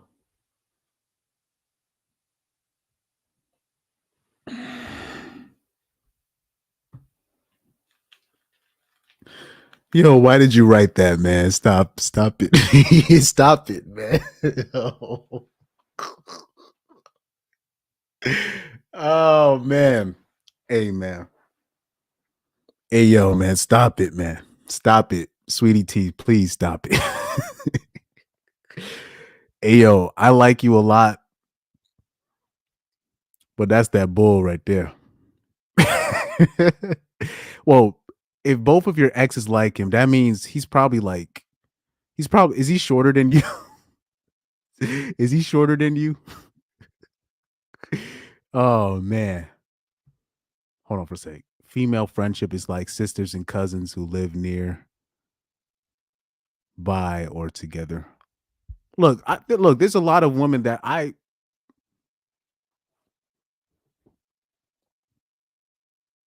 look, man.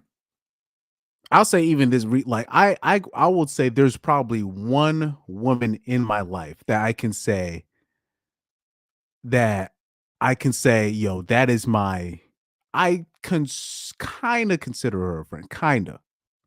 It's one of my cousin's side chicks I know. One of my cousin's side chicks I know. I kind of consider her a friend, meaning this. She's the only girl where I'll say certain things, even though we disagree, she's not gonna hold it up in the air and use it against me and act like I'm crazy for thinking the way that I'm thinking. That's probably the only woman I know where I'll say something. And on top of that, I try to set her up with one of the musician friends I know, because apparently one of the musician friends I know had a crush on a girl, and I was pleading with her, please go out with my nigga, please.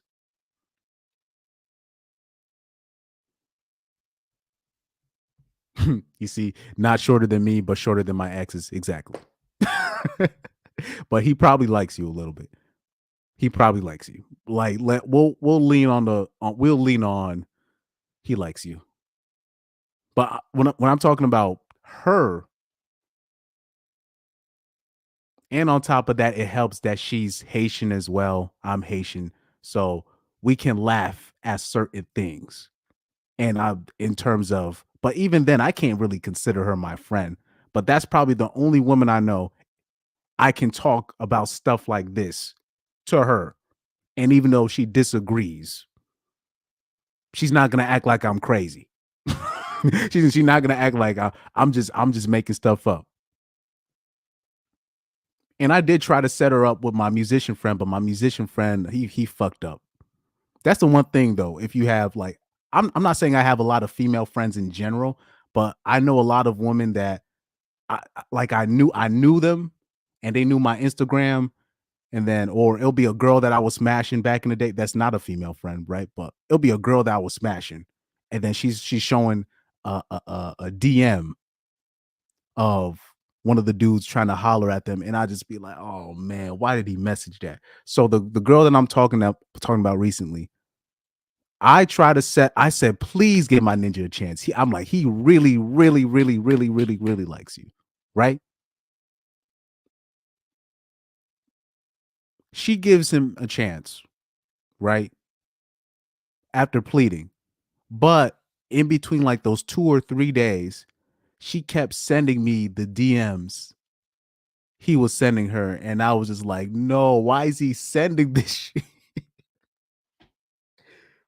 Yo, I'm talking about, this is one of my dudes. I love this guy, but the DMs this man was sending, oh my God. I'm talking about, I have respect. I'm talking about respect for this dude. But he has a certain type. Like, he's the dude that I'm talking about. He likes girls that look like Sukihana. he has a type. And I got love for my guy, but he fucked up in the DMs right there.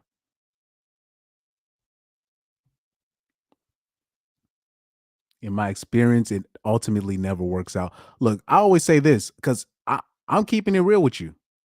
I'm gonna keep it real with you. Anytime a man asks me, "Oh, should I? I'm considering a friendship with her," and I'll be like, I just tell dudes, don't do that. Don't. You're just torturing yourself. You're torturing yourself.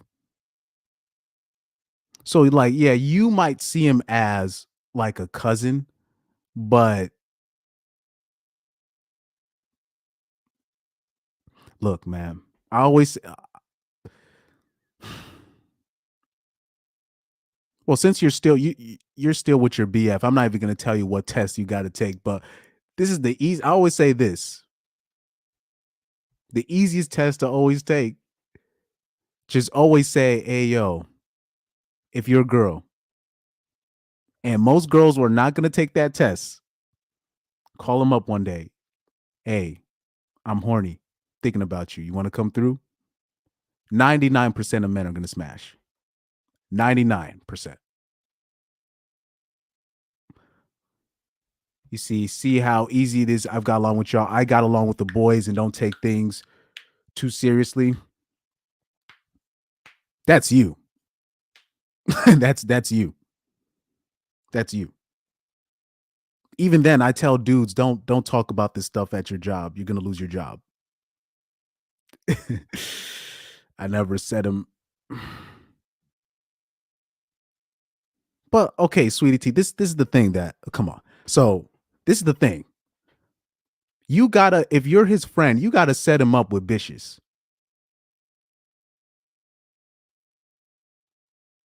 And it doesn't have to be one of your girlfriends, but you gotta set him up with somebody.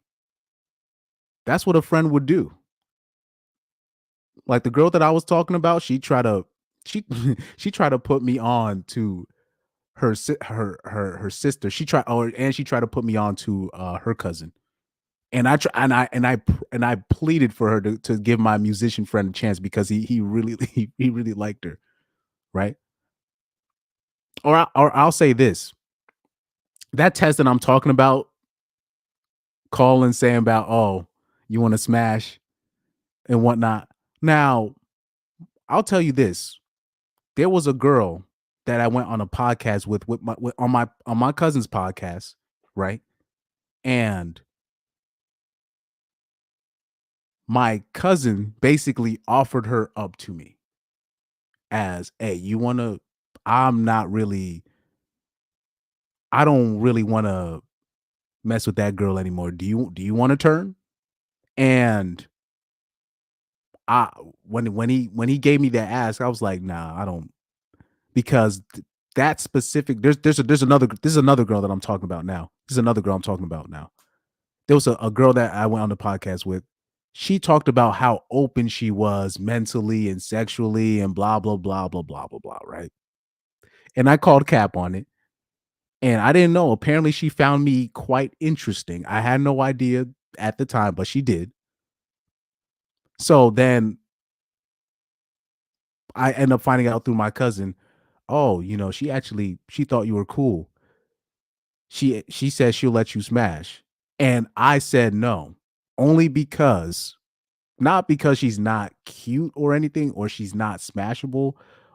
But I was just like, look, she said that she let Gay Ninja smash. I can't, I got respect for her, but look, nah, I'm sorry.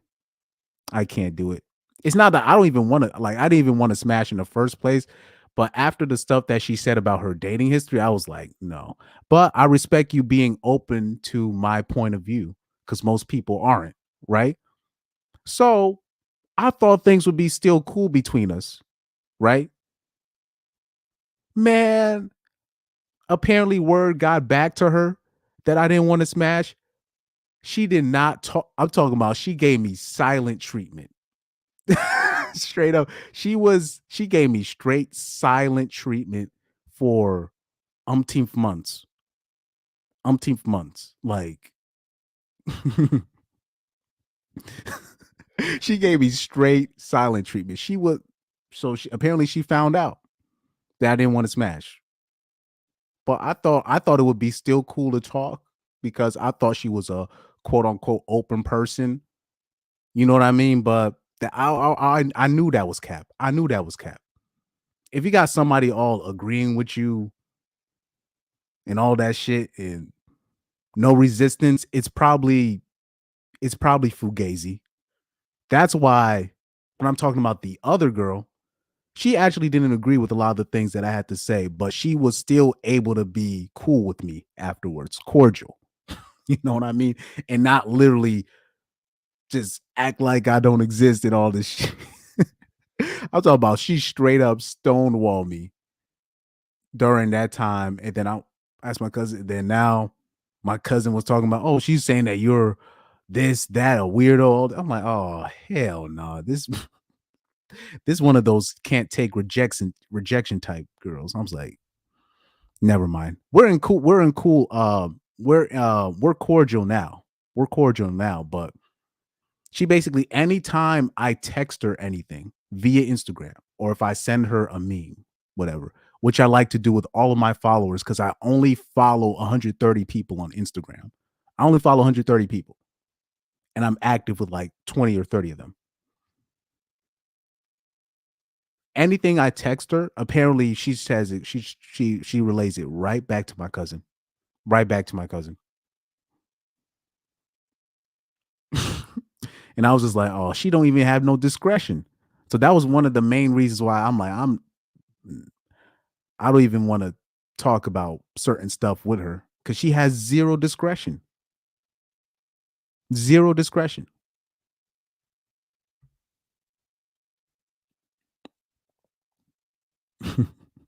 He said, in between, I was single for 4 years. He didn't move to me like that.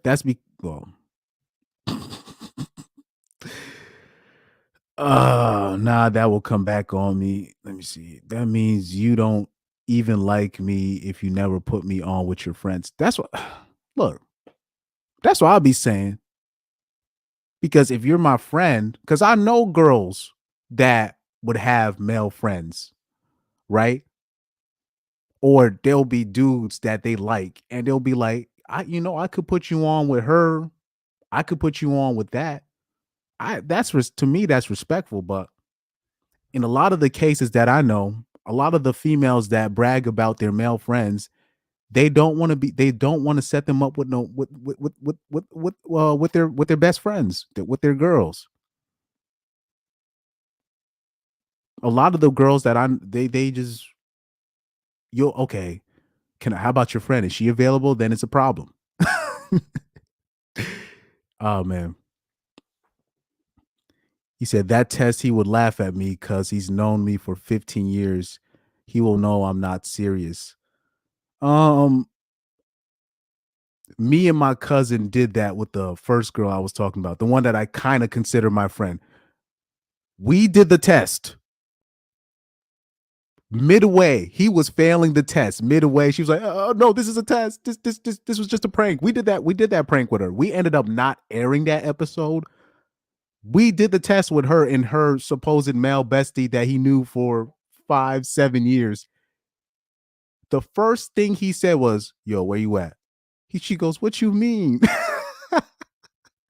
And then he was like, "Well, what are you talking about right now?" So, but and then at the end, she was like, "This is a prank. This is a prank." I was like, "No, you gotta sell it." I said, "That nigga failed that test." I said, "That nigga failed that test, bro." I don't care what you say. I still troll her on it. I still troll her on it to this day. I'm like, you know that dude failed that test, right? And by the way, low key, that girl and that dude, they would actually make a decent couple. They're both Haitian. You both know each other. He clearly likes you. But I'm like, I guess if you don't want to, I don't know.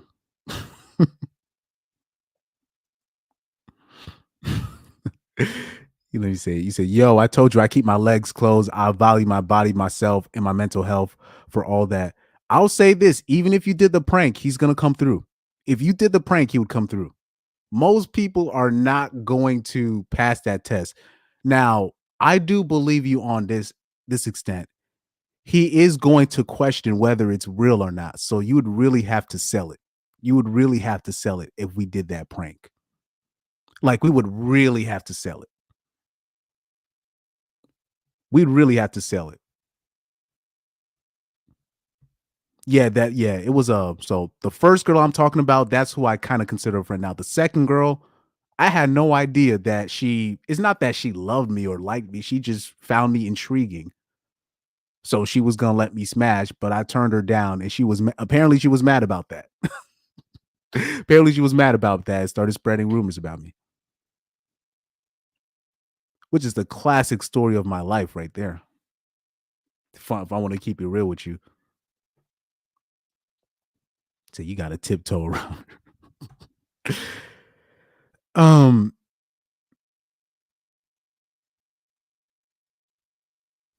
Nah, you say, nah, I don't like to be on social like that. I only go on Kick to chat shit. Oh man, he got a far. I wish, man. I wish. I don't know if my cousin still has that in that episode on the archives. I don't know if he still has that episode on the archives. But anyway, we could do that. How about this? Sweetie T? How about this? Nah, I don't want to ruin your shit. I don't want to ruin your hustle.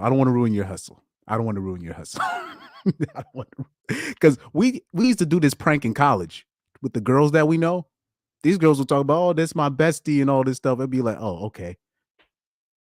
Text this nigga number right now. I used to write the templates. I said, give me one of the girls I know. I said, give me the phone. Just text him this. And these girls, like, when I made the text, these girls would be like, no. I'll be like, yeah, if that's your best friend, he should turn it down with like it's nothing, right? He's not gonna turn that down. I used to write these templates for these girls in college. One specifically I knew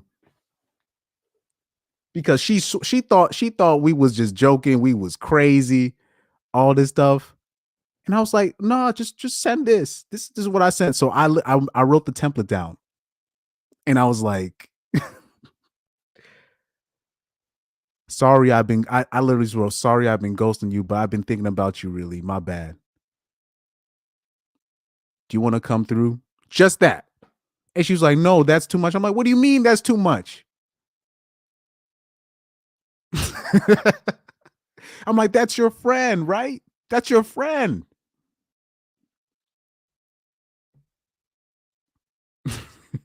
Look, man. Sweetie T, I don't want to ruin your hustle. I'm pretty sure you're in a great relationship, so I know that's why you're mentioning it, but oh man. Oh, I'll say this. I'm not gonna ask before I sign off of here. I'm not gonna ask your age, but I am going to ask you the race of you, the race of your boyfriend, and the race of your friend, if you can. I'm not gonna ask you for your age. I'm not gonna ask you for your age, because there's another a woman follower that I know that sometimes is in this chat as well. She told me everything. Like she told I'm not gonna ask for all that. Can you please put your ethnicity? Put your ethnicity of you. Put the ethnicity of your current boyfriend. Put the current ethnicity of the friend. I'm not gonna ask for your age.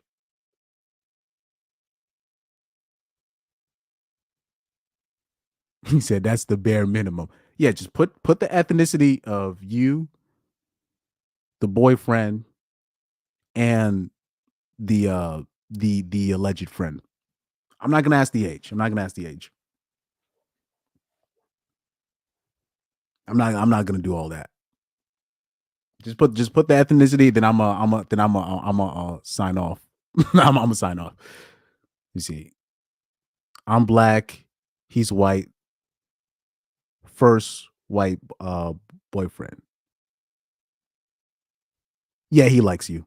I'm sorry. Yeah, he likes. So the boyfriend's white, and then the other dude is white. Yeah, he likes you. He likes you. He likes you. I'm sorry, sweetie T. Yeah, he likes you. First of all, white dudes don't like to admit there's a lot of white dudes that like black girls. First of all, wait, the bestie's black. Wait a minute. So the bestie's black. Wait, the bestie's black. The boyfriend's white. Yeah, he likes you too, but like it's not gonna be. That's why. Okay, so that's why it's not that obvious. I was about to say if the bestie's white, he definitely likes you. I was about to say I'm talking about if your boyfriend's white and the bestie's white. I'm like, yeah, he definitely likes you. The bestie, if the bestie's black, he likes you, but it's not gonna be that obvious. Obviously, she's not gonna show it. Od show it, but he does like you. But I was about to say the boyfriend's white and the bestie's white. I'm like the bestie likes you easily. But two exes, black musician, black basketball player. Yeah, but still, yeah, I'm gonna assume that he likes you. But anyway, I'm gonna sign off. I'm gonna sign off this because you said a lot. You said a lot. You said a lot. But man, thank you, Pyro. Thank you. Silk Willie had a comment right here. What is y'all doing? Yeah, we went really off script because mostly the episode was just supposed to be about Candace Owens. You know what I mean? You know, shout out to Candace Owens for being original out here, being the only conservative with balls to call out a certain community. Shout out to Carlos X, Sweetie T, a new subscriber, Rocky. Thank you for catching on to what I was trying to say earlier, because I didn't want to be specific. I didn't want to be specific. I didn't want to be specific on this on a certain community. I didn't want to be specific. Carlos X, shout out to you, bro. Shout out to you. Man, we had something as high as 22 people tuning in. That was my high on the live stream. So I'm so happy now. People are starting to stream in, starting to tune in. Jameson, shout out to you, brother. Man, shout out to everybody. Trevor, I know you're listening. You're probably listening out there. Shout out to you. Man, Sweetie T, nice to meet you. You know what I mean? The black dude, I'm pretty sure he does like you. I'm pretty sure he does like you. But I was about to say, if the white boyfriend and then the white best, I'm about to say he likes you. I'm like, it's not even a debate. But I'll say this. The black dude, he most likely still likes you, but he's just not gonna show it. He's just because you know how ninjas are or something. You know how ninjas are right there.